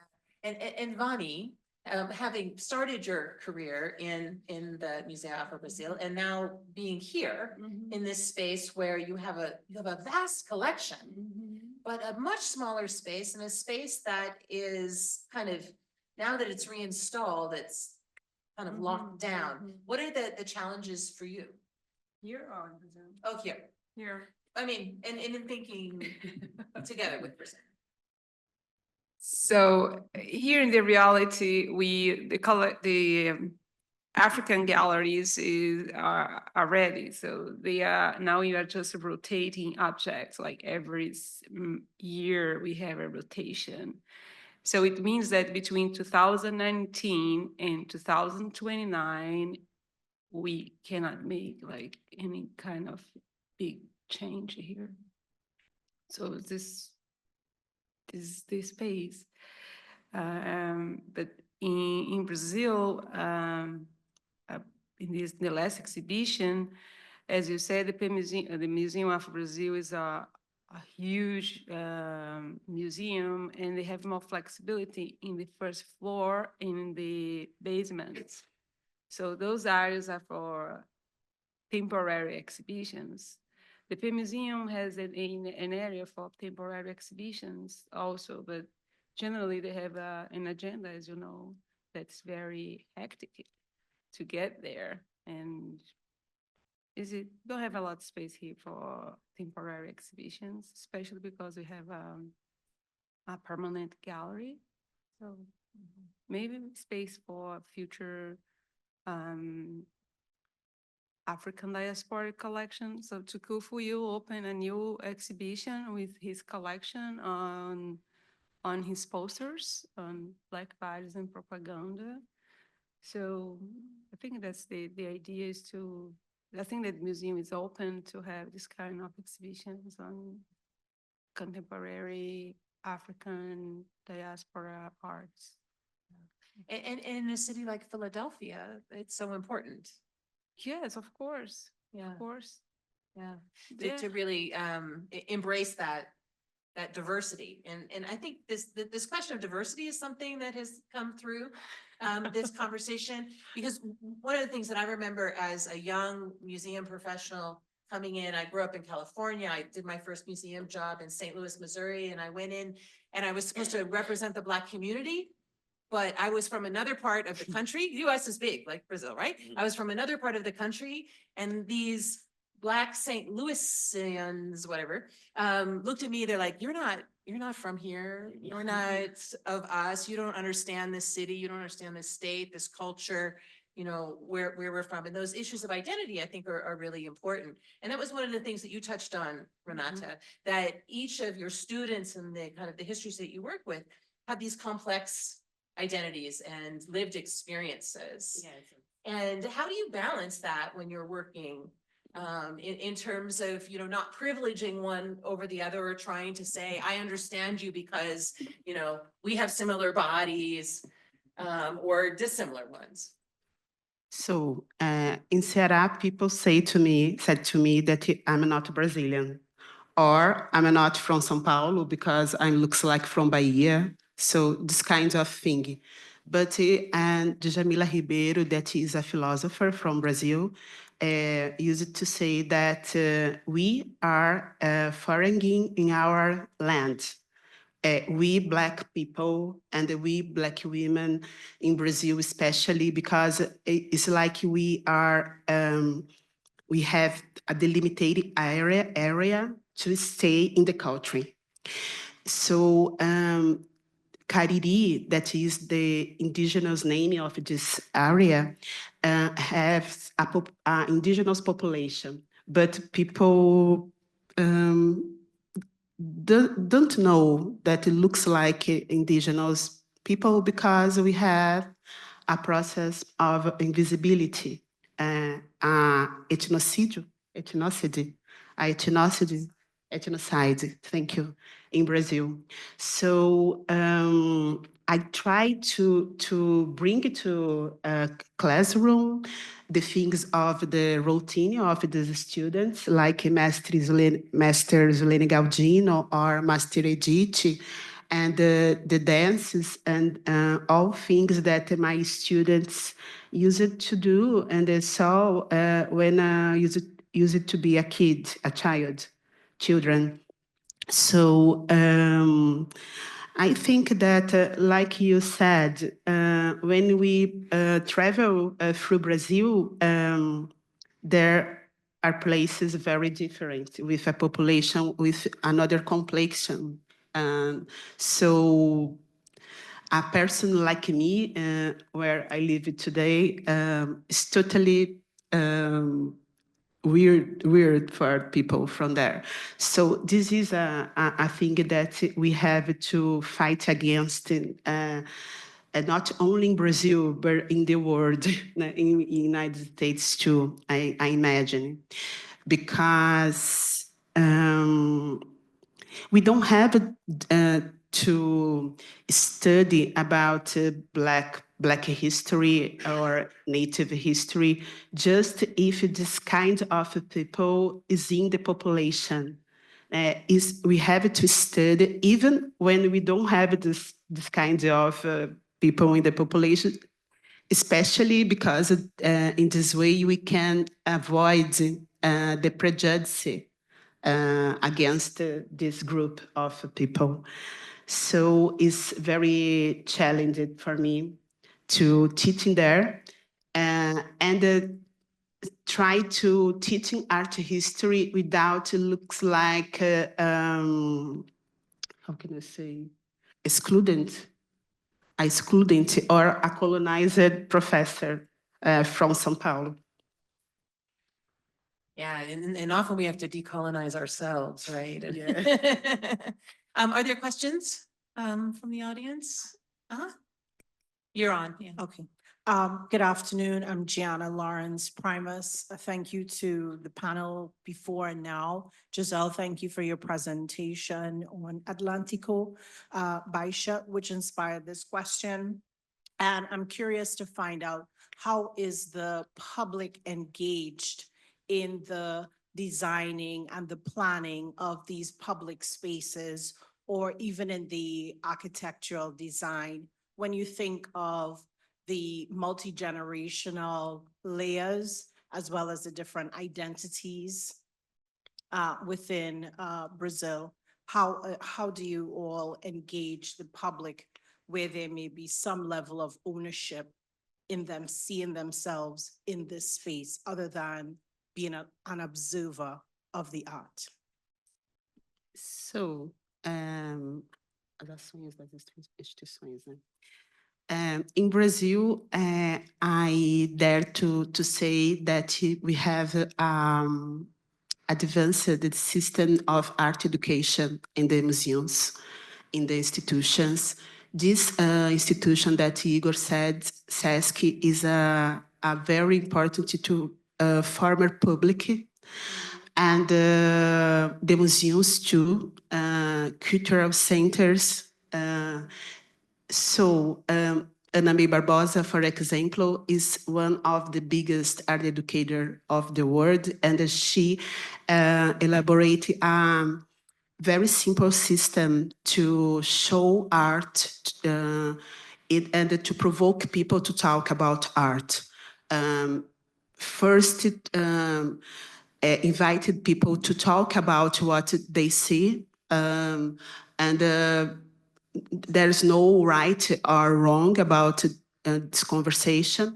After that, the people have the information about this artwork, and after that, it's possible to try to do something artistic, like exercise, in regarding of this artwork. So this is a system. Like you here in USA has Robert William Ott or Feldman, Abigail Hausen, many people. But out of this academic way to show art, we have a kind of organized from the institutions to take people in the peripheries. Peripheries, is it right? Okay. To take people by bus in peripheries to see the exhibition. One museum in Brazil, Museu de Arte do Rio, is a museum that nowadays I think that is the most popular museum because the director, Marcelo Campos, has doing a work to bring people from communities like favelas to see the museum, and trying to create exhibitions and shows and the other programming activities that dialogue with what people from peripheries knows, like art, like culture. In the same time, he introduced artists from academic world, from other countries. So the dialogue between the intersection between schools, universities, communities, and the museum in Brazil is totally real. Of course, you need more museums in the, how can I say, peripheries, because the major part of the museums are in the neighborhood where live rich people. But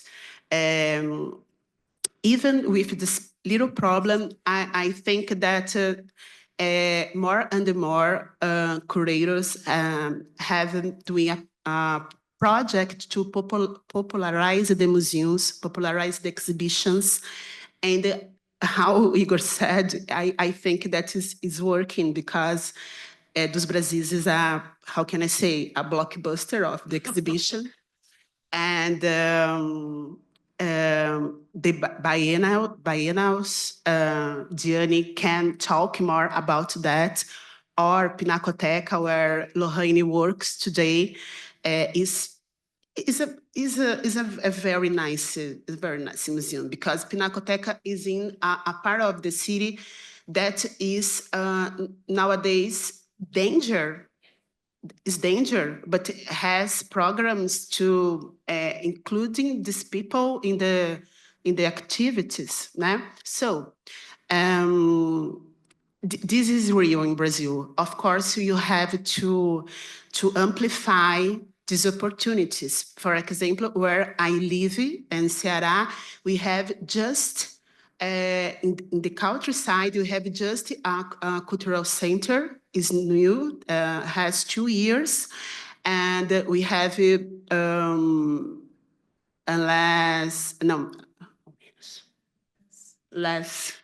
less more 4 in this small city.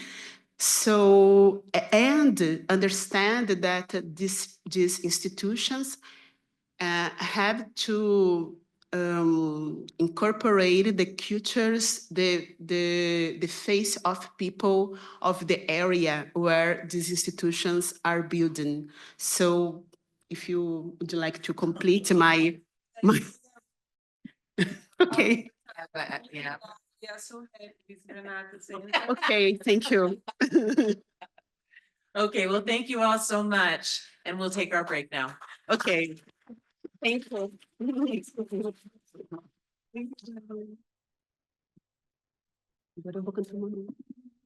So why don't we take a 15-minute break and then we'll resume at 5:30 with the last panel at 5:30. Is that okay?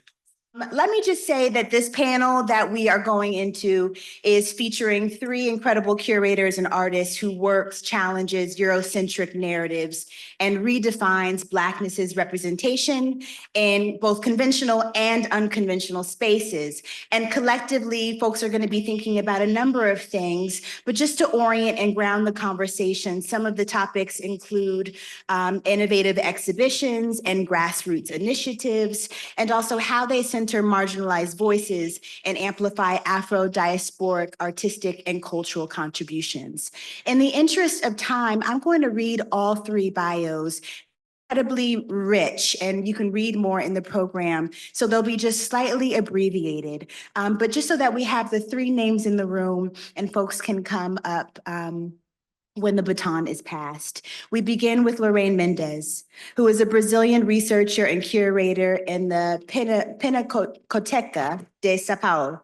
She is a PhD candidate in art history and criticism at the Universidade Federal de Rio de Janeiro and has curated exhibitions such as Dos Brasis, Black Art, Black Thinking, 2023 to 24, and artist Rosana Polino's Time of Things in 2022 at Mendes Wood DM in Brussels. Second, we have Diane Lima, who is a Brazilian curator, scholar, and key Black feminist voice in Latin American art. She has organized and collaborated on a series of beautiful and important exhibitions. Most recently, the 35th Sao Paulo Biennial, Choreographies of the Impossible, that's in 2023, the retrospective of Paulo Nazareth at Museum Tamayo in Mexico City in 2024, and the third Frestas Triennial, which is 2020 and 21. Lima also organized Absent Dialogues at Itaú Cultural,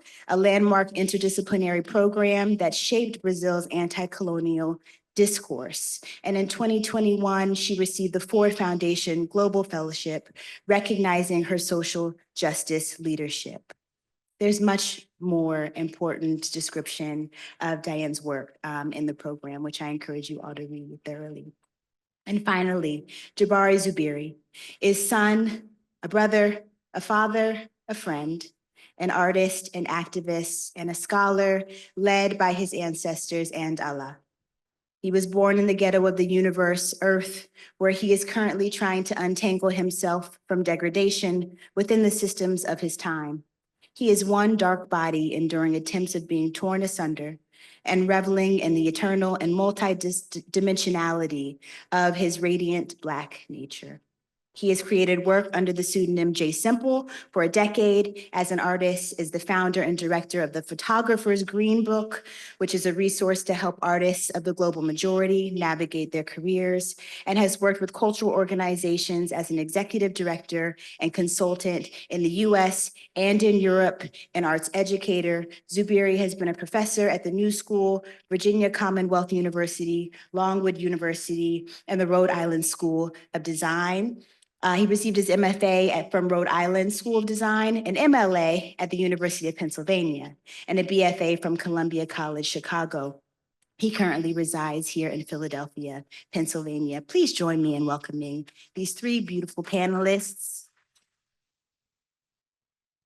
If we can go in that order, that would be lovely. And at the end, I'll offer one opening conversation across all three, and then we will invite those who are with us to share anything of their own. Lorraine Mendez.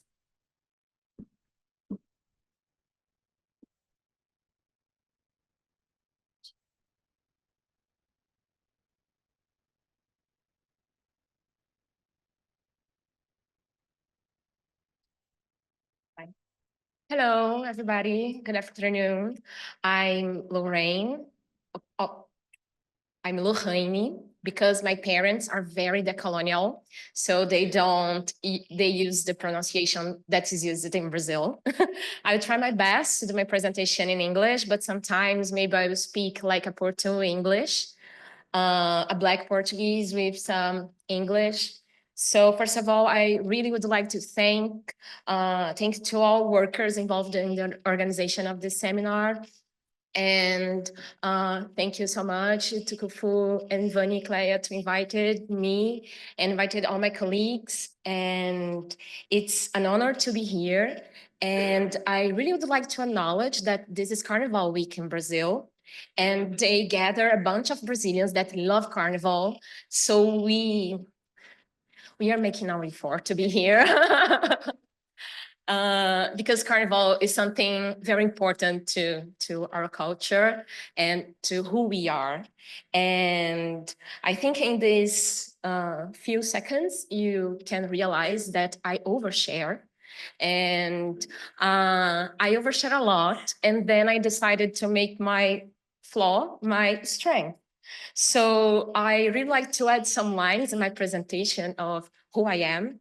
And I'm the proud daughter of a Black man who's 83 years old, healthy, a lovely father, who asks me all every day, "Are you okay? Do you eat well?" He gives me clothes so I look good in front of people. He's an amazing father and the proud daughter of a woman that, despite being white, she was awesome. And unfortunately, she passed away 3 years ago, a month before I opened my first curatorial project. But all the projects that I do for them. I have, for me, I try to imagine my parents walking through the exhibition and seeing themselves there. And this is for me, gives me régua e compasso, gives me the directions to try to be the best creator that I can, to try to be, to have an work ethic.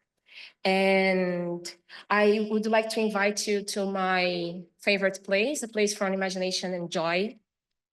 That is a small town in Minas Gerais, the same state where Jorge dos Anjos is from, to the living room of my parents' house. There was a cupboard there. And when my sister was born, my parents that didn't have the opportunity to study, my father decided to buy volumes of books. So my sister had something to make her research when in school, to learn about things that he wasn't able to teach her.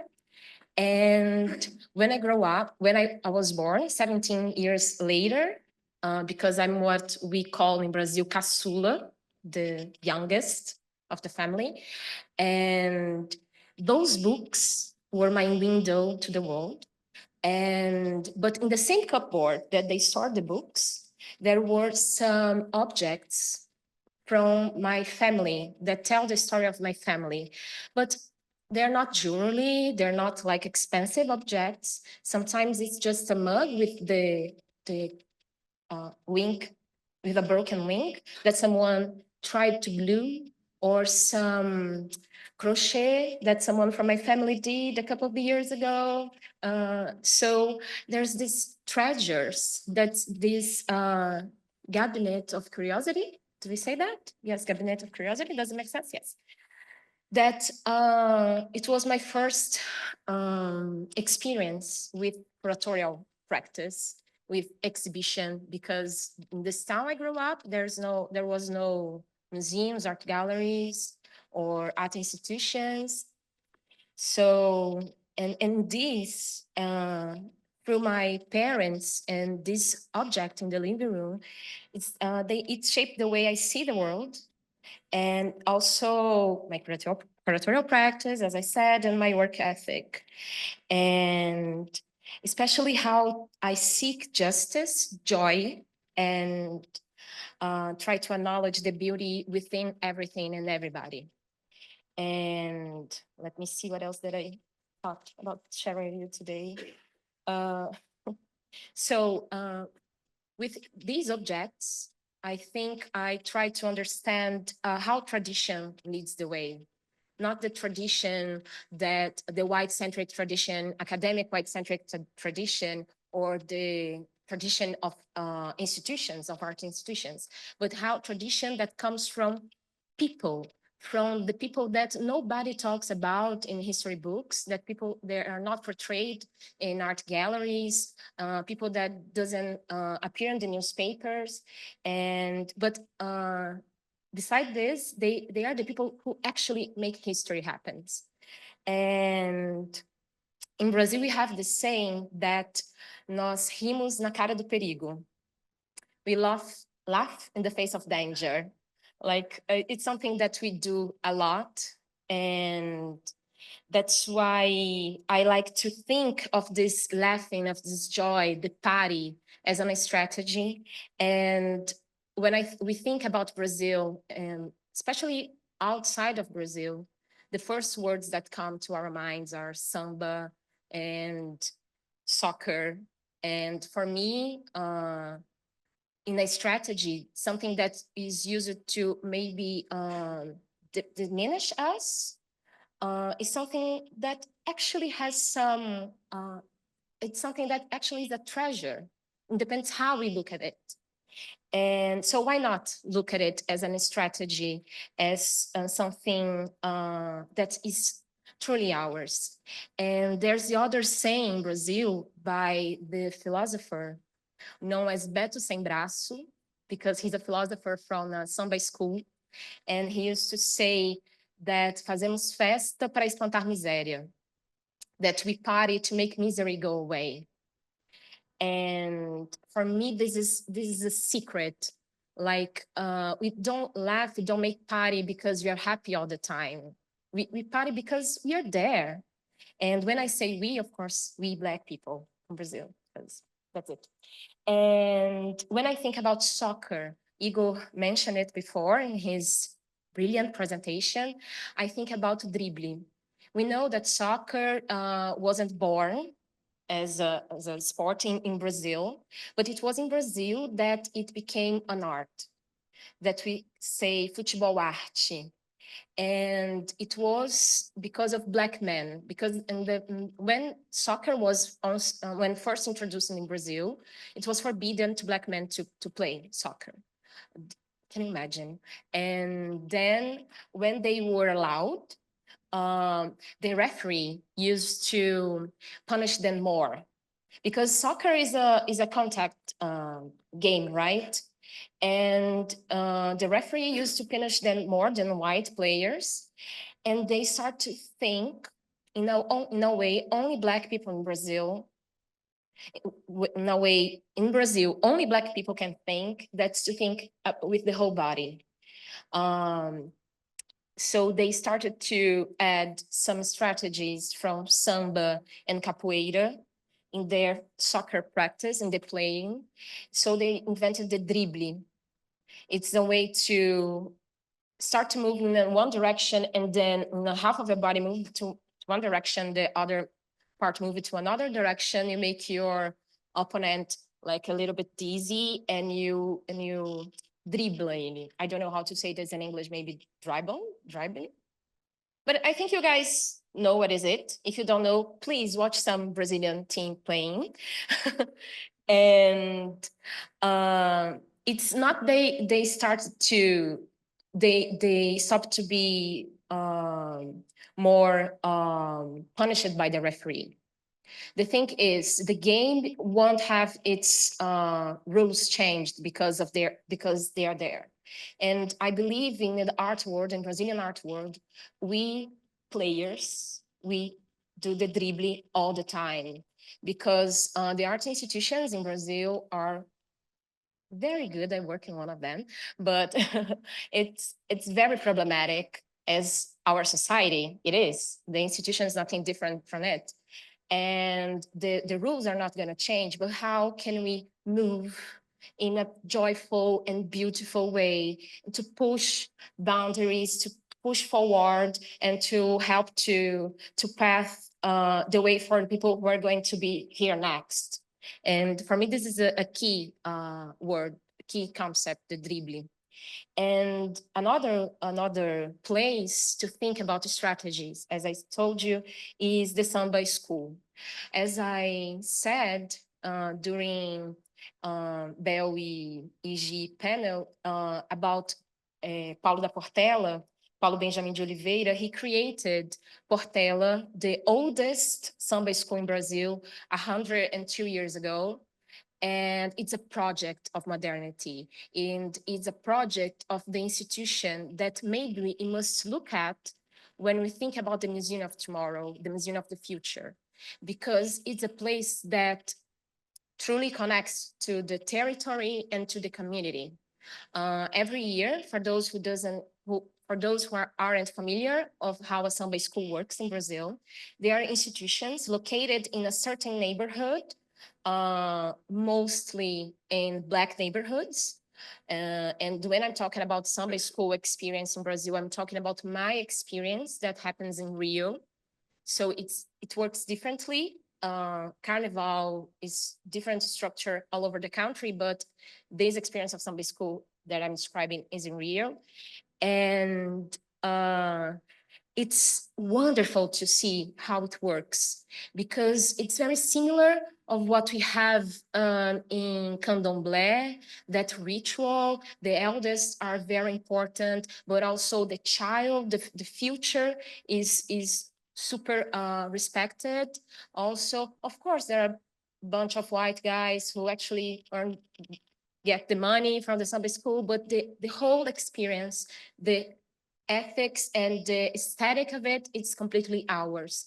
And every year, there's this art director that we call Carnavalesco, who chooses the theme of the parade, and he has to present it to the elders, to the youngers, to the directors, to some boards of the school, and the whole school, which means the whole community, has to agree to that parade or to that show, that the art show to happen, and the whole community contribute the way that everyone can. So if your talent is to cook, you can cook. If your talent is to clean, you can clean. To dance, come on, let's dance. To play, let's teach you how to play, how we play here. And this is amazing, because when the parade happens, that territory that is in a far neighborhood in Rio, the neighborhood moves, and that avenue that we call Sapucaí, where the parade happens, for an hour and 10 minutes, it completely changed to something different. And it's the first time I saw one of these parades. It was the first time that I actually had the feeling of total work of art. Because if we talk about art system, how vision is important, and how we try to add more senses, to have some smell, feelings, walking around exhibition, they do that because we feel the art school, the Samba school with your whole body. You sing and dance, even though you're only watching it. So there's no this such thing as only watching, engage in this as well. Even it's to say, oh, that's so boring this year. Portela, it's not that good this year, but to engage some part of it. And also another thing important about Samba School, besides the organization, the connection with community, territory, is the memory. Years before, we talk about the coloniality in arts in Brazil, how we are talking now that nobody in Brazil can hear the word decolonial anymore, because it's something repeated. Ugh, help me.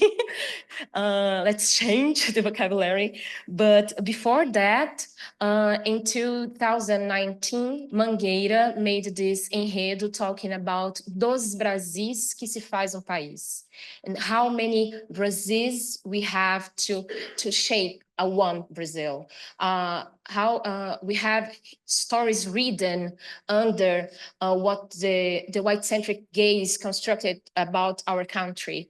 So before we have the exhibition, before we talk about anything, Mangueira was playing that, and people sing the samba with their whole hearts until today. And we have sambas that historically marked a proposal of civilization, valores civilizatórios afro-brasileiros. So one of the, before I say that, so samba for us is a place of cult, healing, celebration, continuity, and to be who we are, completely happy about it. And in Samba School, they celebrate our lives and heritage. And one example of this is Jorge dos Anjos, who is here with us, because Penn Museum is the first museum that acquires one of his works, right? That commissioned one of his works. The second museum to did that, I'm sorry, my English is broken, is Pinacoteca de São Paulo, where I work. But between Penn Museum and Pinacoteca, Beija-Flor de Nilópolis, which is a very traditional samba school in Rio, located in Baixada Fluminense, very poor and Black, which in Brazil sometimes is the same, most of the time is the same, in Rio, celebrated Jorge dos Anjos. The Carnavalescos, the art directors, they built huge allegoric cars with his works. And to be celebrated by a samba school in Brazil, for me, is like the dream, the achievement of a lifetime. It's the most important thing because it's your community celebrating you. It's like to be known, to have your history written in these pages that we read with our whole body, with joy and beauty. And after that came Pinacoteca and then Inhotim, which is also important because you're trying to reshape art institutions. But Beija-Flor de Nilópolis did this first with a samba enredo that used to sing Arte Negra Contra-Ataca. How can I translate that? Black art strikes back? Yeah, I think so. And so, and the whole parade was about to make the empretecer o pensamento, which I don't know how to translate, but it's to, how can I translate that? Empretecer o pensamento. Turn turn the thought, your thinking black, maybe, yeah, becoming black. Yes, because in Brazil, I have to tell you guys, maybe you don't know this, but we are not a racial democracy. I know that sometimes it seems like it, but we are not, we're far from it. And so we have to sing out loud the importance of our authors, artists. And so it was amazing to see Jorge in a huge car with Rosana Paulino, Yuri Cruz, youngers and olders, and the memory of the artists who came before, and with the hope of the people who, the hope of the artists and Black people who are coming in the future. And this was amazing. And Beija-Flor this year won the championship again, while celebrating an art director of Carnival, Laila, Black art director, who died from COVID and didn't have the proper gurufim. Gurufim is how we celebrate our it's a funeral, but it's a funeral with tons of beverage, people having fun, celebrating with joy that life. And this for me is super important because maybe we are trying to think about the future of art institutions. Maybe sometimes we try to think about if it's something that we really need to invent from scratch, to make from scratch. but we have our Black institutions, our cultural Black institutions, our art Black institutions that can lead us to some place in the middle. Of course, sometimes we deal with artifacts and objects that we can't bring to the street and make a parade around it, but how we can engage with community, with territory in the same way. And for me, this is a place of happiness, happy place of joy and beauty, because I think about the living room of my parents, about the joy I live in Rio, and museum is my happy place. I'm almost finishing. I was yesterday in an art museum in another city, and I love paintings. And then I was walking by, like I didn't have much time, but I walked by one and I recognized the painter that I love, and oh my God, and I went there and started smiling in front of the painting. The security guard approached me. And I'm Brazilian, so I thought, oh, the security guard, he's going to bother me in some sort of way, that I'm too close to the painting, I'm doing something wrong, I don't know, I'm Black here. And then he said, oh my God, you're so happy. And actually, I actually was, because museum. And we started to talk, and then I said, I work in an art museum as well. And he said to me, oh, you're a security guard. And I said, no, I'm an art curator. And we continue to talk. And this makes me think of something, that we have too much to do. We still have so much to do, because he first thought it was, oh, you're a security guard. And it was something that I noticed in museums here in USA, that most of the people who works in security or with people, they're cleaning, they are all Black. It's the same in Brazil. So sometimes you celebrate, oh, we have more Black people working in the museum. Of course, every job is fundamental to make an exhibition happen, to make the museum work. But who are the people who are signing the contracts, who are hiring people to work as curators, chief of departments? And this I talk about my experience as well. Please, Pinacoteca, don't let me go. But this is true. And how it's so much to do still. We have great art exhibitions of Black artists with Black creators. But once we go, there's the book that's super important. And to have this exhibition is super important, something huge. But what else? We need more. We need the whole parade in an avenue, celebrating our life and existence. And I hope to see this in the future. So, thank you.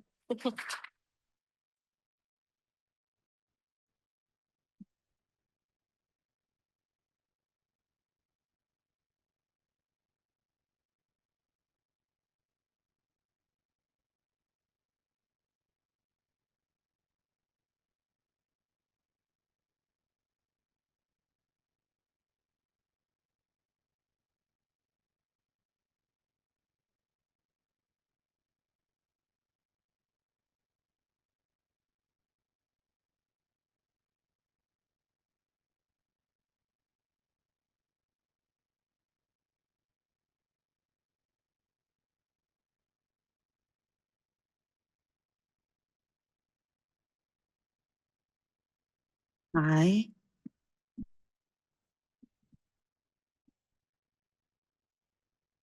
Okay, just testing. I'm thrilled to be here.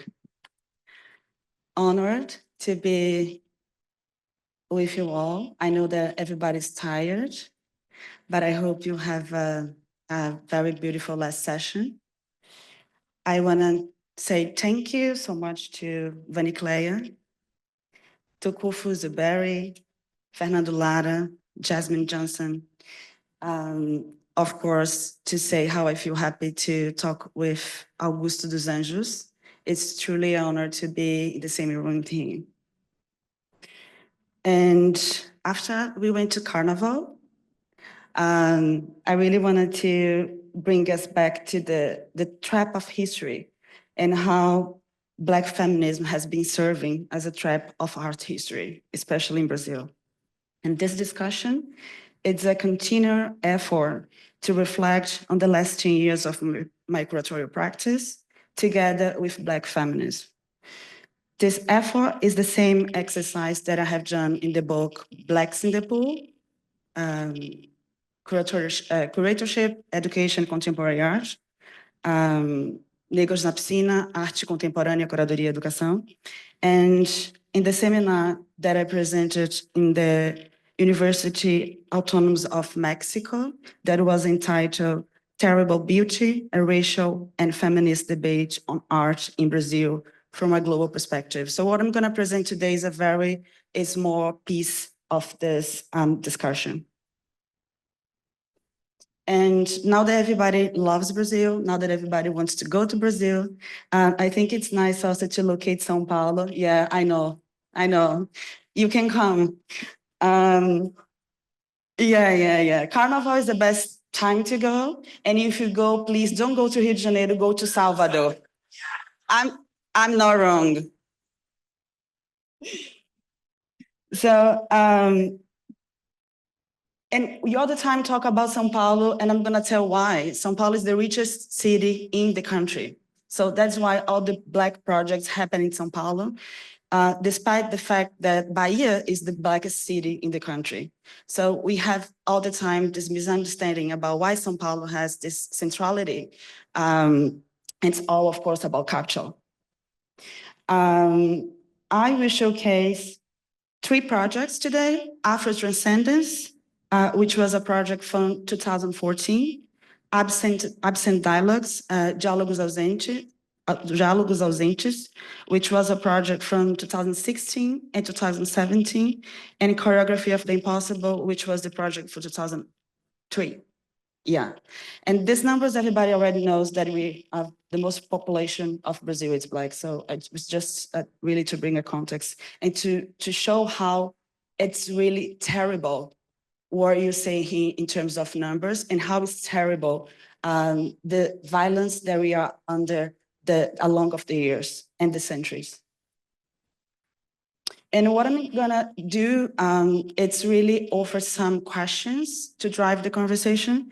And what interests me here is the question on how the Black movement, the Black women's movement, and the Black feminist thought became the driving force behind the epistemological turning point currently unfolding Brazil's contemporary art scene. And I'm highlighting epistemological turning point because this is not a fashion, this is not a trending, this is not a temporary exhibition, this is a permanent collection.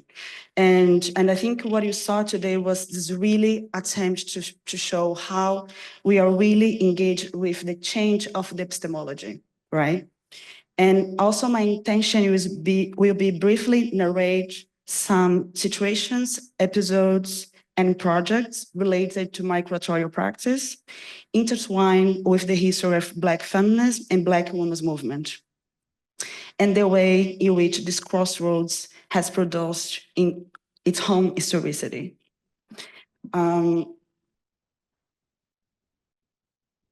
So my first questions when I was making this presentation was really think about how I could in some way organize some files.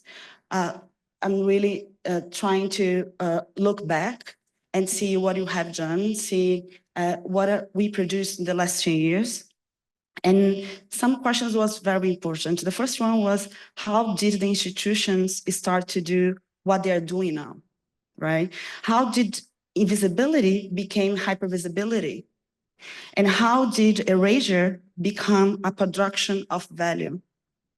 How did the absence of Black and Indigenous body become presence? So this is the really questions that, you know, all the time I'm wondering. And I think we're gonna, you know, go through in many different directions. And I'm pretty sure that we also cover in many different directions with our colleagues.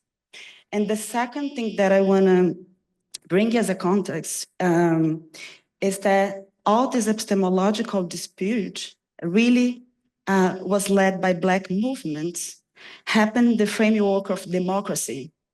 And I really want to bring the word democracy here because democracy is always under threat, especially in these moments.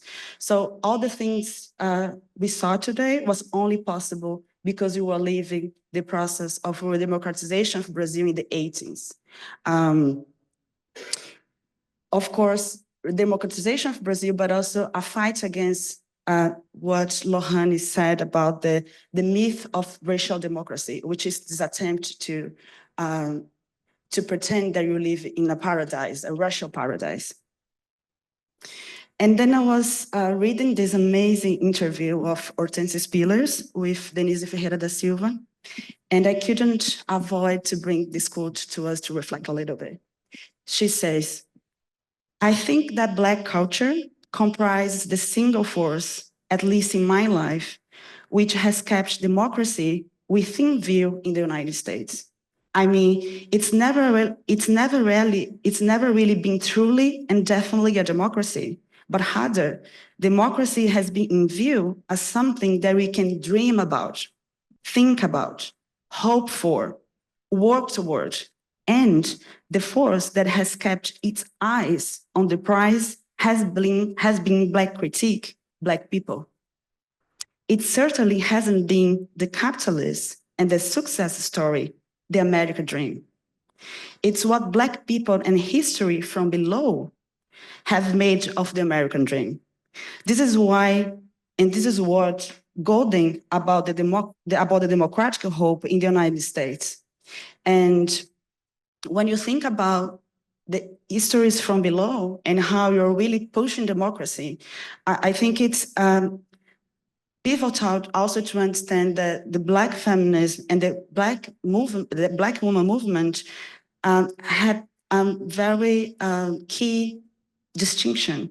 The first one is the fact that in the 18th and the 17th and the 19th, names in Brazil as such as Lélia Gonzalez was overseated here today, Luisa Bairros, Sueli Carneiro, Beatriz do Nascimento, we also mentioned so many times, they didn't see themselves as fitting into feminism and did not identify themselves as a Black feminist.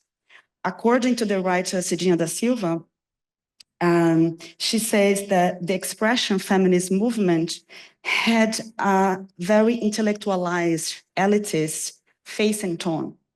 There was no talk on Black feminism, or at least she didn't hear about.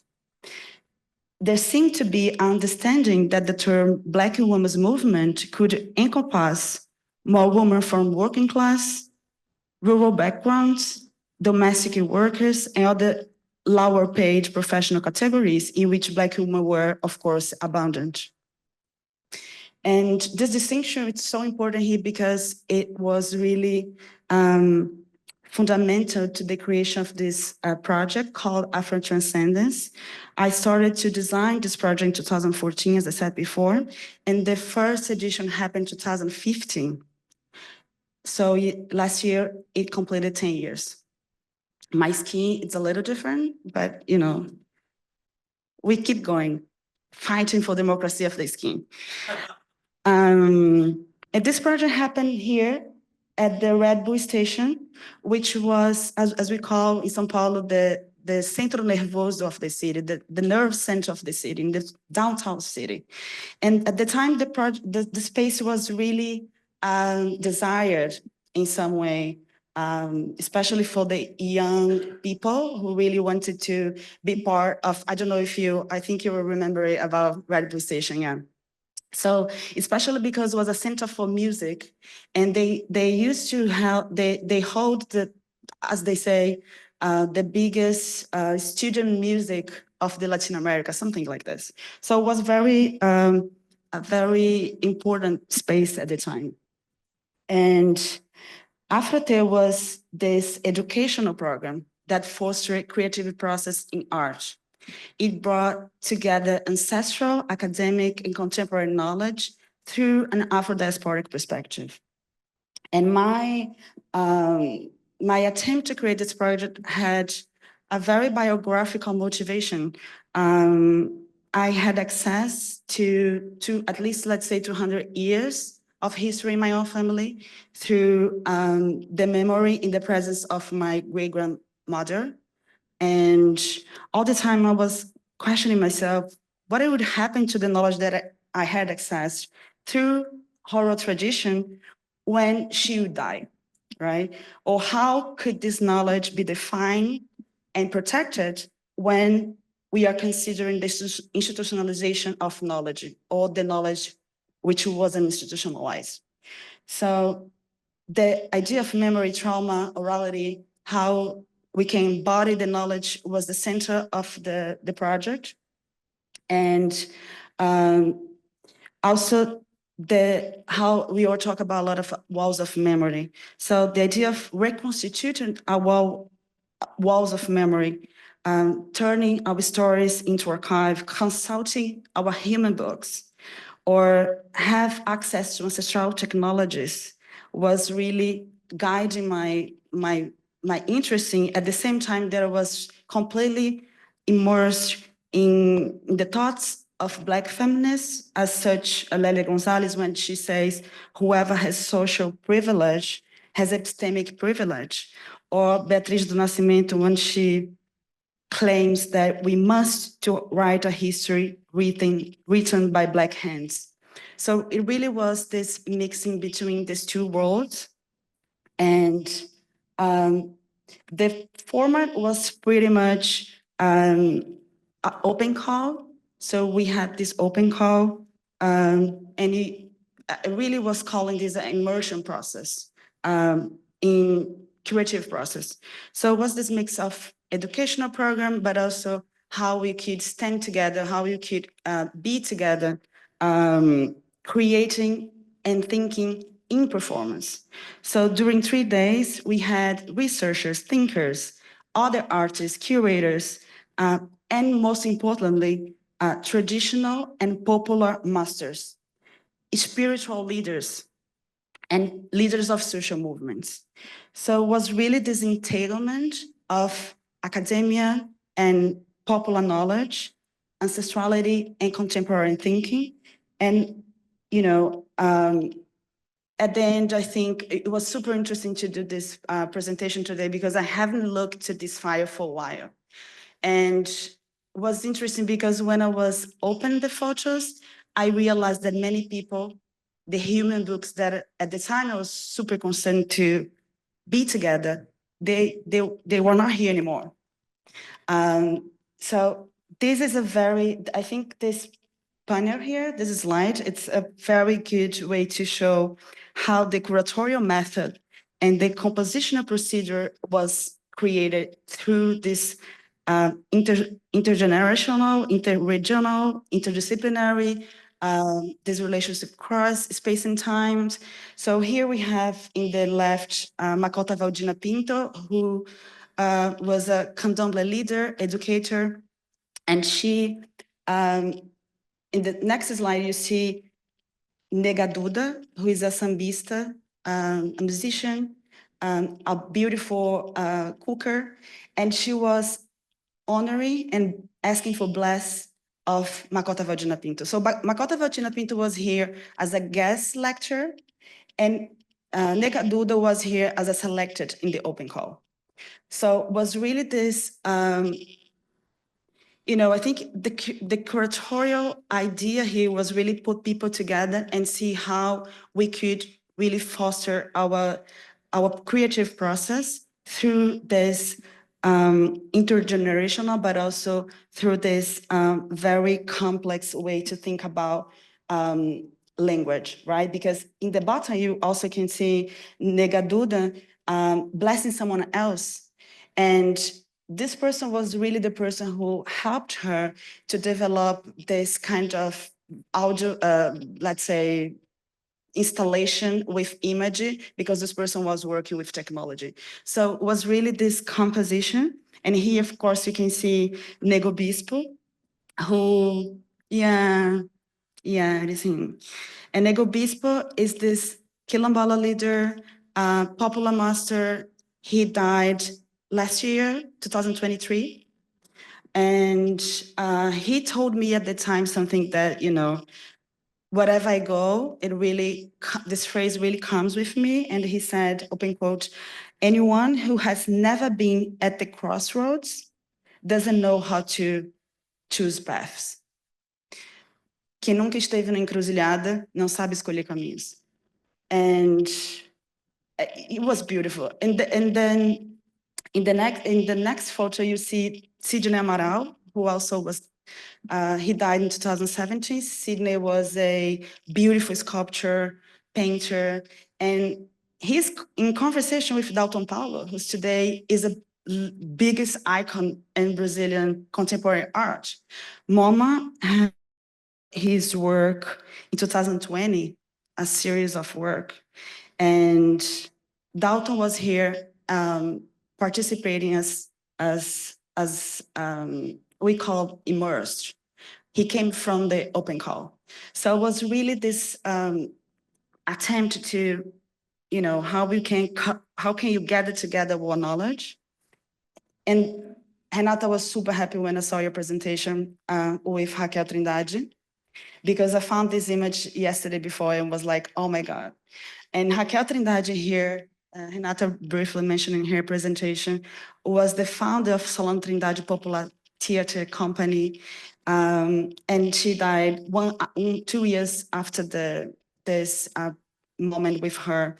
And it was beautiful because you also can see the musician, conductor of the celebrated steel drum orchestra, Mestre TC, who came to the stage to play with her. And, it was really this moment where we could see the orality and the idea of the performance of the body be in transmission, be in relation at the same time, right? So we have another amazing things here, but I'm gonna move. Just to say that the discussion here around gender and sexuality was also super important. And that was also the moment where I met Paulo Nazaré, who became a great collaborator. The title of the book, Blacks in the Pool, was inspired by his work. And he, Grada Quilomba, who became the last 2 years my colleague at the São Paulo Biennial. Just to move a little bit forward, we're gonna get there. A few months before Afrote, a leading cultural institution called Itaú Cultural lived a national polemic. Here's Itaú Cultural. I vividly remember being invited to the first meeting to help design absent dialogues. The research center followed all the activities of Afrote. I didn't know, I just knew before, I just knew after. And they interviewed me, and then we started was really the beginning to start to work together. This absence dialogue project reflected on Black representation in visual arts, theater, cinema, literature, dance, and music. And it happened after the protests of May 2015 due to the use of a Black face in the theater A Mulher do Trem. That was 10 years ago. The event has intense repercussion in media and society, forced the institution to review its racial structure. The play was canceled and replaced by a debate on representation of Black people in art, which crowded the auditorium. And then after, they create this Black committee that forged the first Oh, I did some kind of animation, but it's not working. Anyway, it was supposed to come like so this show was very important for many reasons. The first of all, it was really in the moment where the idea of the Black feminism force in the virtual life was something that started to get force. And that was the first action held in Itaú Cultural in 30 years of institution about Afro-Brazilian culture. Itaú Cultural, Lohane said that SESC is the largest sponsor of culture in Brazil. I don't know, I think they are fighting with Itaú because Itaú is also a bank. And if you go to Brazil, you're gonna see the brand and the logo everywhere. So Renata Felinto was part of the show, Dalton Paulo was part of the show, Aline Moto was part of the show. I'm gonna show quickly images. And here, another one.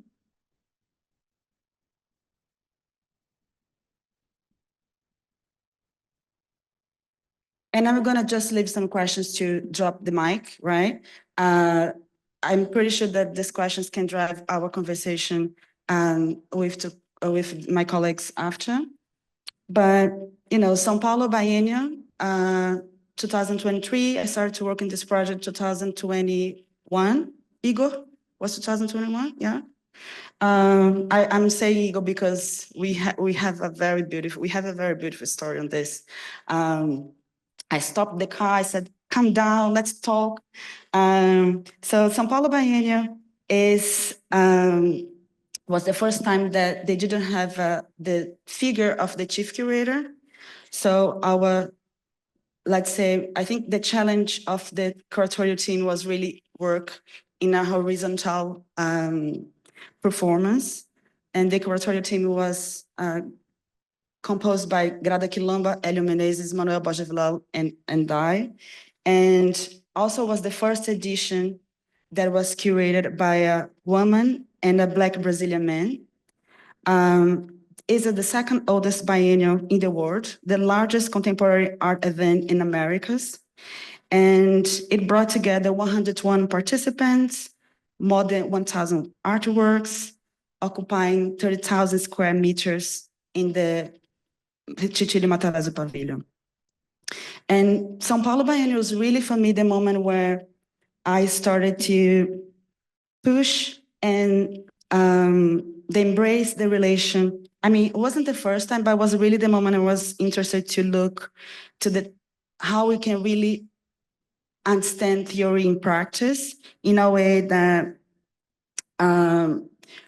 we could see in the very moment of negotiation how our concepts could really make something happen or not. I'm saying in 2018, I wrote a text called The Importance of Curatorial Practice in the Colonial Perspective of Black Women. This text was an invitation by Sueli Carneiro, one of this feminist icon. And at that moment was 2018, and I started to really test and experiment the idea of perform at the colonial perspective in the institutional realm. And the definition of this concept was curatorial practice from the colonial perspective considers our viewpoints of knowledge, articulating its discourse within the statics field, while also establish ethical standards, institutional structures. So after trying so many times, after experiments in so many different projects, I think the São Paulo Biennial was the moment where I really realized that decolonization is not a possible achievement. And that's all about my text that was published in the catalog. The title of the text is The Impossible. And this idea is deeply related with what Denise Ferreira da Silva calls impayable debt. And Jorge, when you were talking about the gold that was extracted from Ouro Preto in Diamantina, I would say that decolonization only would be possible if the restoration of the full expropriated value from the native lands and the slave body would happen. And of course, this operation, it's improbable, it's incomprehensible, it's incommensurable. Fanon said that decolonization is a program of complete disorder.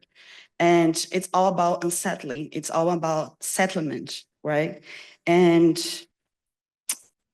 when I was reading this, how democracy has been important to us in terms of make things happen, how we are fostering democracy, I think decolonization and this idea of challenging the notions of justice are two different things. And I'm pretty sure that you're gonna keep this intention to the future. And I'm happy to keep building this future with you all. Thank you so much. Oh, thank you all for receiving me here. I want to give a big thank you to the organizers who also happen to be some familia here. So I want to thank you for allowing me the opportunity to come speak here. I got nerves because I'm like the last panelist to speak. Also, my father organized this, so I feel like I have to prove this is not like a lesson in nepotism or something. So I'm gonna work really hard here, you all, to earn my keep.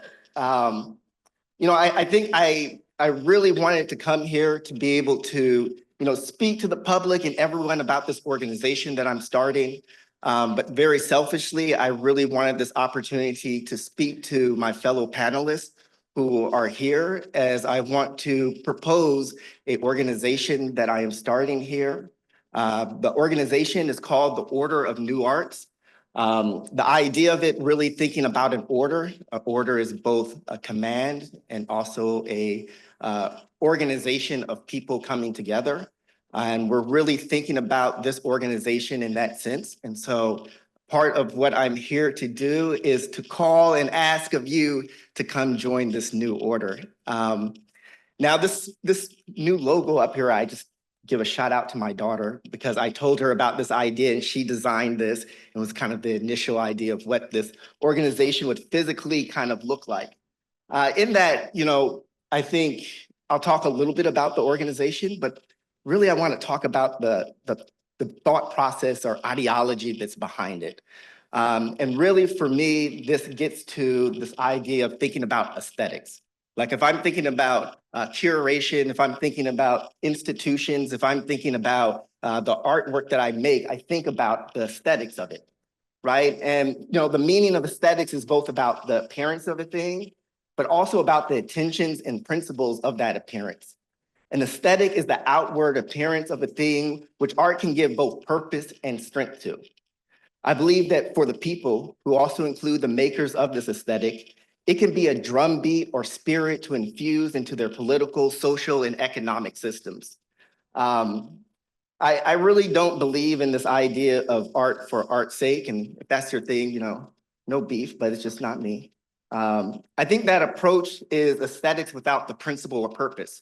It's only a half definition of the full potential of what an aesthetic can be, which really, this half aesthetic allows for the tools of white supremacy and capitalism to really take advantage of it, right? It loves to take something that has nothing, right, and form it into another thing to allow for profits at the benefit of just a few. And I've been thinking about this for a while. So I just want to talk about a little bit of a kind of a case study, I guess, right? I've been thinking that the aesthetics of Blackness and its diaspora can be a tool of liberation, but also a tool of oppression, depending on how you define what an aesthetic is. I think about this having just recently played out during the Black Lives Matter movement, right? Where after the death of George Floyd and a more visualization of Black death and Blackness became a really center point here in the United States. And it also moved, I think, some places globally, right? And during that time, arts organizations were trying to wrestle with that there were Black people in the world and that they had like experiences. And so they asked and tried to find ways of bringing Blackness into the art world, right? It was this whole kind of big infusion of representation of works of Blackness within their spaces. But often what we found was that they neglected to engage institutionally and ideologically with the ideas of Blackness within their organization. This game led to what was once known as DEI initiatives, right? Diversity, equity, and inclusion here in the US. And they were supposed to be these series of engagements which pushed institutions to support and engage deeply with Blackness, and did so by using, right, a Black visual aesthetic and imagery. But the institutional and ideological stances continue to be dominated by predominantly European notions. So we can see this when we look at who were initiators of these DEI initiatives within arts organizations, within all organizations across the US. And what we found was that 76% of DEI officers were white, right? So so it was really like white people using this idea and a Black aesthetic to continue white controls of systems of creativity and diversity. And I'm a big critic of DEI because I was part of the 24% that was the non-white, and I worked inside of institutions to try to do the work of changing them to be radical spaces. And it was a very short-lived career because I would walk into, well, sometimes all white institutions, sit down with all their staff, and I would tell them, if you want to change, everybody needs to quit. And I talk to the executive and I say, you need to fire everyone, including yourself. So I didn't have a job too long with that. But what this really made me begin to think about is like this idea of how aesthetics can be co-opted by the white institutions. And I was thinking also about this quote from Bell Hooks as I was engaging with creating this presentation, and she thinks about the deeply ideological nature of imagery determines not only how other people think about us, but how we think of ourselves. Many audiences in the United States resist the idea that images have an ideological intent. And so on one end, there's this paradigm where white institutions are using Blackness as a mask. But then also there is another aspect of it that I think is necessary to discuss, which is also how we, Black artists, Black institutional creators, Black curators are using these images and ideas of Blackness. And how those ideas can also equally not fully engage with the intent that may need to be there to express what I think is a Black aesthetic. So this right here comes from the Super Bowl. Football, I know you all, there's a big thing about football because we don't actually use our feet, but American football. And there's this big performance by the artist Kendrick Lamar. And everyone was talking about this performance for so long. They're like, man, this is crazy. Like, man, we did it. Like, do you see what Kendrick Lamar did? He had Black people dressed up as an American flag. They had Samuel L. Jackson as an Uncle Tom. Oh, I mean, sorry. What was it? Uncle Sam. Ooh. Yeah, it wasn't a slip. I meant that. So he was doing these actions which on the surface appeared, right, to have a Black aesthetic. But was it really the intent behind this performance, behind this visualization, behind this creativity? And what really kind of set that in for me was he has this line in there, "The revolution will be televised," right? Which really is a riff off of a Gil Scott-Heron poem where he says the revolution won't be televised. And I thought it was so crazy because the original quote wasn't even about TV. It wasn't about media. It was about how revolution happens within you. And so no one is going to be able to see the revolution happening. It's impossible to be televised. But that the idea of that got switched into this idea that that is what Gil Scott-Heron was talking about, that this is a Black aesthetic.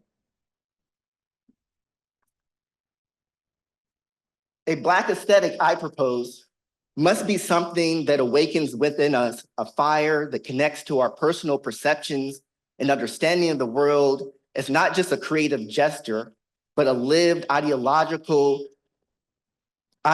stance that surpasses the creative television or display of it as a physical manifestation.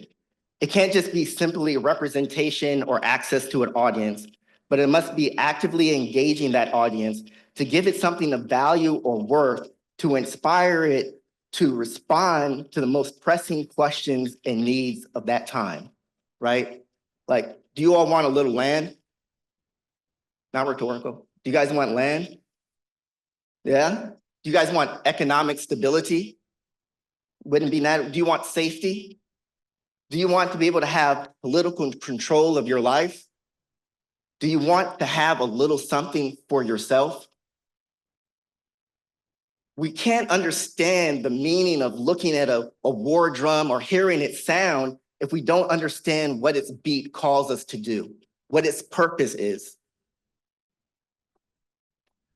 Now, a lot of people have, the idea of what aesthetics are and how it engages us is not a new idea, right? And I've really been riffing off of Larry Neal. He has this book, Any Day Now, Towards a Black Aesthetic.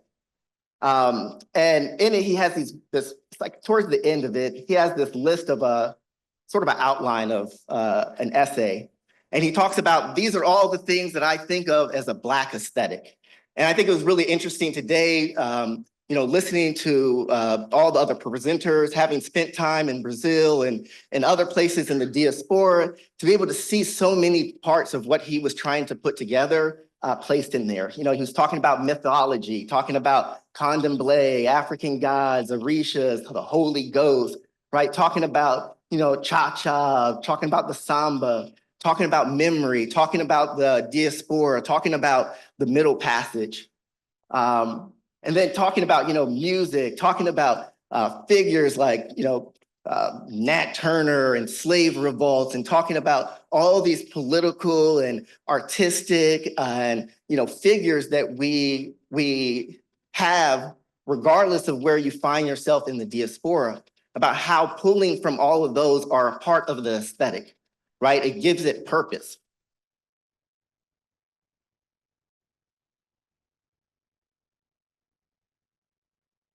So, the order of new arts, right? I want to talk about it for a minute. To think about this whole idea of an order. We are an organization based in and calling for a reimagined paradigm in the creation and promotion of material culture. The Order of New Arts acronym, ONA, or ONA, is a Yoruba word that means pathway or art. From this order, we align ourselves with a history, future, and purpose of creation outside of the benefits of capital and fame. We look to question how material culture, what we make, creates notions and possibilities of what it means to be a human. How does the creative process inspire us to change and reimagine what our lives can be? New. Inspired by mythical birds that transcend time like the phoenix or Sankofa, we aim to create a new nexus of creation that builds on the past and responds to the needs of today. In the countries, cities, towns, villages, homes of nations around the globe, there's a call for inspiration and a need for it, to see a vision of humanity that surpasses our wildest dreams of progress, change, or reimagined orders of living. The heart, the source of power that moves the vein of these inspirations in our bodies and lives is a culture. At ONA, culture and art are vehicles by which we understand who we are and what our values, morals, and purpose are in the world. This is a process that includes the history of what we have done and the possibilities of where we may go. Art. And I was sitting there looking at what the definitions of art is, and what I really saw was a lack of the fundamental power that may arise from the act of creative imagination. Where is the definition that pushes our understanding of art as an act of questioning the soul and spirit of humanity? This is not a question of religion or creed, though it may be a part of your inquiry. It's a question of how we express ourselves beyond the literal or logical arguments of what is or has been. It is the nature of what moves us to feel and be moved to act and live aligned to new orders of possibility. Really thinking about and engaging in the creation of an institution of this kind of idea in this moment in the US is very precarious. It looks like we're slipping into a fascist state. And yet I find it necessary as a response to this particular moment to engage in creating an organization like this. And I hope that this institution can be a conduit for collaborations and conversation across the diaspora that embeds this power not in the institution needing longevity or to be here forever, right? but in the power that can be created through our individual engagements with one another. We aim to open our doors in September, and we have a series of exhibition plans and educational art offerings, community engagements, all the things that you may imagine would rest within a institution. But I really want to express that the aim is to create a space where the physicality and the programming are only important in a momentary convenience of its creation or its opportunity to bring us together. But the power rests in the dedication and understanding that we hold for one another and for the power that our art can do and have for our people around us. I'm about to wrap up right now, I got you. And in this, I really hope that, we're able to walk away, not just being like, man, those were some dope Brazilians doing some cool stuff in Brazil, right? I think often you walk away from these conferences having that buzz at first, and then you kind of remove that and go back to your everyday. I want to be able to wake up tomorrow assured in some way that the day will bring a moment of dedication amongst those gathered here, a willingness to do the hard, often thankless, constantly uncomfortable, forever unselfish work towards solidifying a new paradigm. But that can only be built in terms of a cultural manifestation if we can come together and have conversations of how we want this to look and manifest in our presentation and creation of material culture across the diaspora.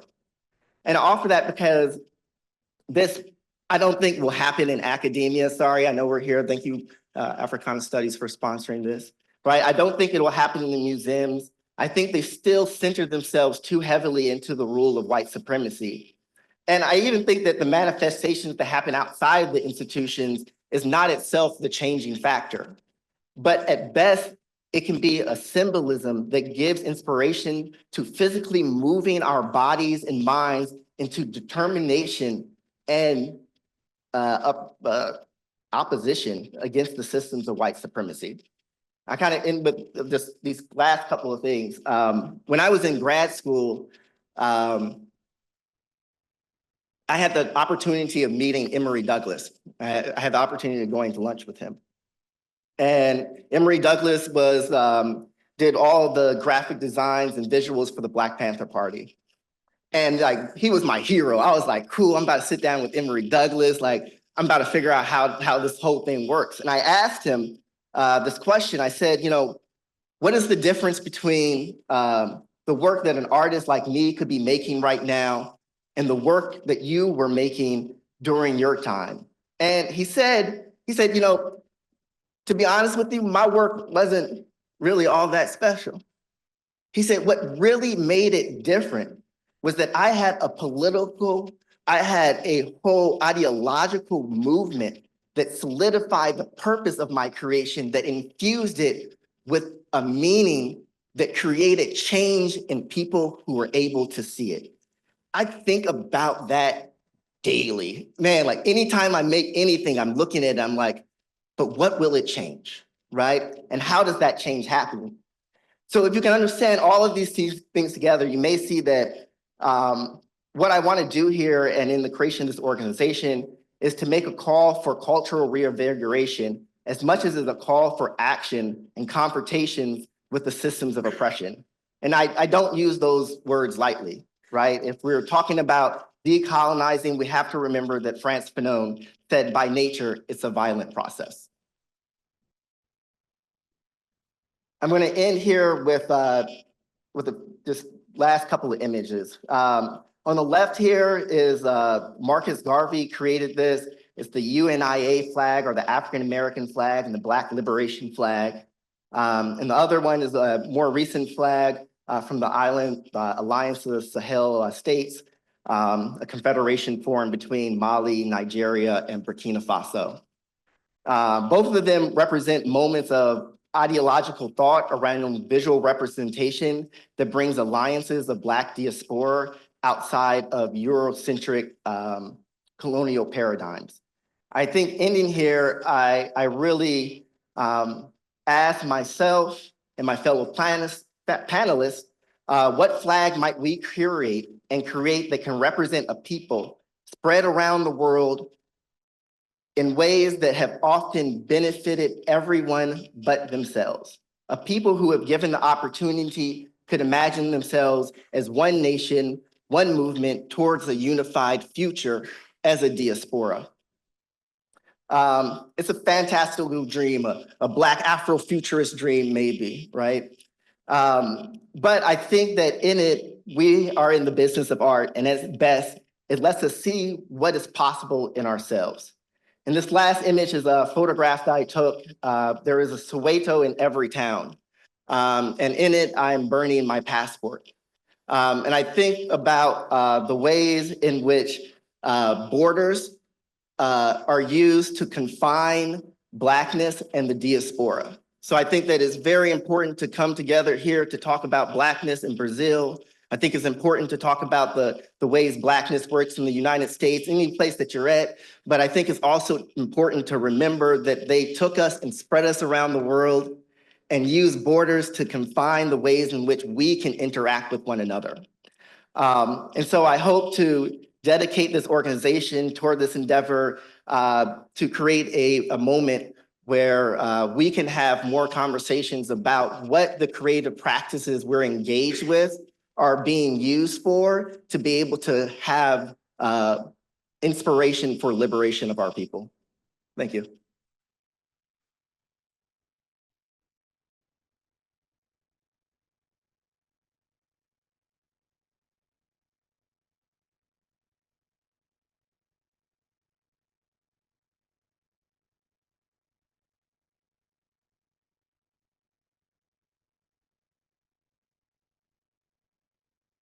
I truly mourn what little time we have to talk across these three panelists. Just so rich. Given the constraints and that time is not on our side right now, I'll offer one question, and I think we'll have a moment to see if anyone in the audience is, and then we will wrap up to conclude with the final conversation.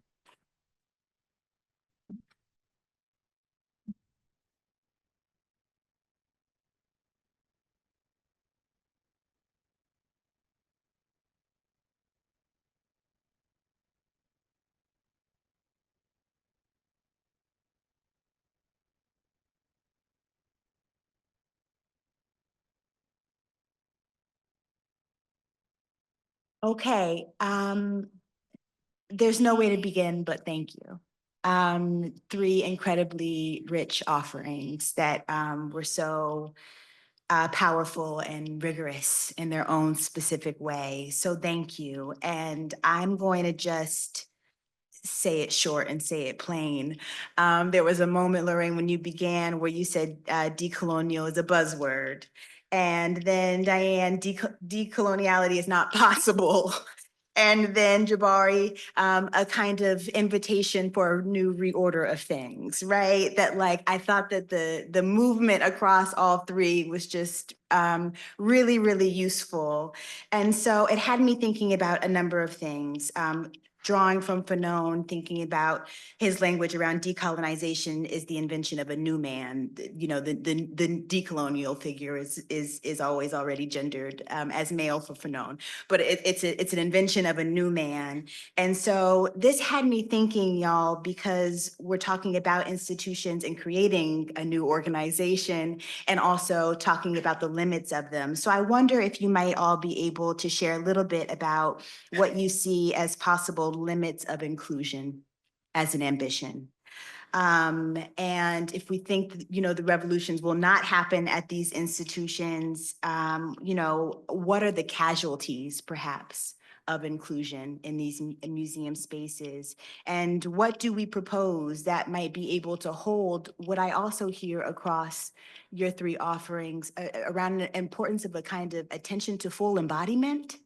Right, that like we go to museum spaces like fully constituted and we are there physically there, we're looking, we're smelling this language of like the home being the first museum, this cabinet of curiosity, which I thought was such rich language, that maybe some of the tools that we need are already in the room. or require a kind of turning back.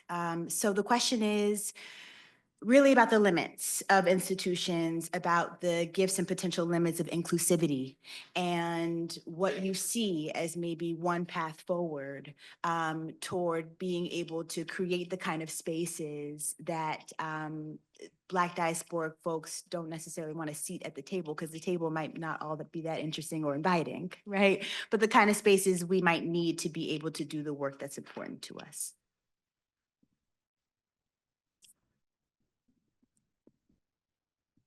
You know, when I said that the São Paulo Biennial was the moment where, for me, I really stressed the possibility or the impossibility of decolonization, it really came from years of practicing theory, right? Like how, when you're inside those space, we realize that by the sake of our health, you must step back. And in all those moments for me, I really thought that was possible to really change the structures and to perform the concepts and to perform what Black art demands in the structure. I think we all know that 10 years ago, most things that you have done was impossible. And questions as such, quality, quantity, was all the time made, and we all the time was forced to work to show that the idea of the naive, the popular, the subalternity had to be erased. And I still think that, you know, when you talk about institutions, we are talking about capital. We are talking about what the institutions has to do to be institution. So I think it's a spiral, and it's a trap. And at the same time, I think we are all trying to create our own space. We are all trying to, you know, create strategies, tools, ways to keep doing what you have to do. That's what a Black woman does.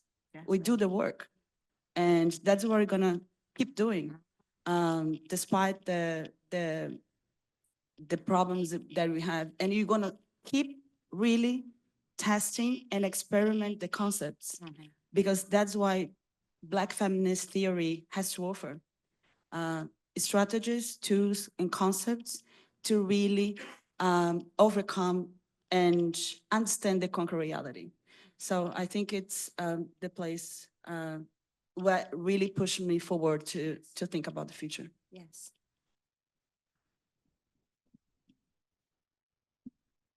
I don't know if I'm gonna answer, but the art institution that I work, well, in Brazil, we are almost 60% of the population.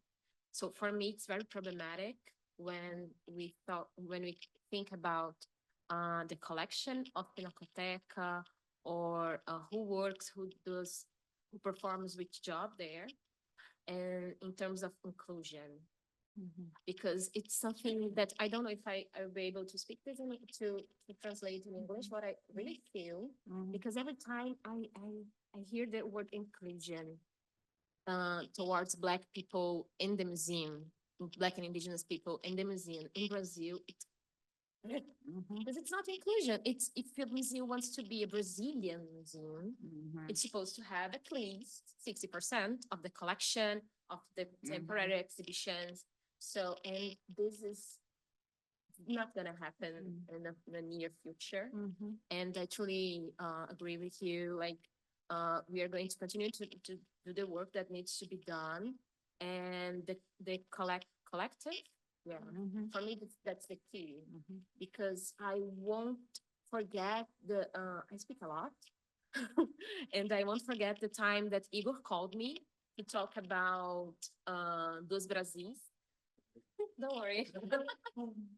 oh my God, to talk about Dos Brasis, to invite me to be part of the project. And I was speechless for the rest of the day. And this project changed my life completely. If I'm a creator, if I'm here, it's because once there was Dos Brasis, because once there was that cabinet in my home. So I think we will continue and try to come here, let's go together. For me, that's it. Yes.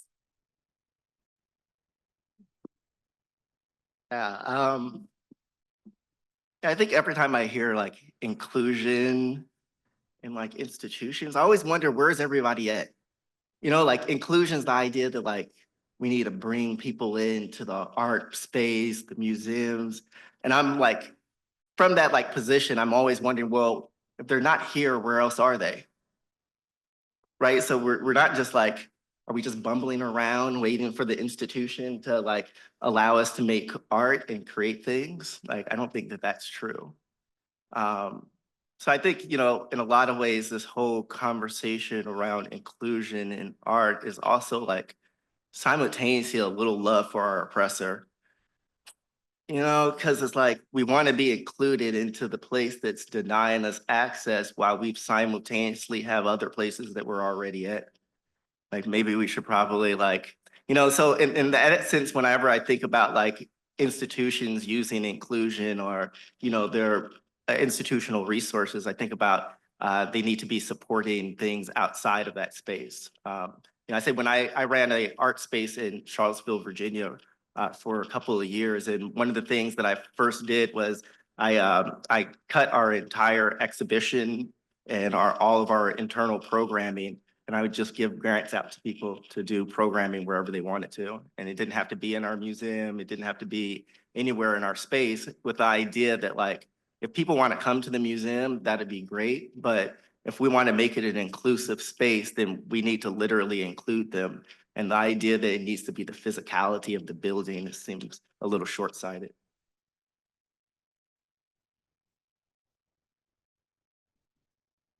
Let me open it up to see if there are any thoughts, questions, or comments from folks. Just one, I'm being told. And I do what Ms. The Tia question says. from $1 million. Please.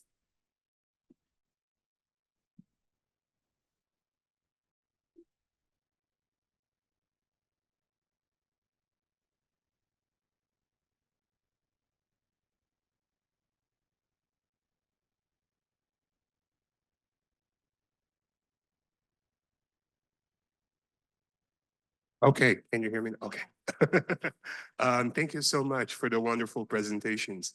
A minha pergunta, a gente ouviu em vários momentos hoje a referência a Nego Bispo, e ele traz também à baila essa ideia de contracolonialidade, pensando na possibilidade de desenvolver um pensamento a partir do lugar que não foi colonizado. Né? Quando a gente pensa na realidade dos povos originários, dos povos quilombolas, enfim. E eu queria saber como que vocês enxergam a possibilidade de construir um espaço como um museu que também parta de uma ideia de contracolonialidade, não necessariamente de decolonialidade. Eu acho que a gente tem um desafio aqui dos limites de conseguir trazer essa discussão sobre ser decolonial para um espaço como um museu.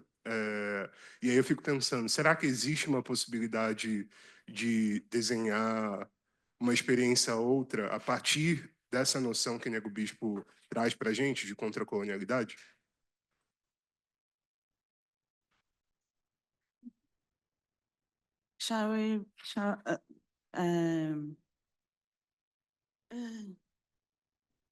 You know, I think, I don't know if I'm the best person to answer this question because I'm not really, I don't feel, and I don't think that the museum is my final stop. I really consider my practice as something that it's really connected with some particular ethical values, and I move towards these desires, which says that, you know, in terms of form, language, strategies, it's really open. And I think the museum, it's one place, but it's not the only one, it's not the last one.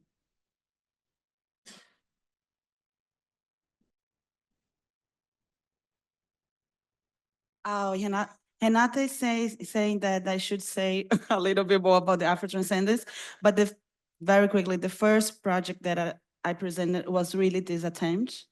Even if it was under the umbrella of a brand, it really was the moment where I was trying to look to those places, which wasn't the museums, which wasn't the university, which wasn't even the books.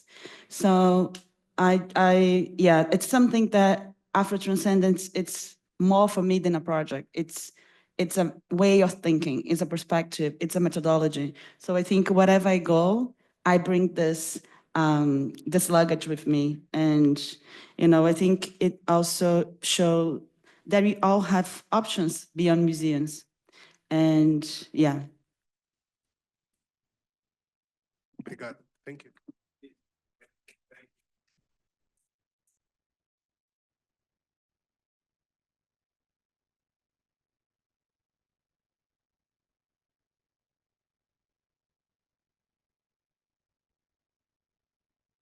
We've run a little over time, so we're going to have a final kind of very thought panel, but we're not going to be able to do that. But I want to thank all of you for coming.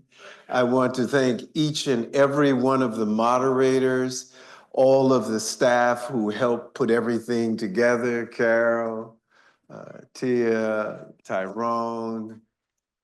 Tyrone's the guy of the day. And we wanted to have a thing to talk about where do we go from here, because for us this is not the end. That's why I told you I broke bread with each one of these people except for one of them and try to consider where do we go in the future.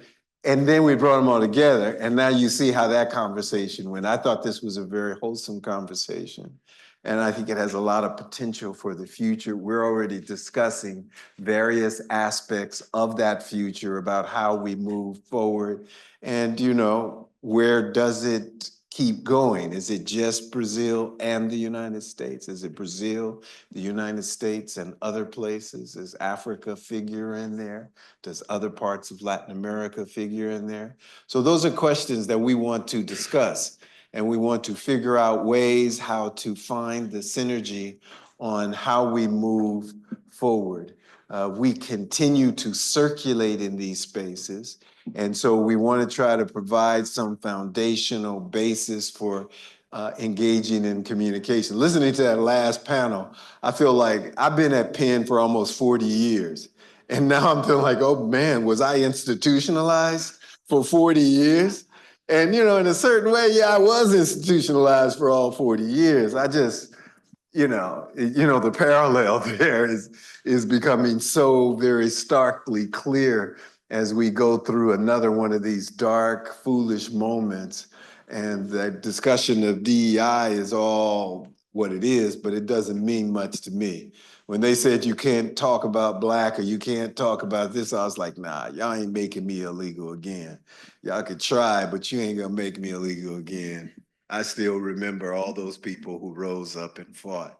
And so I want to thank you very much, Africana Studies, Penn Museum, class, the Weizmann School of Design, and everybody who helped. And everybody who helped provide the funding for these activities. And in some ways, you all I'll have to admit this to you all. We just wanted to have a little workshop, bring these people and sit around the table with them and talk. But I think this was much better. I think that your vibe, your contributions to it helped amplify what we were trying to do, what we were trying to accomplish. And we will continue to move forward. And so vibe with us as we do that. Thank you very much and have a wonderful evening. Wait, let me see if my other people here want to have something to say. Y'all got something to say? Do you have something to say? There you go. There you go. Eu quero dizer obrigado para essa dupla maravilhosa aqui que montou toda essa conversa hoje. Obrigado, Vani e Tutu. And I'd like to say thank you for everyone that came here. It was a long and beautiful day. I learned a lot with you all. Thank you for coming to the United States during the Carnival. We have So I hope to continue the conversation on designing Blackness and also discussing on the future of museums and also about creating new spaces. I think that this is just the beginning of the conversation, a beautiful and powerful conversation. Thank you for my class that are here.